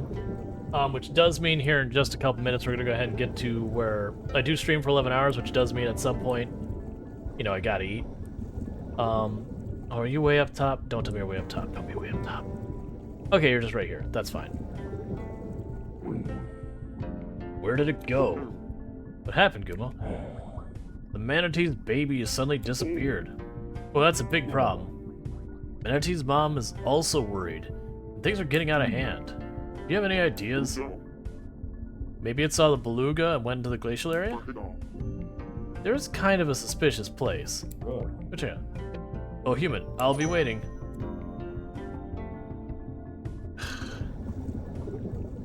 Okay.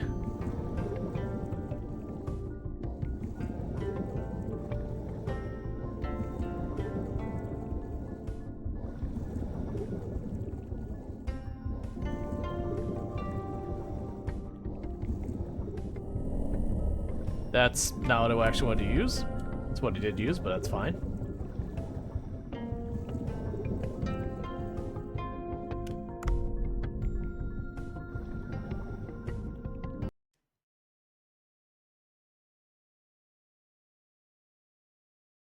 Okay, it does sound like we're finally actually having some fireworks being set off.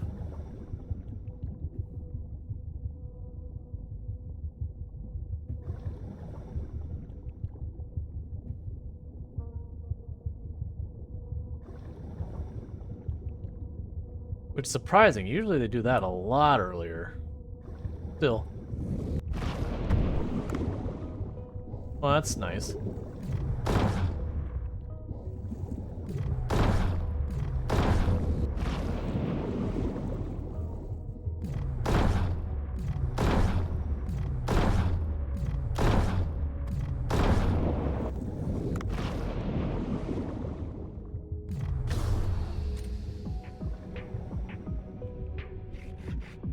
Oh, yeah. We'll go ahead and send this up.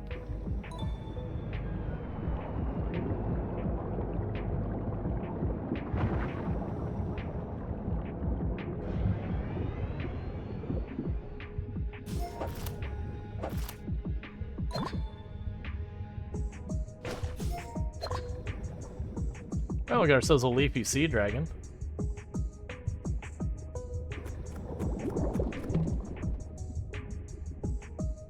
Wired orange, decreasing the cost of winning Twitch. So those looking to win Twitch, you're just a tiny step closer than you were before.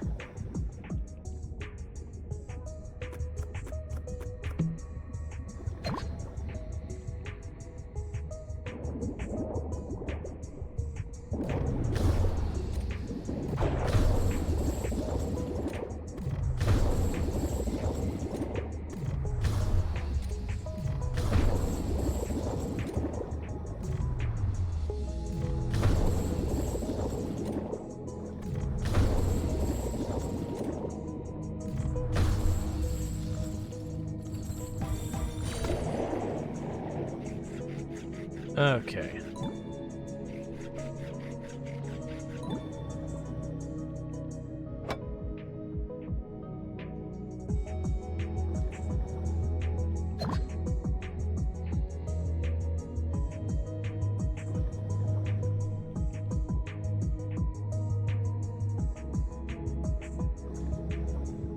Come on, give us another door.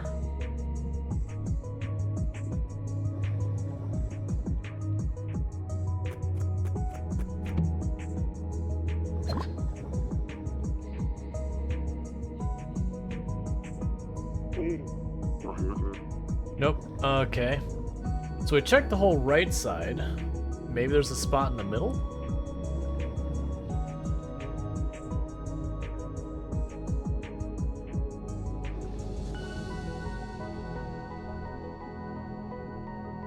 Because you got the door that has the current that it can't do anything with yet.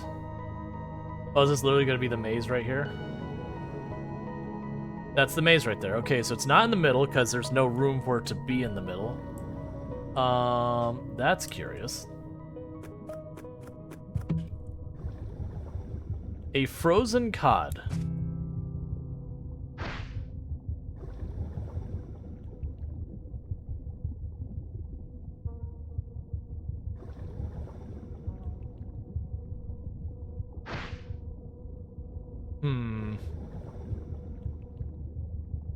So I'm gonna go up and catch shark for the time being. So I think we're gonna need upgrades. But what are we gonna do about the current on the side?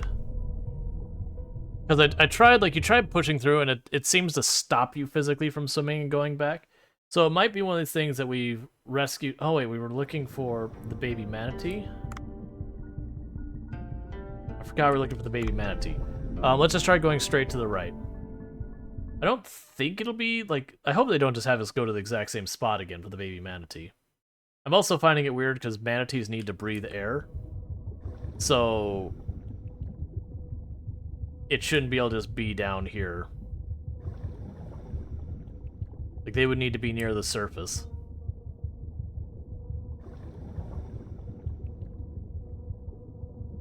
Also, manatees cannot go in particularly cold water. It's real bad for them.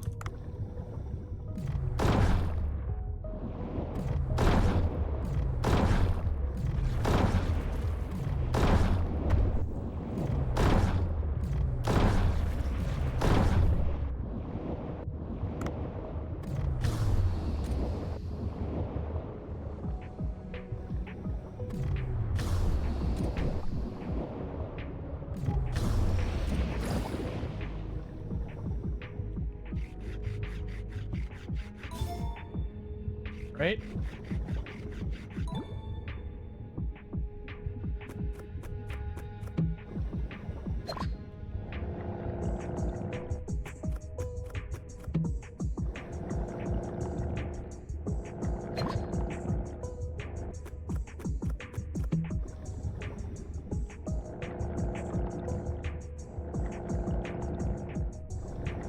Is it just gonna be over by the maze again? Because this area isn't that big. All things considered.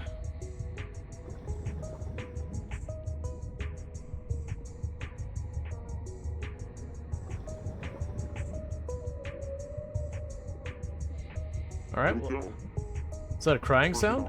I should go to see where it's coming from. Alright, it's apparently down in the maze again.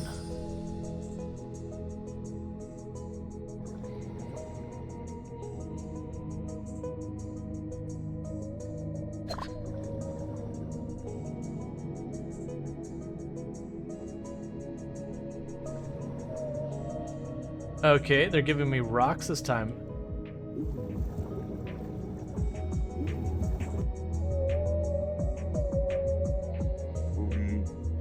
That's coming from here. Looks like the entrance is blocked as the baby went in. Maybe you can drop something heavy on it?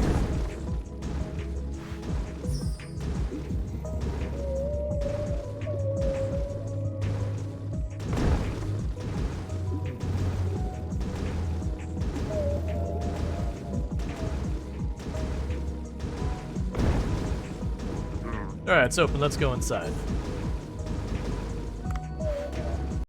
Okay, so this will actually be, I guess, where the other door is. Like, we'll go in here and there'll be a door right here. I don't know.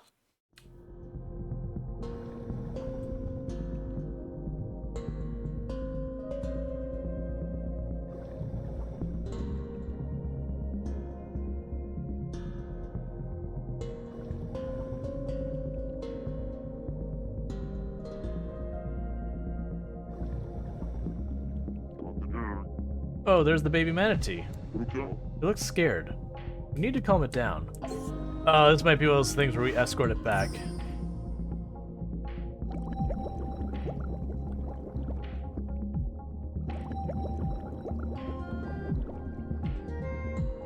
Okay, it's a spot it likes.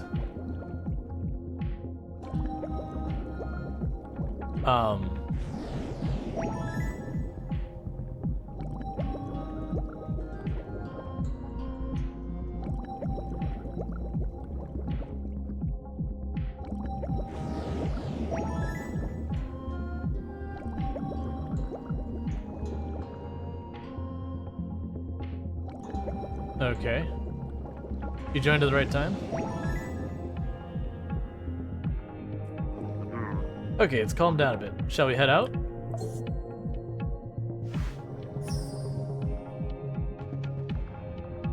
Alright.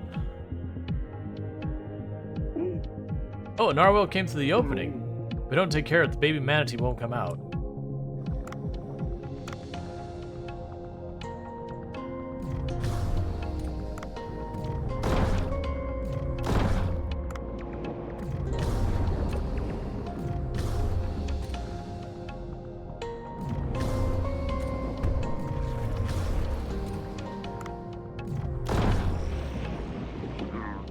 Ooh, shall we head out? Okay, so that's going to be a big problem. Because we're not particularly well equipped for this area. So, you know, yay us. Oh, thank you for an upgrade. Alright.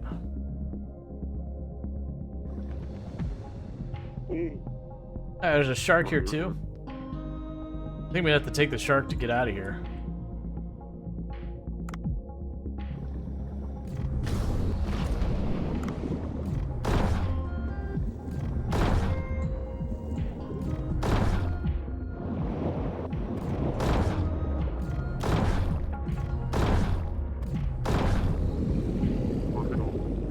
Okay, I guess we can leave now. I was really kind of hoping I'd land that first trank hit.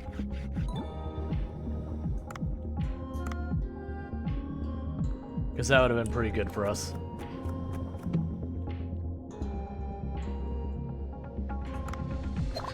It just doesn't guarantee, because if I tranquilize it, then I can get behind it, probably get 2 or 3 hits in before it can turn around. And then the harpoon actually does a decent amount of damage on its own. You know how to get back? Get back to the safety of the village.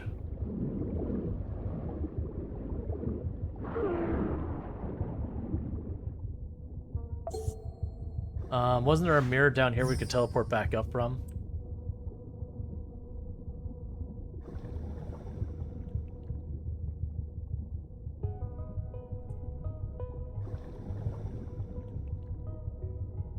No, it literally just leads there. Okay. Alright, come on.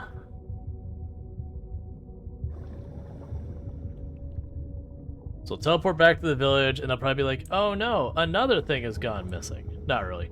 More than likely, with where we keep rescuing stuff, we'll probably get some type of notification about like, oh hey, you know, one of the animals wants to help you, or oh hey, I think I have an idea, or we should talk to Dr. Bacon because we can't figure some out. There'll be some type of thing to put the next progression, because I feel like we've explored pretty much what we have. Dave looks like a whale. He's just got some big bones, that's all.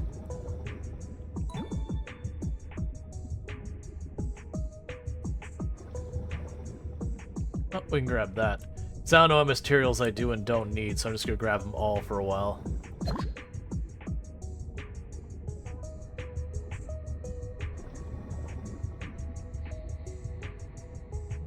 I probably should grab some of these fish. So I want to save the room for shark. How am I doing? I'm doing alright. I'm also getting conscious that, like, I need the in-game day to come to an end pretty soon. Because we're getting to the point that Tomb should already be, well, she's probably already home downstairs and all that. But I'm not a good stopping point. And where I know we're going to be switching games in not too long, it makes it really kind of difficult to, like, negotiate that kind of thing.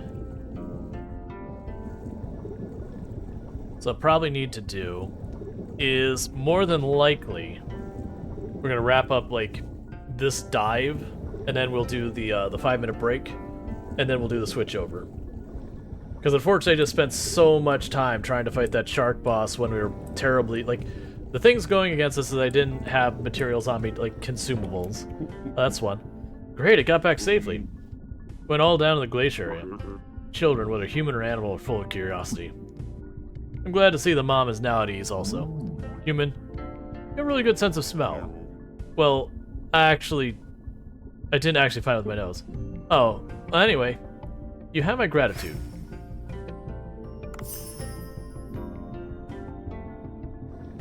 Alright. So let's try and just quickly go down here. I'm not gonna go out of my way to catch anything specific. We're just gonna catch stuff because I need to wrap up this where we're at. And I don't think you can save like underwater. I think you save on the boat when you exit, kind of thing. So let's drop down to the glacier. That's not how you do that. Let's drop down to the glacier over here. Catch a couple more things. Then we'll go up. I'll probably go ahead and do the sushi bar phase. Because otherwise I'll just forget about the VIP thing entirely. And it's usually relatively quick. It's the dives that can go from being like 15-20 minutes to like 30-40 minutes, all just depending on what's going on. Did you get knocked out so I can just pick you up?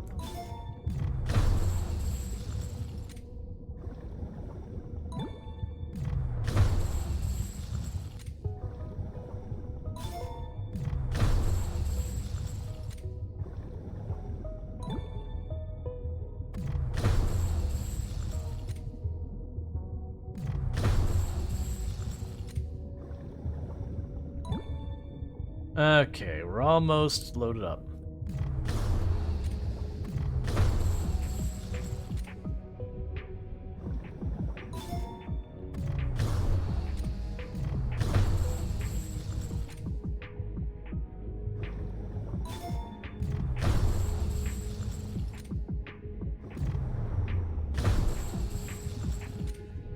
Come on.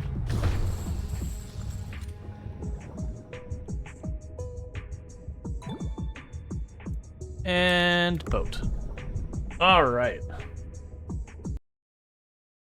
Because we did collect a bunch of shark for the shark thing. It'll probably get more in-game tomorrow, which, like, the next in-game day is when the shark things happen, I believe. Even if it's not, it's fine. Okay, so we had a new depth record. Oh man, we had a dive that was 1 hour and 17 minutes? I don't remember that. Okay. Oh, that would probably been the dive where we were fighting the boss.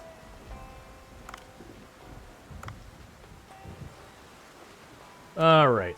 So let's go to the sushi bar. Get the VIP thing done. And get on with it.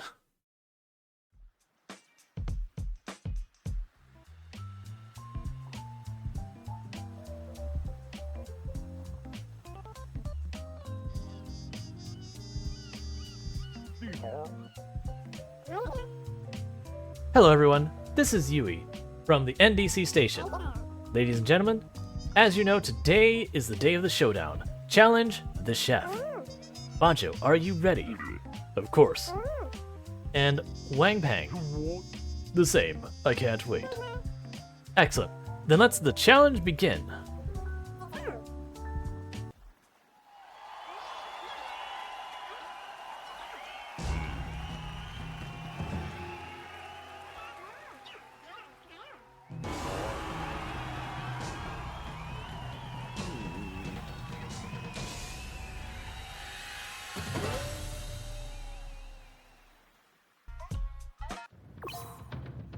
Bancho will compete with a famous chef in a TV show.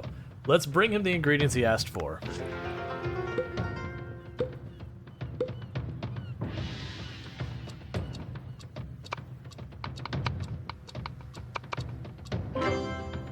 Okay.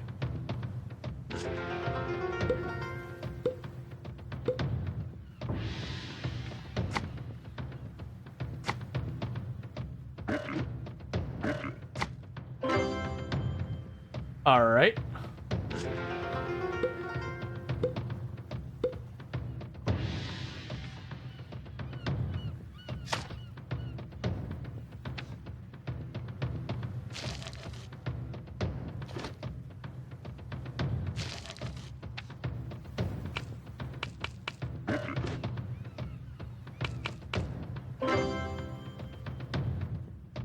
This is so weird.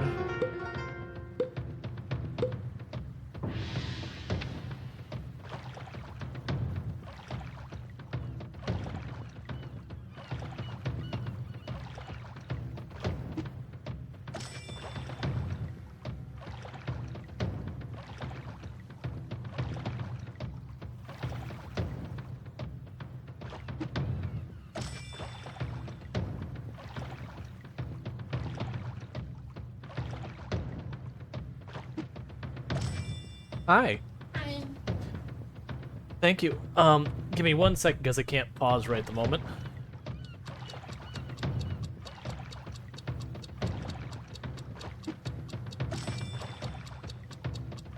Because I tried to escape and it didn't work here.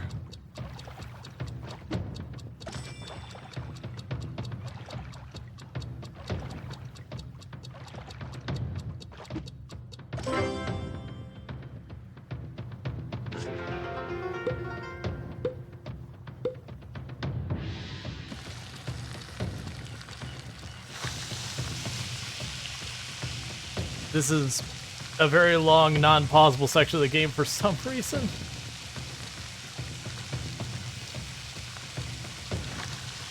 Okay. And of course, all of them have a timer, so I can't even like just leave it either.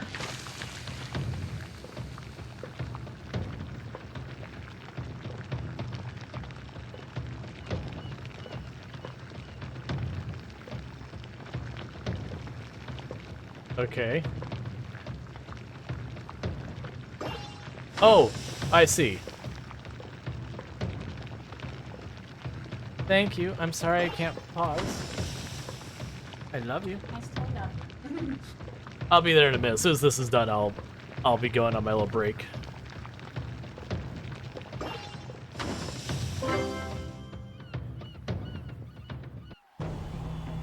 Okay.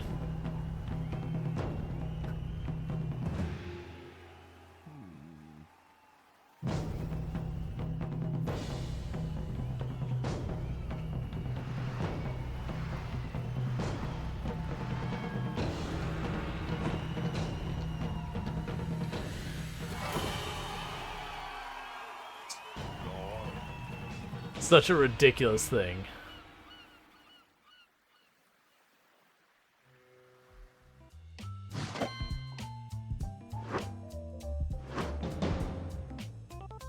Okay. Oh no, I lost? But I'm the best chef in Hong Kong. Of course, your dish was excellent, Wang Peng. Use the finest ingredients with flawless taste, but it wasn't good enough to impress me.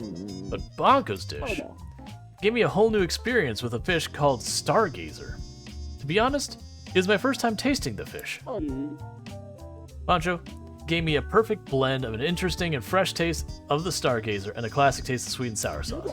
If you're talking only about taste, yours is better, Wang Peng, but I highly admire Bonko's attempt to present a foreign taste in a familiar way. So my final verdict is Bancho. Congratulations. Oh, Vincent clearly explained the reason for his decision. Bancho wins the match. Bancho, what are your thoughts? My thoughts. I wanted to present the... Thank you, Bancho. The champion saves words for more action when we love it. Today's winner of Challenge the Chef is Bancho, the defending champion. What a competition. What a judgment. See you next time. This was Reporter Yui. Okay. Amazing, Bancho. You bested Wang Pang in his area of expertise. Who cares about nationality when it comes to food? Flavor is fair game. Why do I have a feeling that the show will return again? But I have full confidence in your victory. Speaking of the contest, I got some inspirations for Chinese cuisine while preparing for the competition. I'll write them down to help you try something new when you have time. Okay. Alright, so... there's so many things here. The good news is none of these are stuff that I need for the shark thing. So I don't have to, like, decide between which shark we're gonna prep or whatever. Alright. So I'm trying to just quickly go through this part. That way when we hit the break, we can just have the break. Oh, here. Before we do that, make sure you don't have any of these to turn in on the phone. I do.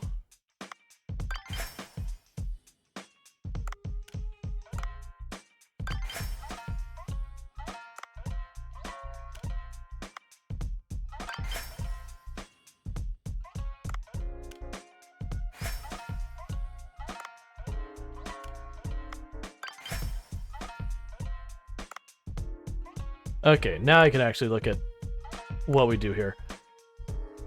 Alright, don't open with nothing on the recipe, or on the menu, please. Alright, so upgrade recipes.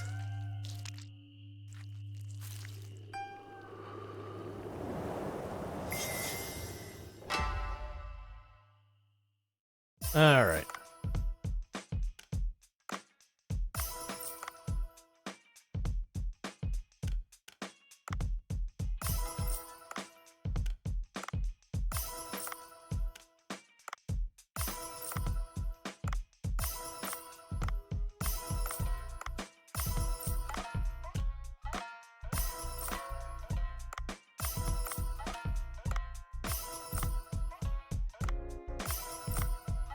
I wonder if any of these will get good enough to hit the taste requirement I have.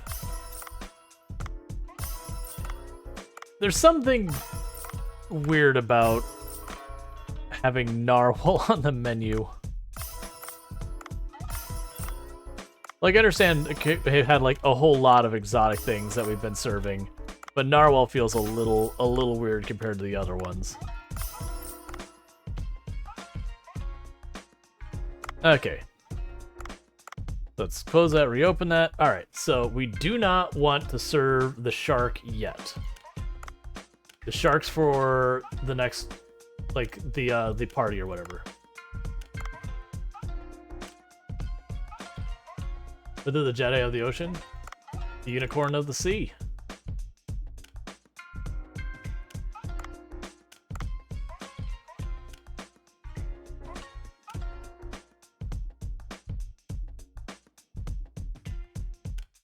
Alright, that's all the boss dishes, so we'll use that.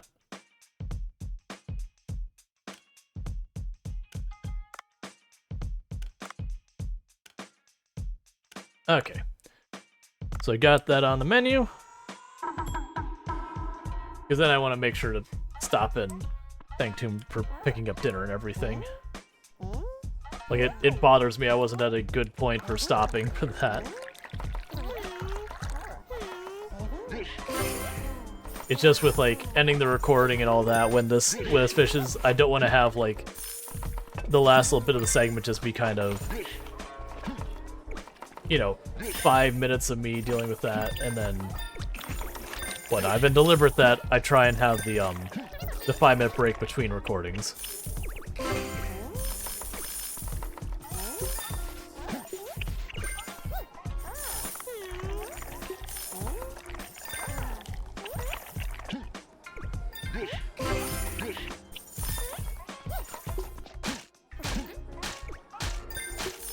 Alright.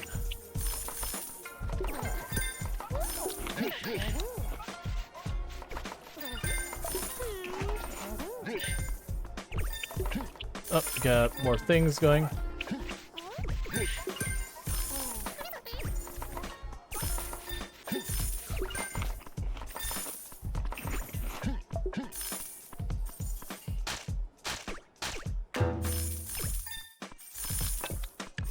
Okay.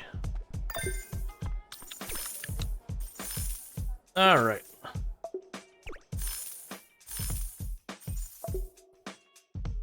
And I don't think we had any dishes that crossed the threshold for taste. Granted, it's been our most profitable day yet, so that's good.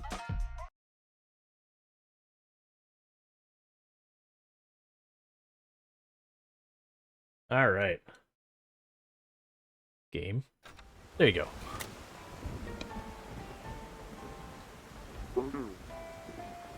I have to enter the cave with the outflowing current to turn. That's what I figured. Is we were just like, it's like explore, and I'm like, nothing's triggering.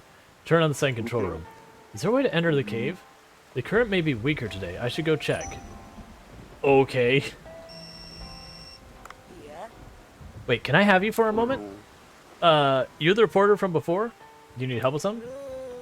Thanks to you help, my boss has entrusted me with a new project. I am sure a promotion will be in order. Well, anyways, to tell you, sir, have you been extremely novel fish inside the giant blue hole? There are fish and many different locals in there. What do you mean by novel? I mean very peculiar, the sort no one has ever discovered before.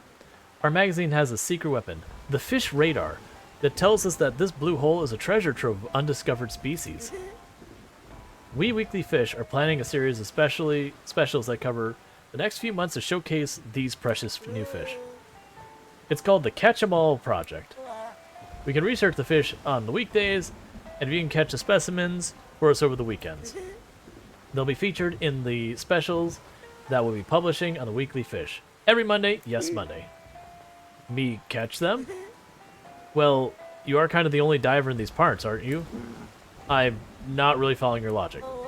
In any case, as we have to have issues ready by Monday, you'll need to catch the specimens by Sunday evening at the latest. But that's tomorrow, isn't it?